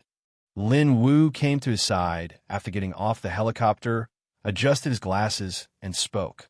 Li couldn't help but twitch the corner of his mouth upon hearing that. "No need. I'm completely not interested, thanks." He then headed up to the watchtower and picked up the binoculars to observe. He saw that the city wall of the Level 2 fortress had been completely blown apart, and a series of zombie mobile cities were driving out, beginning to accelerate in pursuit of them, the survivors. Clearly, the zombies had no intention of letting them go. Brotherly, are we going to fight them? Ning Wen's voice came through the intercom. Li thought for a moment, then shook his head. There were more than a dozen zombie mobile cities there, and several of them were of level 2 scale. If the Tomorrow started a battle now, it would not end well. Tang Fong, use whistle signals to inform the Iron Whale and the engineer. Everyone accelerate and flee together. After more than an hour, they finally shook off the pursuing zombie swarm. The 3 mobile cities then slowed down and began to drive at a leisurely pace. Li had Lin Wu take the helicopter to bring Zhou Xing and Fang Yong onto the armor deck of the Tomorrow to discuss their next steps. The reason for not using the city radio for communication was mainly due to its excessive energy consumption. Just turning it on would consume 5% of the city's energy, and a conversation of just over an hour would cost another 6%, which was unsustainable. Fang Yong looked back toward the direction of the Level 2 fortress and couldn't help but shake his head repeatedly. Sigh, such a good safe harbor, and it's gone just like that. It's all right, Brother Fang. Maybe we can still find a new safe harbor. He patted Fang Yong on the shoulder and comforted him. Li Yi, however, wore a solemn expression. The two might not know the situation, but he was well aware of it. There was only that one safe harbor in the Forest of Death, and the situation deep within the Eternal Night Zone was completely unknown. So what should we do next? Fang Yong asked. Looking at the direction those caravans and mobile cities are fleeing, it seems like they're evacuating from the Eternal Night Zone. Zhou Xing said casually. Evacuate from the Eternal Night Zone? Li fell into deep thought. If they were to withdraw from the Eternal Night Zone, the choices were limited to just a few. Either head to the Basin region or the Wasteland Zone. But for the Tomorrow Alliance, which possessed 2 Level 2 cities and 1 fully equipped Level 1 city, such options were unacceptable.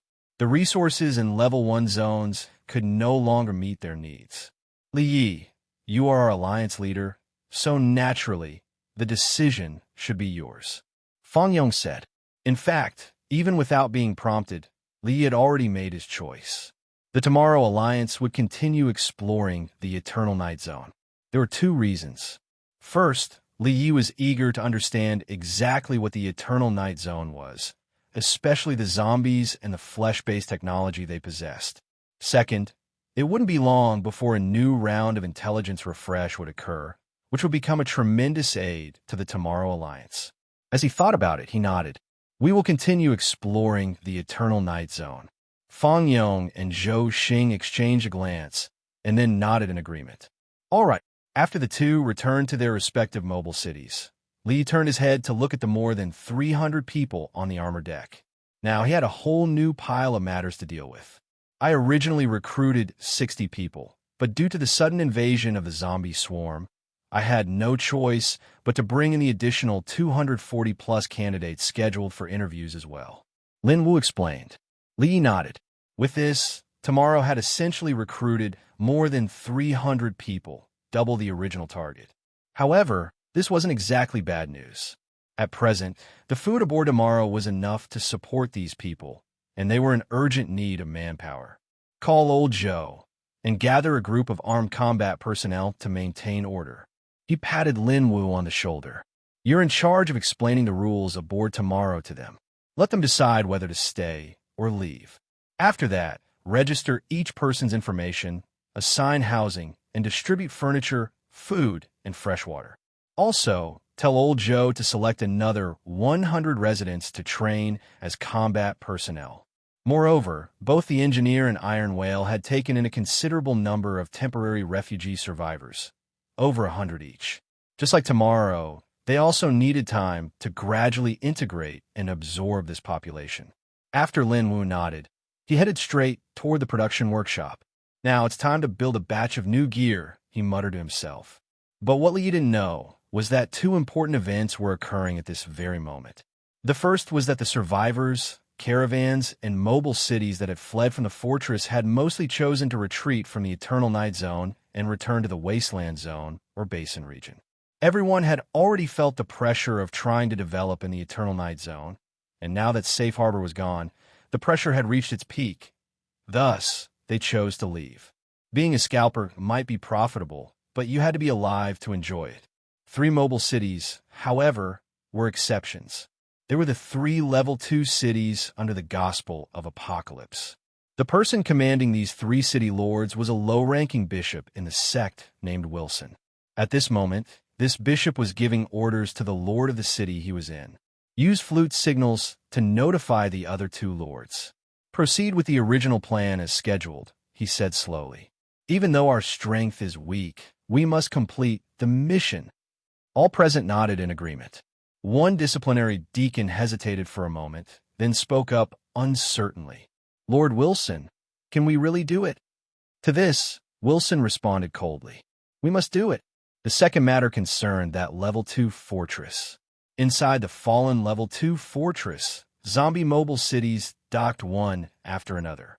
As the zombie commander inserted his arm into the socket in the cockpit, several melodious and rhythmic flute notes sounded, instantly calming the once-raging zombie swarm within the fortress. Next, one zombie mobile city slowly began its operation. Unlike its companions, this zombie mobile city was outfitted with numerous mechanical arms, work claws, and cranes on its armor plating, clearly a combat engineer-type city. On closer inspection, these devices appeared to be wriggling. Centered around this zombie city, waves of flesh tides spread outward, beginning to remodel the streets and buildings along the way. The entire Level 2 fortress began transforming into a fusion of flesh and machinery. With the blare of a steam whistle, the zombies threw themselves into work. Before long, a Level 2 fortress reconstructed with flesh technology had emerged. The zombie commander nodded in satisfaction upon seeing it. He waved over his deputy and spoke in a hoarse, low voice. This voice was obscure and hard to decipher, but when translated, it was, "To His Majesty the Emperor, his loyal Crimson Baron has successfully taken the human fortress in the Forest of Death. It has already been transformed into a bridgehead for attacking the new region." In the production workshop, Li Yi slowly picked up a list, the quantity of Level 2 iron or that Lin Wu had just compiled for him. At present, Tomorrow possessed more than 1,000 units of Level 2 iron ore. Considering that Lin Wu, now serving as his deputy, was already very busy, it wasn't ideal to keep having him tally warehouse supplies. Thus, Li intended to select a few warehouse managers aboard Tomorrow. As for their compensation, it would follow the T6 grade. These Level 2 iron ore units will be prioritized to enhance the combat power of Tomorrow. After all, as a member of the Alliance, Iron Whale was a defensive-type city, and Engineer was a combat engineer-type city, meaning the task of fighting externally and protecting the others naturally fell to Tomorrow. This was also why Tomorrow had priority access to so much Level 2 iron ore, but even so, it was still far from enough.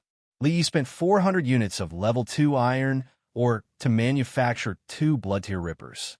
It must be said, its characteristic of plus 30% damage to non-building, non-vehicle targets made it extremely effective against zombies.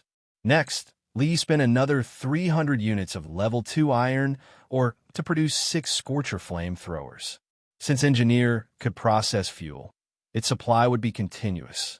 These Level 2 flamethrowers were very useful, whether it was cleaning up zombies invading the armor plating or launching offensive operations at zombie-occupied resource points. Not only for Tomorrow itself, Li also planned to manufacture another batch for Engineer. After all, Iron Whale could defend against zombie invasions by closing its city armor, but Engineer could not.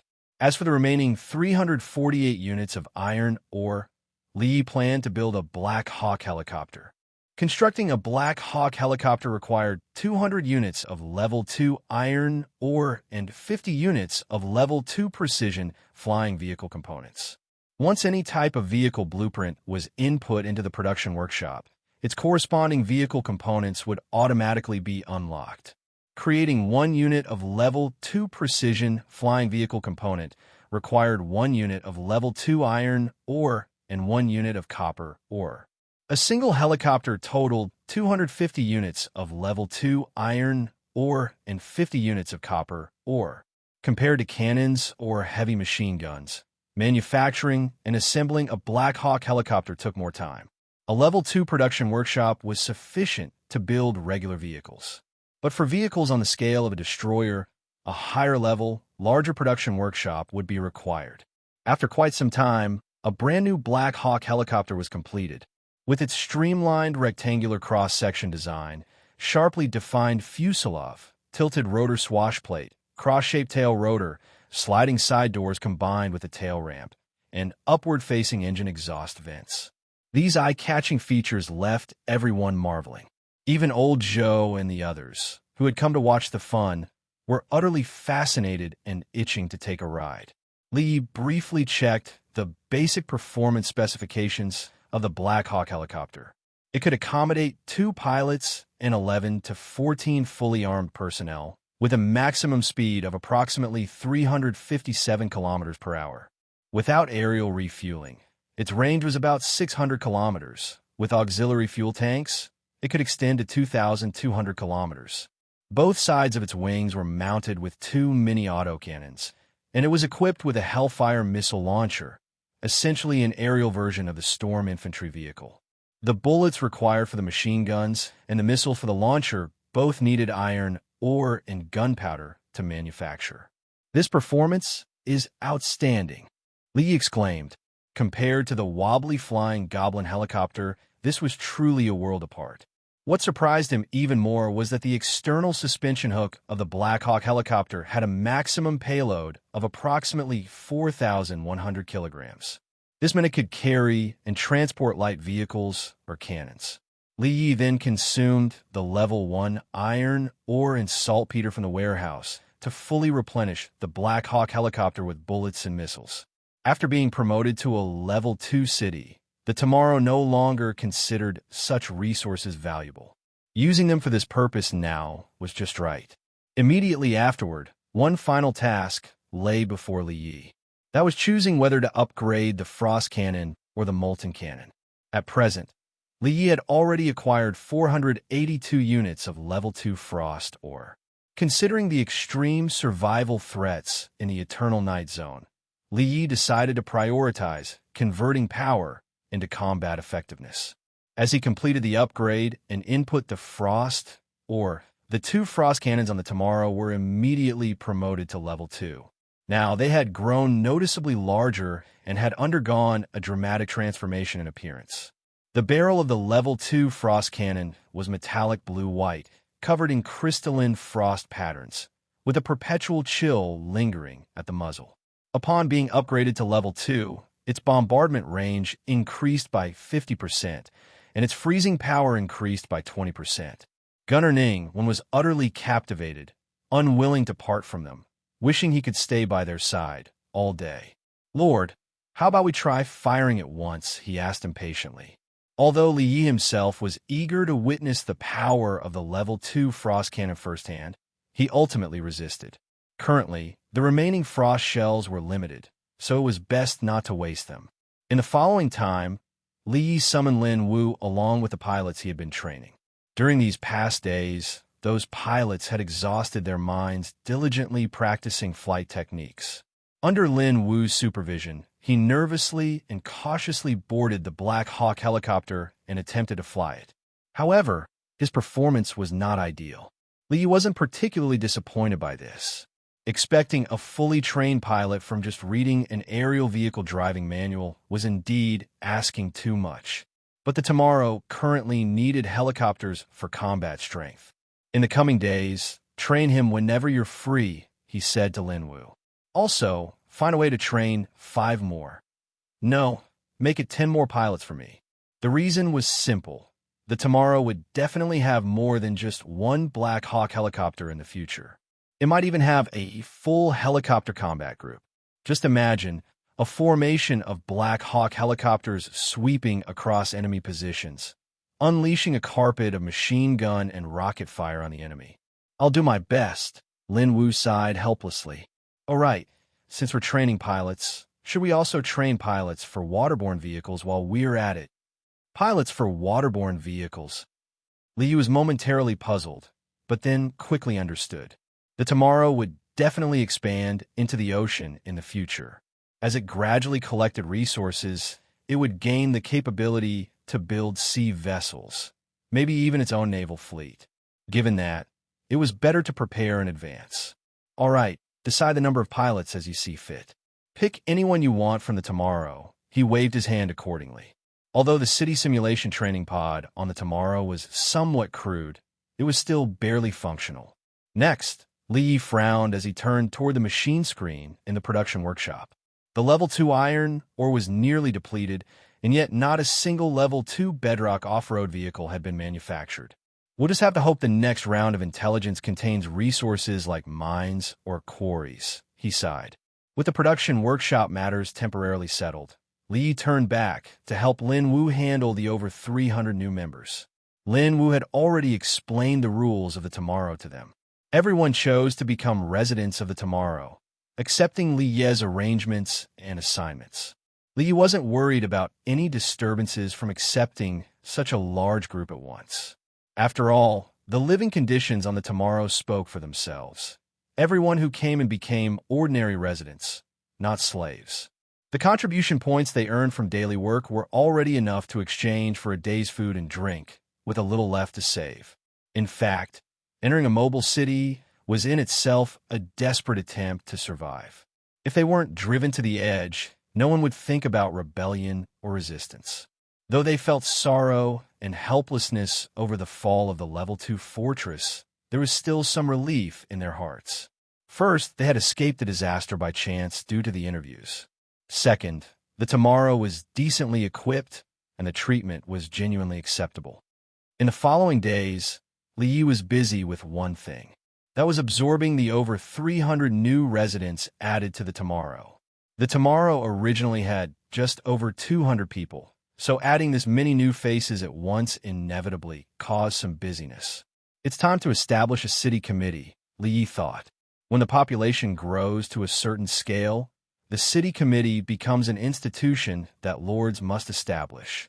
Its duties and functions include managing the daily operations of the mobile city, establishing regulations, and handling public affairs. After all, managing over 500 people wasn't just about distributing food and fresh water every day. Urban planning, interpersonal relations, daily needs, resource dispatch, maintaining city order, construction of public facilities, all these needed an institution to oversee and manage. Li thus appointed his deputy Lin Wu as chairman and asked him to select 10 members from the Tomorrow, giving them T4 level treatment. Lin Wu nodded. He was already overwhelmed with tasks, and the city committee could help alleviate most of his pressure. "How about we select these 10 members through an election?" he suggested. "Election, aye." Li was taken aback, then nodded. To fulfill responsibilities of management and supervision, city committee members often needed to communicate with the residents. Through elections, people who were respected and trusted could be chosen. Thus, Li announced the city committee plan and began a public election for its members. This stirred quite a commotion on the Tomorrow. City committee members receiving T4 level treatment meant good benefits, authority, and safety. Almost everyone scrambled to be elected. Li adopted a public sign vote approach. After a good deal of hustle, the 10 city committee members were selected. To Li's surprise, Lin Xiao was among them. She received 58 votes, coming from both the residents who had followed her from Roland Fortress and some ordinary residents. As a former daughter of a fortress lord, she had a refined appearance and bearing, was cheerful and generous, without the arrogance typical of a lord's child. Naturally, she was well-liked. "Congratulations," Li shook her hand. At that moment, someone patted his shoulder. Li turned and saw it was old Zhou. "I never expected your driving skills to be so good," he said sincerely. Old Zhou waved it off. "Verbal thanks alone aren't enough. I want to requisition 60 units of fresh water for a proper bath in a tub." Lee was slightly surprised. With our relationship, you don't need to be so formal. Just talk to the folks at the warehouse. We're under fresh water control now. You can't just use 60 units for a bath. Besides, the tomorrow is just starting out. Everything must be justified and according to the rules. Old Joe replied. Precisely because we're close, I have to think more for you, to avoid any appearance of favoritism. To ensure the authority and deterrence of the city committee, Lee appointed Old Joe as vice chairman and assigned 3 squads of combat personnel to maintain daily order. With the 2 people he trusted most working together, he felt much more at ease. After settling these matters, Lee returned to his room. The new round of intelligence had already refreshed. After skimming through the information quickly, Lee slightly raised his eyebrows. This time there's actually a level 2 wild boss. A total of 6 pieces of intelligence were refreshed this time. 1 normal, 1 excellent, 2 rare, 1 outstanding, and 1 epic. 1. In the coming week, the Eternal Night Zone will experience continuous rainfall. Intelligence value, normal. 2. As of now, 92% of the creatures in the Forest of Death have been infected. The surviving creatures have formed resistance squads and are engaging in guerrilla warfare against the zombies. Intelligence value, excellent. 3. In 12 hours, the Eternal Night Zone communication channel will be launched. Intelligence value, rare. 4. 324 kilometers due north, there is a decayed bone bastion constructed by the zombies. Breaking through the decayed bone bastion will allow deep entry into the Eternal Night Zone. Intelligence value, rare. 5. 125 kilometers southeast, the level 2 wild boss Hunter Clayton is currently roaming. Intelligence value, outstanding. 6. Refreshing. Intelligence value, epic. Lee's gaze locked directly onto the 3rd, 4th, and 5th pieces of intelligence. What caught his interest first was the Eternal Night Zone communication channel. As the name implied, this was likely a zone-wide city communication channel, allowing all mobile cities in the Eternal Night Zone to connect. Not bad at all. Lee nodded repeatedly. Currently, the Tomorrow Alliance was essentially blind in the Eternal Night Zone. They had no idea how many mobile cities were here, the scale of the zombie civilization, or how to exchange resources and supplies. This city communication channel would be an enormous help. Next, the intelligence clearly pointed out the direction of the decayed bone bastion. However, Lee wasn't sure how many zombies were stationed at the decayed bone bastion, whether there were level 2 cannons and heavy machine guns, or if there was a zombie mobile city present. Lastly, and most exciting of all, the intelligence had revealed the location of a level 2 wild boss. Level 2 wild boss. The resources it could provide were immense.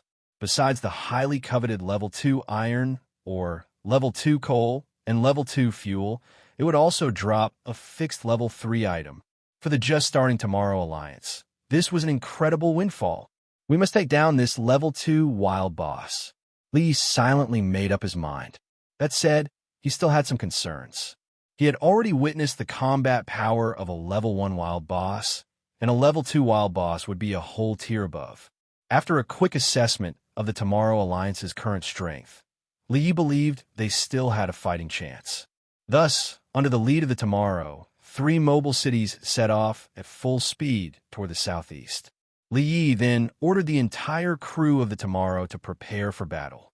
A few hours later, the group arrived at their destination. The engineer then fired several level 1 flares to illuminate the area. Lee then saw the silhouette of the level 2 wild boss, Hunter Clayton. It was a giant kobold leading a hound. It stood over 100 meters tall, dressed in hunter attire, wielding a heavy steam crossbow and carrying a giant bone spear on its back. The hound it led was no less ferocious. Roughly 50 meters in size, its entire body was blood red, with bulging muscles, grotesquely thick bones, claws like scimitars, and menacing fangs. Judging from the aura it emitted, its combat strength was clearly on par with Hunter Clayton. That presence and pressure, truly worthy of a level 2 boss. Lee marveled. What surprised him was that this wild boss and its hound had also been infected by the zombies. Hunter Clayton's body was horribly decayed, with rotting eyes and a stench wafting from him, wandering like a walking corpse. The giant bloodhound was equally rotted, with oversized, dense fangs sprouting all over its body. Sensing the approach of 3 mobile cities, Hunter Clayton let out a muffled roar. As it pointed forward, the massive bloodhound howled and charged straight ahead. "Battle start. Make it quick," Lee shouted sharply. The Eternal Night zone was like a dark forest. Once exposed or stirred up, zombies would quickly take notice. Now that the Tomorrow Alliance had launched flares to illuminate the area, the battle would inevitably cause a huge commotion, exposing their location in the forest. If they didn't end this fight quickly, they could attract other mobile cities or even a zombie horde or a zombie mobile city. Things would get very ugly by then. With a loud boom, the Iron Whale suddenly accelerated and charged forward. This level 2 city had deployed its city armor, entering full defense mode, now barreling toward the giant bloodhound like a cannon shell. But the bloodhound displayed shocking agility, suddenly accelerating during its run and leaping straight over the Iron Whale. The Tomorrow opened fire. Heavy machine guns and cannons on the deck wove a dense net of firepower, instantly engulfing the giant bloodhound. The Storm infantry vehicles and Convoy 1 and 2 had already launched via the lifting platforms, coordinating with the Iron Whale to contain Hunter Clayton. Even under such intense bombardment, the giant bloodhound suffered minimal damage. Instead, it was driven into a frenzy, charging at the Tomorrow with ferocity. Lee waved his hand decisively. Time to serve at the real stuff. A figure appeared in the sky. It was the newly built Black Hawk helicopter from the Tomorrow. Piloted by Lin Wu and another trained pilot, it was also manned by a squad of combat personnel, equipped with multiple Gale rocket launchers and 1 Blood-Tier Ripper. As Lin Wu pulled the trigger, the Black Hawk helicopter unleashed a storm of machine gun fire on the giant bloodhound, simultaneously launching 2 Rattler missiles. The combat personnel on board also opened fire with heavy machine guns and rocket launchers. Such firepower. Lee couldn't help but nod. This Black Hawk helicopter's firepower was enough to obliterate an entire monstrous town. The giant bloodhound was driven back repeatedly, furious yet helpless. The Black Hawk helicopter was hovering at an altitude over 400 meters, far beyond its leaping ability. The beast shifted its strategy, darting and weaving as it ran to evade the incoming barrage. After dodging a round of cannon fire from the Tomorrow, it suddenly leapt forward and lunged at the Tomorrow. At the critical moment, 3 Blood-Tier Rippers on the deck of the Tomorrow opened fire, forcibly halting its advance. At the same time, 2 Level 2 frost cannons fired at close range. The 2 frost shells struck the giant bloodhound, freezing the majority of its body and causing it to crash uncontrollably to the ground. A closer look revealed pale blue frost spreading across its body, slowing its movement and rendering it extremely fragile. Perfect timing. Lee immediately ordered a concentrated attack. Under the dense firepower, the body of the giant bloodhound was shattered, large chunks of frozen flesh falling off. But Lee showed no joy at this result, as he saw the gaping wounds on the bloodhound already beginning to heal, regenerating flesh and bone. Clearly, this was an added effect from the zombie infection. He gave a new order. Ning 1, don't hold back the frost shells. Keep up the suppression. Meanwhile, the Iron Whale was locked in fierce combat with Hunter Clayton. As a level 2 wild boss, Hunter Clayton possessed exceptional defense and combat power. It could hurl massive nets and set off landmine traps that exploded violently upon contact, all while unleashing a storm of bolts with its heavy steam crossbow. This heavy steam crossbow had terrifying penetrative power, even punching through the Iron Whale's level 2 city armor. At this point, dozens of steam bolts were lodged in the Iron Whale, making it look like a porcupine. As a defense-oriented city, its primary role was to pin down this wild boss and keep it from attacking the Tomorrow. Seeing the Iron Whale struggling, Lee dispatched the Black Hawk helicopter to assist. Under sustained bombardment from the frost cannons, the giant bloodhound grew weaker and was eventually reduced to a pile of frozen meat chunks. Is it finally dead? Li let out a sigh of relief.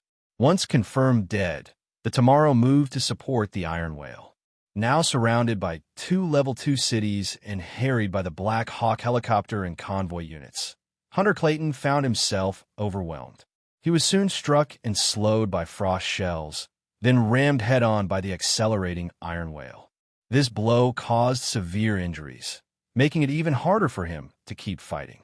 In the end, the Level 2 wild boss let out a final wail and collapsed to the ground. Finally brought it down. Li exhaled in relief. The flares in the sky had already burned out, plunging the area back into darkness. The engineer, observing from afar, drove over to begin repairs on the Iron Whale, while the Tomorrow maintained vigilance nearby. Li descended via the lift platform and hurried toward Hunter Clayton's corpse. It was time for the loot draw. Accompanying him were Zhou Xing and Fang Yong, both filled with anticipation. As a wild boss, Hunter Clayton and the Bloodhound shared a combined loot pool. 1,874 crystal coins. 1, 256 units of level 2 iron ore, 994 units of level 2 coal, 712 units of level 2 fueled. Level 2 city armor, Watcher. Level 2 city accessory, Steam heavy crossbow. Level 2 city accessory upgrade blueprint, type, tread. Level 2 firearm, Remington 870, shotgun blueprint. Level 3 city building, Hurricane Tamer, energy wind turbine series, blueprint. Not bad at all, the three exclaimed. As expected of a level 2 wild boss, the drops were a whole tier above those from level 1 bosses. But in general, this level 2 boss's combat strength was terrifyingly high. Judging from the previous battle, the giant Bloodhound displayed combat power on par with its master, and its difficulty and threat level even exceeded that of its master. It was practically like fighting 2 bosses at once. Had it not been for the level 2 city alliance, victory might not have been possible. Li proceeded to distribute the spoils. After discussions, the Iron Whale received the Steam heavy crossbow and the level 2 city accessory upgrade blueprint, while the engineer received the level 2 city armor. The Tomorrow was granted the level 2 shotgun blueprint. As for the level 2 resources and crystal coins, the Iron Whale took all of the level 2 coal. The level 2 fuel was divided evenly among the 3 cities. The Tomorrow received 856 units of level 2 iron ore, while the remaining 400 units were allocated to the Iron Whale for crafting upgraded city treads. Regarding the 15,874 crystal coins, Zhou Xing had a proposal. He suggested that Li Yi establish a city fund and deposit the coins into it. In the future, whenever members of the Tomorrow Alliance needed to acquire resources through external trade, they could withdraw from this fund. Li Yi gladly agreed. This was the advantage of a city alliance. It allowed for smoother resource circulation among members and significantly boosted everyone's strength. Currently, neither the Tomorrow nor the engineer had level 2 city armor. But considering the Tomorrow's powerful combat ability and its energy shield, and the fact that the production workshop already had a level 2 city armor project in place, and since the engineer had weaker defense, Li Yi decided to allocate the level 2 city armor to it first. Zhou Xing was naturally overjoyed. After all, the engineer had only been part of the alliance for a few days and had already received a piece of level 2 city armor. For a level 1 engineer-type city, this was almost beyond imagination. Now it could rely on the Tomorrow Alliance to develop within the Eternal Night Zone, and upgrading to a level 2 city in the future was within reach. As for that level 3 blueprint, it required 500 units of level 3 iron ore to construct, and its effect was to provide 20% of the city's energy daily. That blueprint was temporarily entrusted to Li Yi for safekeeping. In truth, it made no difference who kept it, since they were all members of the same city alliance. As long as the conditions were met, each mobile city could build one. The 3 mobile cities began repairs on the spot. What do we do next? Fang Yong asked. Li Yi rubbed his chin and started to ponder. We'll head north next. It's about a day or two's journey, he answered. What's ahead is going to be a tough fight, so get ready. A tough fight? Fang Yong and Zhou Xing exchanged a look, their eyes filled with surprise. Looking at Li Yi, they couldn't help but feel a sense of disbelief. This young lord seemed to be blessed by fortune, always encountering good things. Still, as companions, that wasn't a bad thing. Once the repairs were complete, the three mobile cities set off northward. Li Yi returned to his room and lay down to rest. When he woke again, he saw a prompt displayed on the screen of his lord's wristband. Eternal Night Zone Full Region City Channel Y3 will open in 13 minutes. Enter invitation code S19821 to log in. It's here. Li's eyelid twitched instinctively. He got up at once, quickly took care of his meal, and rushed to the cockpit in a flash. When the others learned that the Full Region City Channel for the Eternal Night Zone was about to open, the place instantly erupted. Full Region City Channel? Brotherly, does that mean we can gather tons of intel now? Tang Fong said excitedly. Maybe we can even figure out the terrain of this level 2 zone and the scale of the zombies. Ningwen added. Lin Wu thought for a moment, then lightly shook his head. Actually, we shouldn't be too optimistic. The wild is complex and unpredictable, and people are even more so. Even in a full region city channel, every lord will deliberately hide their strength and intelligence, and won't easily open up to others. Everyone hesitated upon hearing this, but ultimately nodded in agreement. Lin Wu's words were not without reason. In the wild, survival was the top priority. It was hard for mobile cities to truly trust one another. Who could place complete trust in a stranger through the city communication channel? Li also gradually calmed his earlier excitement. Lin Wu is right. We shouldn't place too much hope in this full area channel, he thought. As long as we can gather some intelligence, it'll be enough. The remaining few minutes felt exceptionally long. As the final second of the countdown ticked away, Li entered the invitation code and logged into Channel Y3. The moment he logged in, he immediately glanced at the number of channel members. 9/23. 23 represented the total number of mobile cities in the Eternal Night Zone, and 9 indicated the number of cities currently online. At this very moment, the number of online cities continued to rise rapidly, eventually reaching 17. Li couldn't help but feel a bit surprised. He hadn't expected there to be as many as 23 mobile cities in the Eternal Night Zone. Though significantly fewer than the 119 in the Wasteland Zone, the number still exceeded his expectations. This didn't necessarily mean that all 23 were level 2 cities. Some level 1 cities might venture into the Eternal Night Zone, hoping for a stroke of luck. The reason was simple. Level 2 zones yielded rich resources. Even after receiving the evacuation notice from the Apocalypse sect, many lords chose to take the risk. All users in the channel were named after their cities, and there was no display of their levels. Thus, Li couldn't discern how many of the 23 mobile cities were level 1 or level 2. There might even be a level 3 city. In addition to public text communication, members could privately message each other one-on-one, which offered some convenience for trading resources and information. Li quickly scanned through the member list to see if any familiar names were present. To his surprise, he actually found 2 old acquaintances. They were none other than the Vanguard and the Industry, both currently online. Li originally intended to message Vanguard privately, but the public screen had already begun displaying a flurry of messages. He paused for now and focused on reading them carefully. Fortress, zombies. They're everywhere. I'm about to go crazy dealing with them. Does anyone know the actual situation in this level 2 zone? Fierce Shark, so I'm not the only one. Even after receiving the evacuation notice, I still risked staying behind. Fortress, of course. This is a level 2 zone, after all.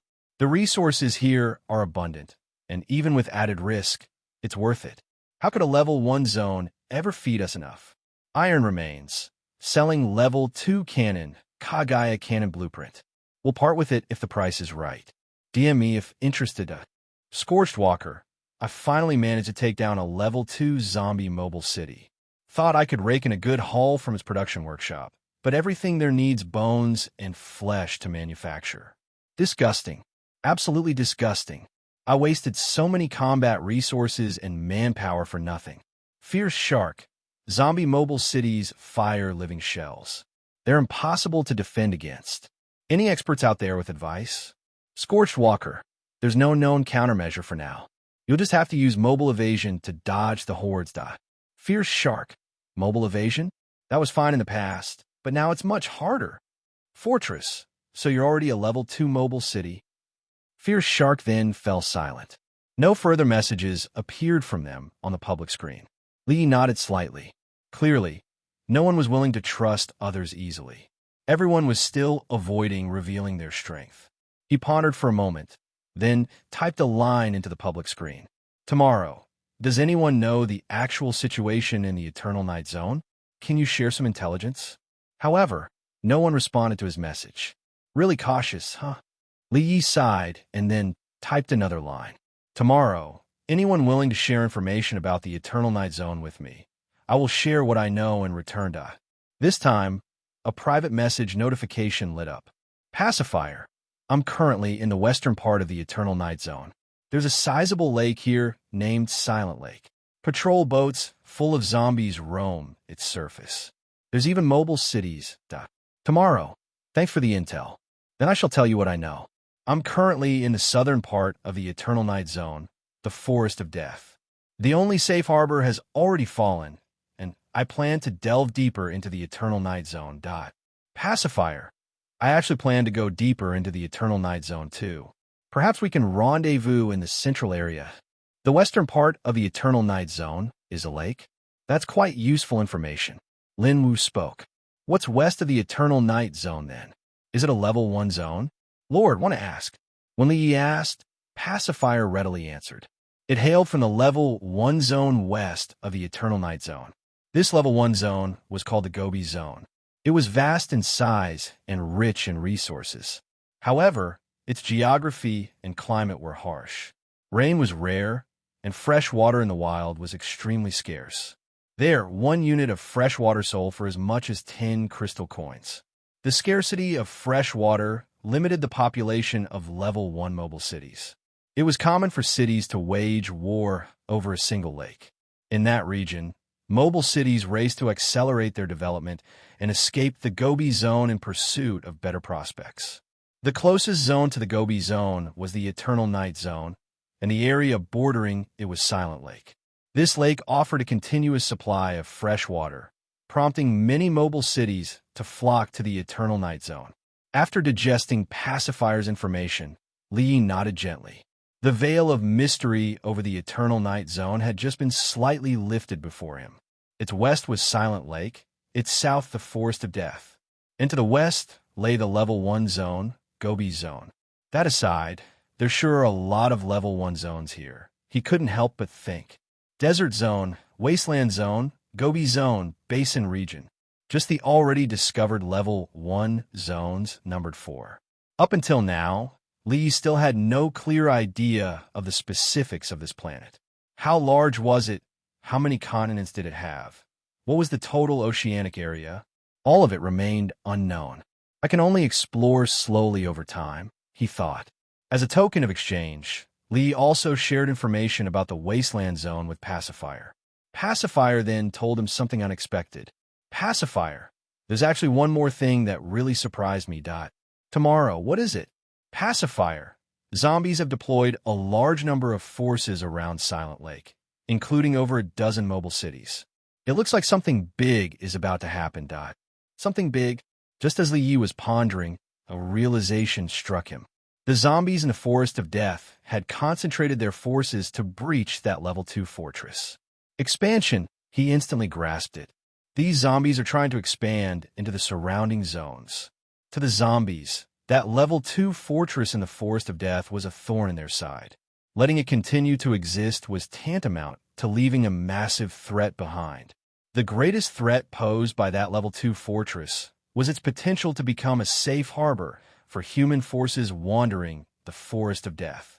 Bounty hunters, caravans, mobile cities, various human factions would continuously gather at the Level 2 fortress.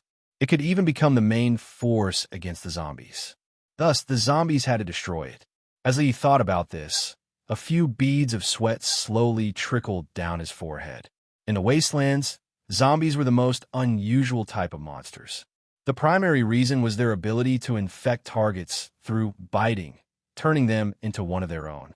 It was precisely this trait that allowed their expansion speed to be unimaginably fast.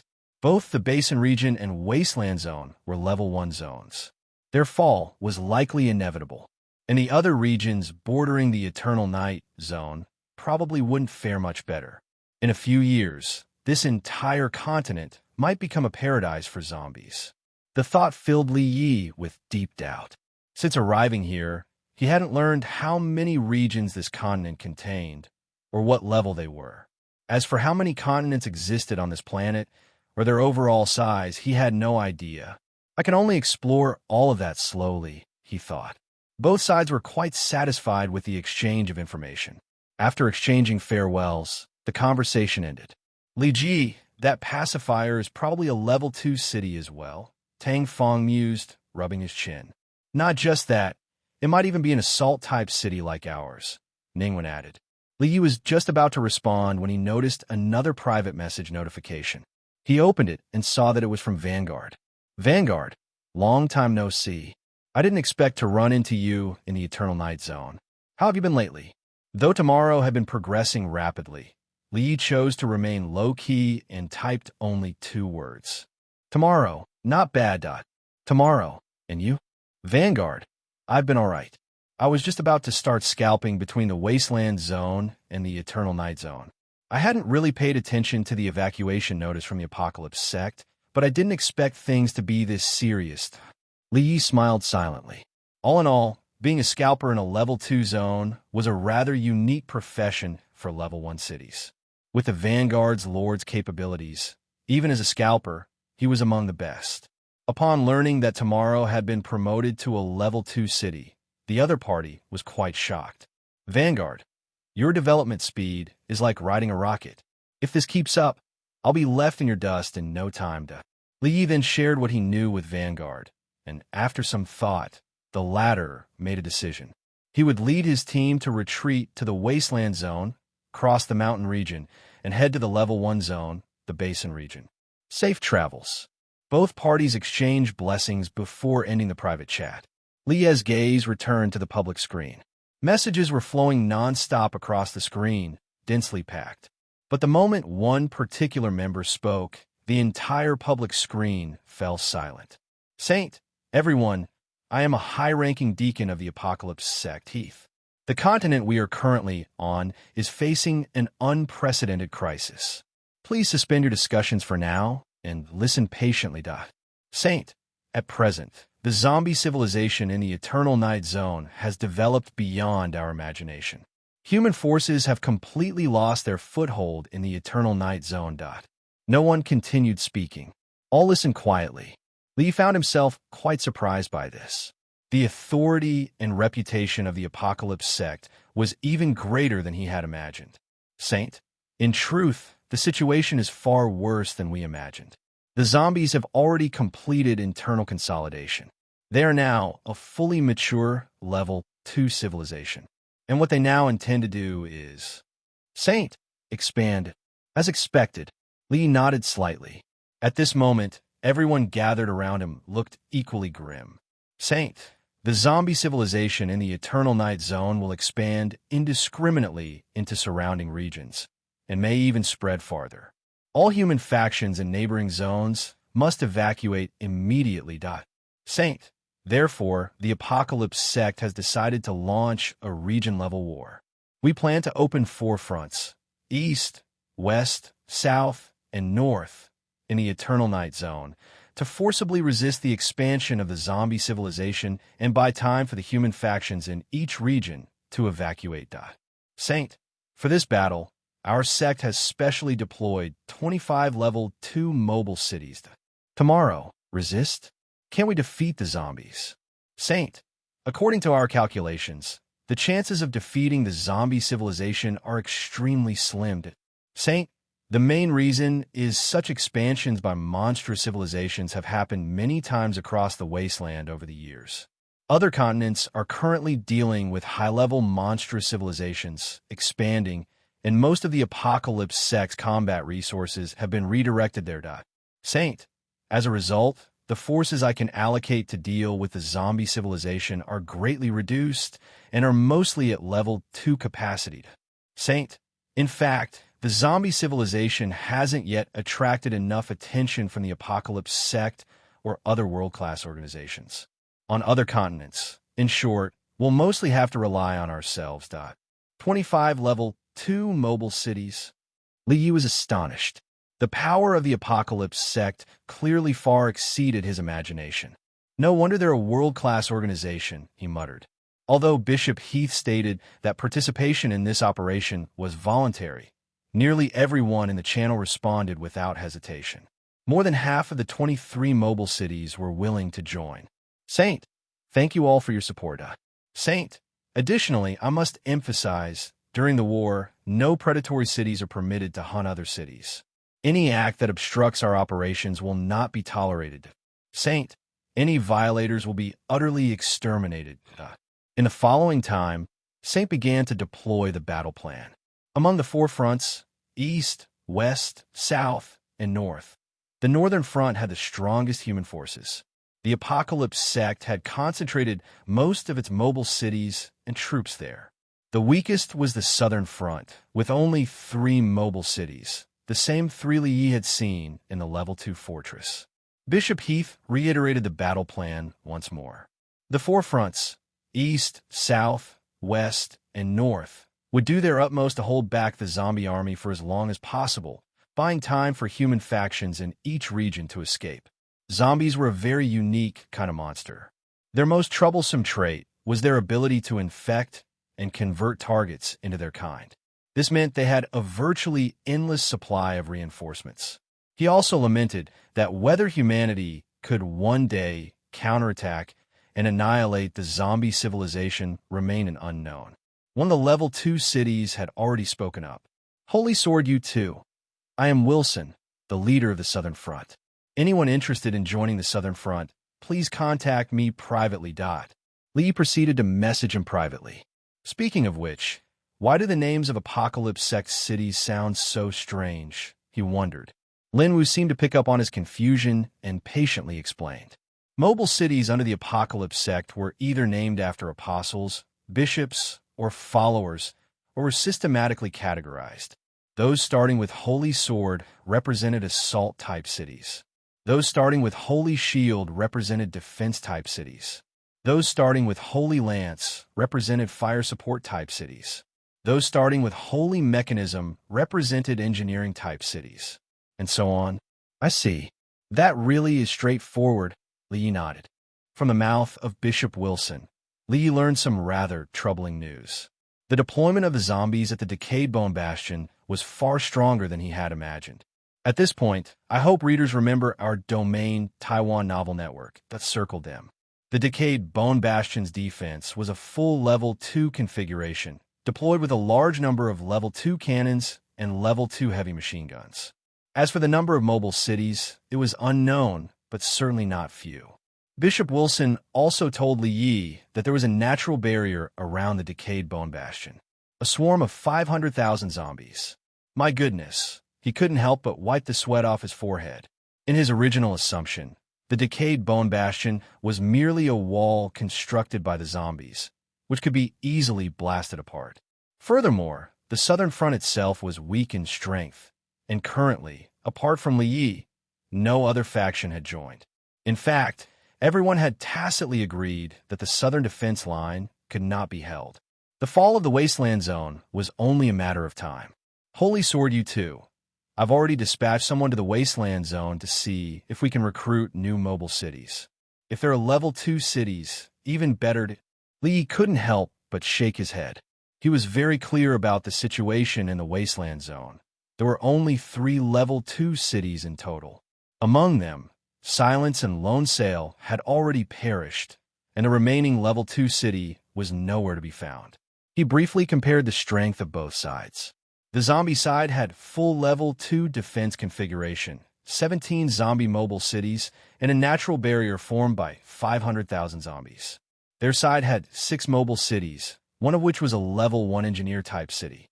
He furrowed his brow. The gap was still too large. Without new mobile cities joining, it was hard to see how they could win. Coming back to his senses, he continued his exchange with Wilson. At present, the zombie army had already begun advancing toward the wasteland zone. At this very moment, one after another zombie mobile city was already cruising over the serene lake.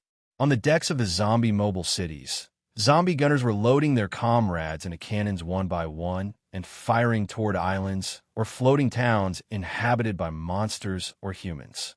In the terrified gazes of monsters and survivors, zombies rained down like a storm.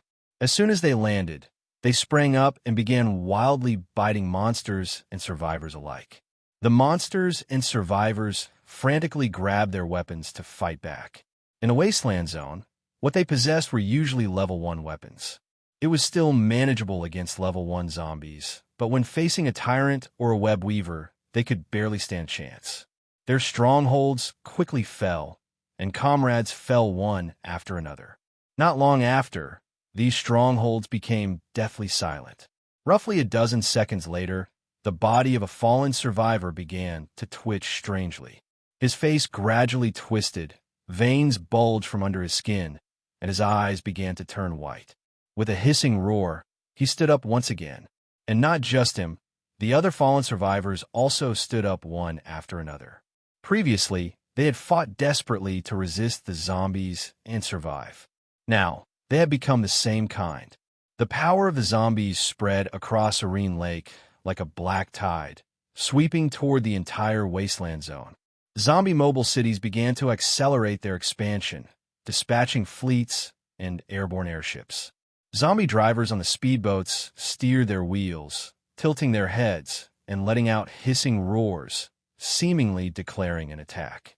The airborne airships were also forged from bizarre flesh-tech fusion, their bodies a grotesque mix of flesh and machinery, now advancing at astonishing speed. Inside them, that was an overwhelming mass of zombies. These airborne airships would reach various parts of the wasteland zone even faster than the zombie mobile cities, targeting all towns and fortresses within. Upon reaching the skies above human strongholds, the airships would open their hatches and release swarms of zombies. What surprised Li Yi was that Bishop Wilson had proposed a plan long prepared. That was to strike while the zombies were off guard, go against the grain, focus all forces to break through the decayed bone bastion and penetrate deep into the Eternal Night Zone. In doing so, they would have the chance to sabotage the core area of zombie civilization from within, creating chaos inside and easing the pressure on other fronts. Holy Sword, you too. I believe you're also aware of how dangerous this operation is, so whether to join or not is entirely up to you. Everyone then looked toward Li Yi, who fell into deep thought. There was no denying that launching an offensive and breaking through the decayed bone bastion would be unimaginably difficult. For the newly emerging Tomorrow Alliance, it was truly a challenge too great to bear. But if they were to retreat from the Eternal Night Zone and return to the Wasteland Zone, the Tomorrow Alliance would gain little from it. There were two main reasons for this. First, at present, Tomorrow and Iron Whale were level 2 cities, and Engineer was a fully configured level 1 city. Resources in level 1 areas could no longer support their development needs. Although the Eternal Night Zone was dangerous, it also had abundant resources. If they could break through the decayed bone bastion and go deeper, they could gather far more resources. If development was not viable, they still had the chance to move to other zones. Second, the Wasteland Zone had already been invaded by zombies. Li clearly understood the human forces there and knew they truly couldn't resist. The fall of the Wasteland Zone was inevitable and, in the future, would even face destruction. Taking a step back, even if the Tomorrow Alliance retreated to the Wasteland Zone, they would only have a few routes. One was to cross the Western Mountain region and head toward the Basin region. However, that area too would face zombie invasion, and it wasn't much better than the Wasteland Zone.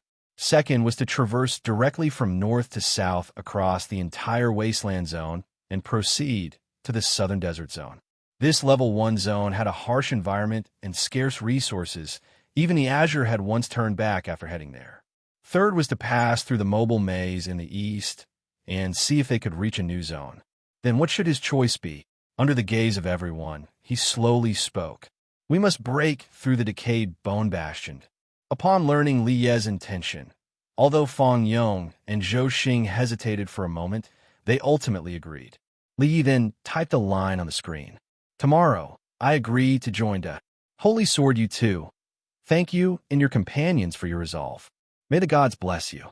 Now, I will share the coordinates. Please hurry and rendezvous with your companions. Just over an hour later, the two parties converged. Li Yi, Fang Yong, and Zhou Xing, the three lords, boarded the deck of the Holy Sword U2 and met with Bishop Wilson and the three mobile city lords under his command. Bishop Wilson was a man in his early 60s with graying hair. He shook hands with each lord and embraced them warmly. Fang Yong and Zhou Xing were both caught off guard by this. Li Yi, witnessing the scene, couldn't help but reflect slightly. Judging by the behavior of the members and companions on the city communication channel, the Gospel of Apocalypse evidently had an excellent reputation across the world. The first sentence Wilson uttered left everyone stunned. Time is tight. We must launch the assault on the decayed bone fortress within 3 hours. That's soon, Fang Yong exclaimed. Our southern front already lacks strength. Shouldn't we wait a few days and recruit more cities before launching an attack? Wilson shook his head and explained the reasoning. According to reports from a Holy Sword U2's convoy, zombie scouts had already detected their movements. The enemy commander appeared to have discerned Li Yi and his companions' intentions and had begun to lead forces back. According to Wilson's estimation, the decayed bone bastion would continue to increase in troops' strength and defensive power in the coming days, making it increasingly difficult to conquer. So a swift battle is our best option for now, Wilson said solemnly. Nodding, Li voiced his doubt. Do the zombies have commanders? Wilson nodded. Yes. According to intelligence held by the Gospel of Apocalypse, zombies were divided into two types. One type had no intelligence, such as level 1 zombies in the zombie swarm and level 2 zombies like the web weaver, tyrant, and screeching banshee. These zombies mainly served as the vanguard, akin to consumables. The other type possessed intelligence. They could operate cannons and heavy machine guns, pilot vehicles and mobile cities, and even serve as commanders. To our knowledge, the commander ruling over the Forest of Death is the Crimson Baron, a close confidant of the zombie emperor. Wilson added. A hint of surprise appeared in Li Ye's eyes. Crimson Baron? Zombie emperor? From the mouth of this bishop of the Gospel of Apocalypse, he had learned a shocking truth. The zombie civilization existed in the form of a dynasty and maintained a retrograde class rank system, including titles like emperor, ministers, generals, nobles, and so forth. In any case, we must prepare quickly. While speaking, Wilson handed a small box to the three lords. The trio opened the boxes and found inside 10 vials and syringes. The reagent was crystal clear and luminous. Item name, Zombie Virus Serum. Item level, Level 2. Attached effect. Injecting this serum can eliminate the virus within an infected individual. Good stuff. Li Ye's eyes lit up. This would now provide them with another layer of survival assurance. Currently, the supply of serum in our cities is limited. This is all we can spare, Wilson said apologetically. It's fine. This is already enough, Li nodded.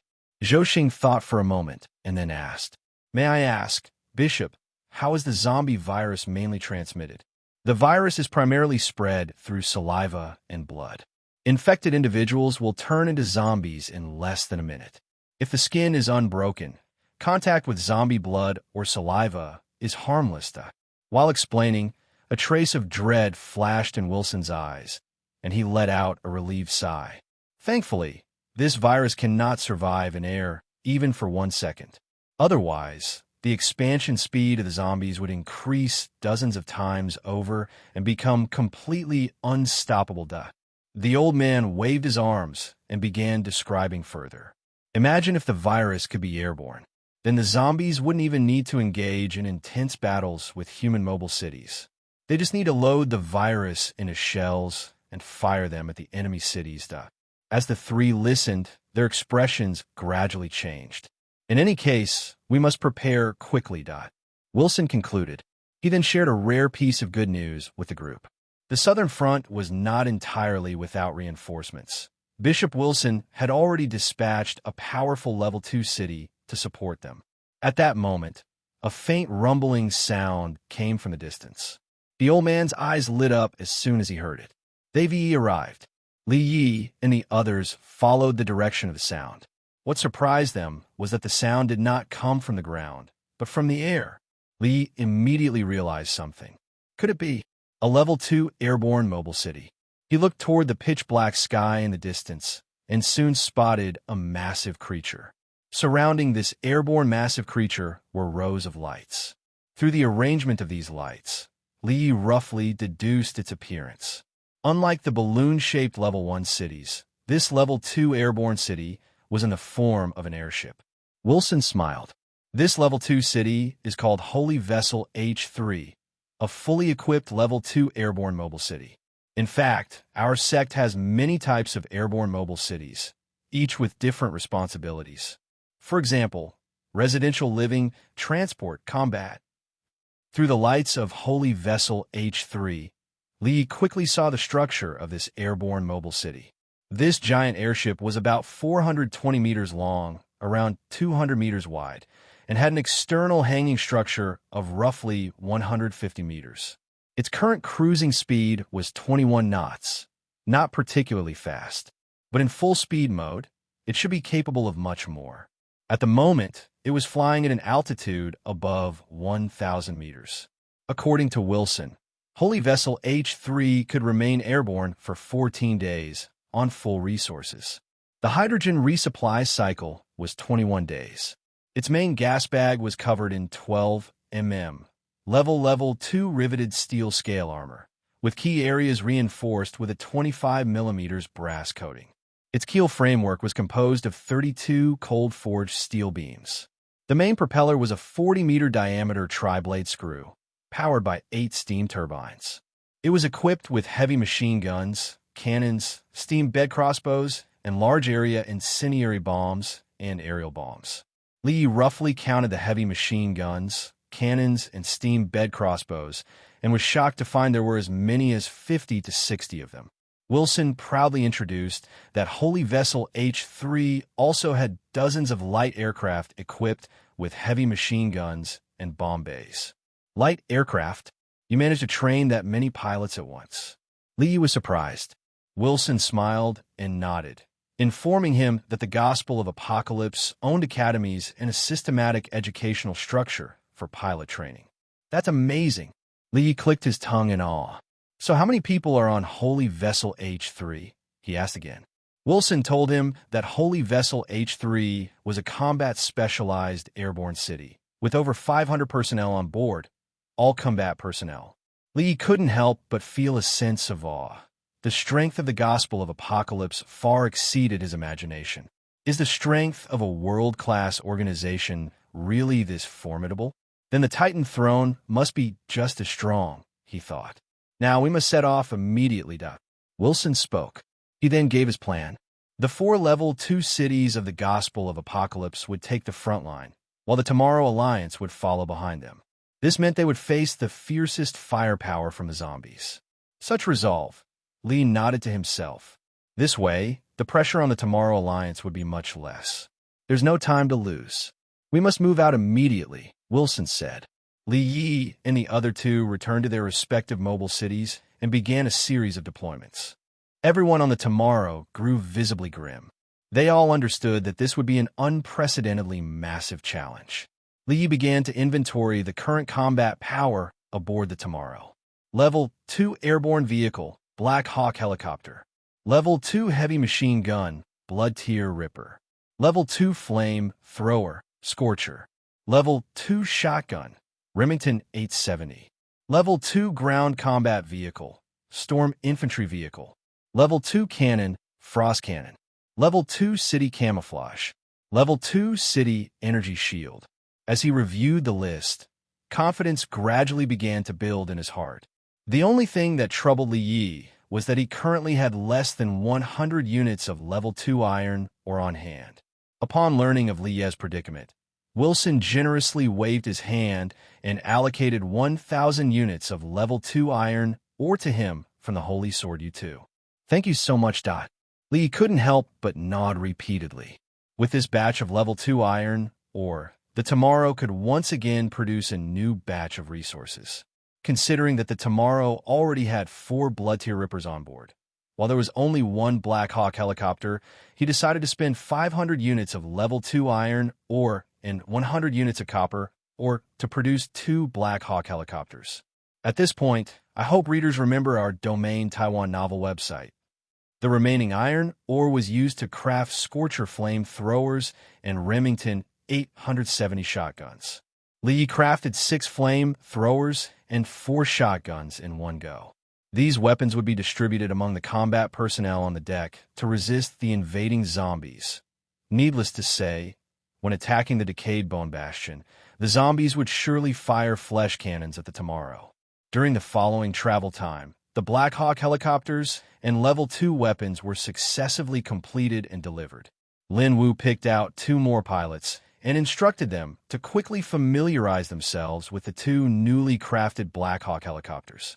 While Lin Wu was teaching these 2 pilots, Lee gave it some thought and walked over to him. What do you think of the Apocalypse sect? Lin Wu pondered for a moment before giving his response. As a world-class organization, it enjoys wide acclaim across the wasteland and is revered by many. That's also why, when it declares war, everyone rallies to its cause without hesitation. In this war, the Apocalypse sect has fulfilled its responsibility to preserve humanity's strength. No one can say otherwise about its actions this time. I completely agree with your view. He adjusted his glasses and spoke softly. Rather than retreating to the wasteland zone and going through the trouble of fleeing again, we might as well go all in. In fact, I believe we have a good chance of breaking through the decayed bone bastion. Lee nodded. Then let's give it our all. We arrived. On the watchtower, Lee solemnly lowered the binoculars. A dozen or so kilometers ahead lay the decayed bone bastion built by the zombies. The bastion was dotted with numerous lights, with several lighthouses surrounding it. Through the lights, Lee saw the scene of the decayed bone bastion clearly. It was a wall several kilometers long and 200 to 300 meters tall. Constructed from decaying flesh and rusted machinery, it was mounted with numerous level 2 cannons and heavy machine guns, along with patrolling zombie combat personnel. At its forefront were countless trenches and various fortresses. More than a dozen zombie mobile cities patrolled the area, followed by innumerable wandering zombies. This horde of 500,000 strong formed the natural fortress of the decayed bone bastion. There's no shortcut. We must break through the decayed bone bastion to penetrate the eternal night zone. When delivering that batch of level 2 iron ore to Li Yi, Wilson had said this. The entire forest of death is shaped like a gourd, and its neck is the only passage to the eternal night zone. To prevent human forces from entering, the zombies built the decayed bone fortress. At this moment, the mobile cities on the southern front had already taken formation. 3 level 2 cities from the Apocalypse sect were in front, with the Tomorrow Alliance positioned behind them. The 4 level 2 cities of the Apocalypse sect were as follows. The Assault-type city, Holy Sword No. 2. The Defense-type city, Holy Shield V9. The Artillery Support-type city, Holy Lance Z4. The Airship-type city, Holy Vessel H3. With the flagship Holy Sword U2 sounding its whistle, the human forces on the southern front officially launched their assault. Flare after flare was launched into the sky, illuminating the entire area brightly. The cannons on the decks of several level 2 cities opened fire, and a deluge of firepower instantly swept over the forward trenches and fortresses of the decayed bone fortress. Many zombies were obliterated by the overwhelming bombardment before they could even react. Next, the Holy Lance Z4 opened fire. As a fully equipped level 2 artillery support type city, it possessed 30 level 1 cannons and 8 level 2 cannons. Its firepower surpassed all the other cities combined, mowing down the enemy in strongholds like plowing a field. Among them, two of its level 2 cannons targeted the decayed bone bastion, and amidst deafening explosions, a massive breach was blasted open. We did it! In the cockpit, Tang Fong clenched his fist in excitement. Linwu took a closer look and gently shook his head. No, it's not enough. The breach in the decayed bone fortress began healing at a terrifying rate. Within just over 10 seconds, it had returned to its original state. If not for the lingering aftermath of the explosions around it, one would never believe it had been bombarded. Lin Wu then had a companion push him to the lift platform, preparing to head to the upper level. Aside from the two pilots, he himself needed to pilot a Black Hawk helicopter into combat. Along the way, he continued to gaze intently at the decayed bone bastion. Soon, he came up with a method to forcibly break through it. Have a level 2 defense-type cities gradually accelerate and crash into the decayed bone bastion like artillery shells. On the watchtower, Li spoke in a low voice. Level 2 defense-type cities had ample power, and coupled with their inherent weight, their impact at full acceleration far surpassed that of level 2 cannons. But in doing so, they also faced tremendous danger. During the charge, the defense-type cities would be subjected to concentrated fire from the zombies, including those zombie mobile cities and the level 2 cannons mounted on the walls. Even with their strong defenses, under such high-frequency, high-damage bombardment, the defense-type cities likely wouldn't hold. Moreover, their treads and wheels might become entangled with a large number of zombies, leading to a complete halt. Currently, there were two defense-type cities on the southern front, the Holy Shield V9 and the Iron Whale. As the supreme commander of the southern front, Bishop Wilson's tactics were both straightforward and utterly reckless. He concentrated all mobile city forces and ordered everyone to accelerate toward the decayed bone bastion. Using one level 2 defense-type city as a battering ram to blast open the decayed bone bastion, they would then charge through it into the Eternal Night Zone and figure out a way to shake off the zombies' pursuit afterward. After the first wave of bombardment, the zombies quickly responded. On the walls, nearby zombies manned the cannons and began firing frenziedly. Zombie mobile cities surrounding the decayed bone bastion also began converging. Flesh cannons on the decks fired densely, and zombie gunners stuffed their comrades into large-caliber cannons, aimed and fired. In an instant, a downpour of flesh cannons rained toward the southern front. As the frontline vanguard, the majority of the zombies landed on the decks of the Apocalypse Sect's 3 mobile cities. Upon landing, the zombies immediately sprang up, roaring wildly and charging forward. What greeted them, however, was the Apocalypse Sect's battle deacons and their meticulous, ruthless firepower. Shotguns, flamethrowers, assault rifles, heavy machine guns. The battle deacons fired in seamless rotation, forcefully suppressing the zombies. The pressure on the Tomorrow Alliance was much less by comparison. Only a few zombies landed on the deck of the Tomorrow. Upon hitting the ground, they were first suppressed by the 4 Blood-Tier Rippers, then faced flame-throwers and Remington shotguns wielded by the combat personnel. These level 2 weapons were ferociously effective against zombies. The flame-throwers instantly turned them into blazing figures, and within seconds, they collapsed to the ground. The Remington shotguns were even more devastating, blowing away several zombies with each shot. Even tyrants, the highly armored level 2 zombies, couldn't withstand them. The Iron Whale had long entered full lockdown mode, and the occasional falling zombie was of no concern. As for the engineer, stationed at the rear of the formation and newly equipped with city armor, it was virtually unscathed.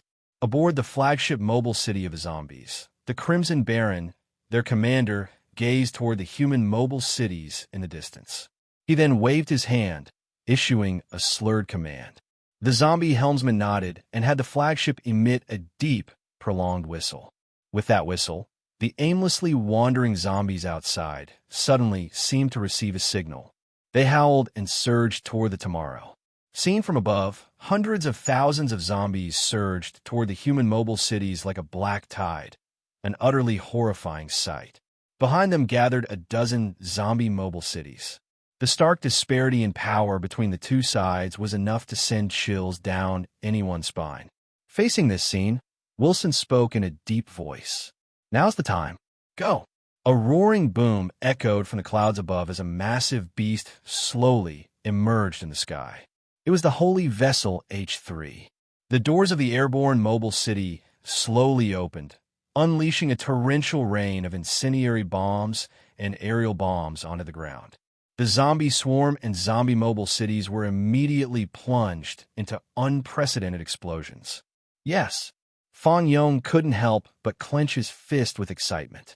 The holy vessel H3 provided immense firepower support. Besides the continuous barrage of incendiary bombs and aerial bombs, its mounted heavy autocannons, cannons, and steam bed crossbows also opened fierce fire, and dozens of light aircraft launched into the skies.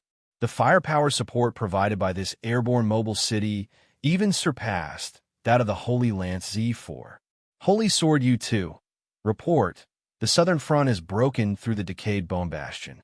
Progress is smooth. We're likely to enter the depths of the Eternal Night Zone with 0 casualties. Saint. Received. Awaiting good news from your side. As this war that engulfed the entire Eternal Night Zone erupted, the city communication channel of the Eternal Night Zone had entered public regulation mode. It functioned much like a city radio, facilitating communication across the entire region. Apart from reporting battlefield conditions and intelligence, no member was allowed to speak without authorization. In fact, the Southern Front, where Li Yi was stationed, was the first to launch an offensive.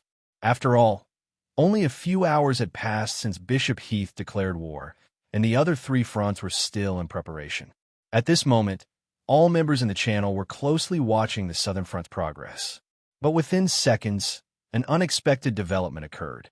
Light aircraft that had been bombing the enemy were successively shot down, plunging to the ground in flames. "What's going on?" Li raised his binoculars. Upon seeing the sight atop the wall, he was momentarily stunned. It was a flesh anti-air cannon. Impossible. There wasn't anything like that on the wall before. Soon he realized something and turned his gaze to the decayed bone bastion's wall of flesh and machinery. These flesh anti-air cannons weren't transported there by the zombies. They had grown out of the wall. At this moment, multiple sections of the wall began to squirm as flesh and machinery extended and formed into one flesh anti-air cannon after another. Some are even giant-sized flesh anti-air cannons. Under the operation of the zombie gunners, the cannons began firing in alternating salvos. The holy vessel H3, which had been relentlessly pouring firepower onto the enemy, was suddenly struck by one of the giant anti-air cannons. Its shell instantly burst open with a massive gap, and hydrogen began leaking in large quantities. Holy vessel H3, emergency, emergency. I've been hit by enemy anti-air fire. Must ascend to evade immediately. Saint, what's going on?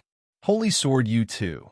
The flesh mechanical wall of the decayed bone bastion can generate anti-air cannons. The flesh technology they've mastered far surpasses our imagination. After urgently sealing the breach, the holy vessel H3 swiftly activated its stored hydrogen and began ascending at full speed to evade. However, the zombies clearly wouldn't give it such chance. At this moment, more than a dozen giant flesh anti-air cannons atop the decayed bone bastion had already locked onto it. Amid their alternating bombardment, the holy vessel H3 was blasted to pieces.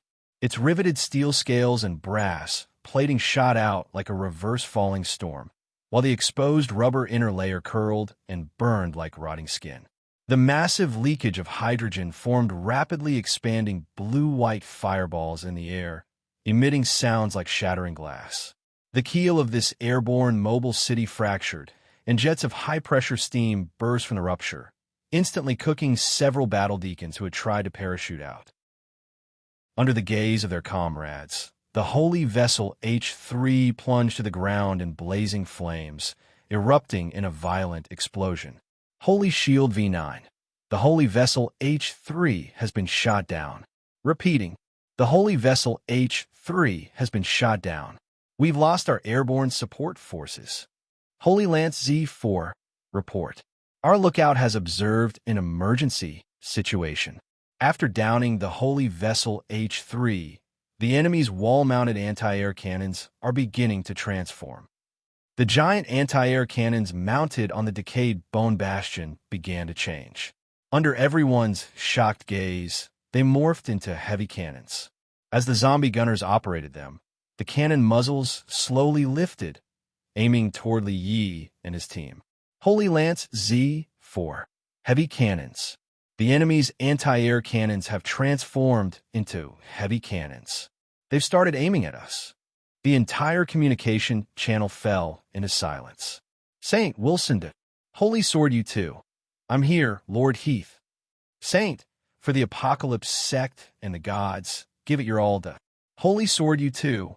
Understood.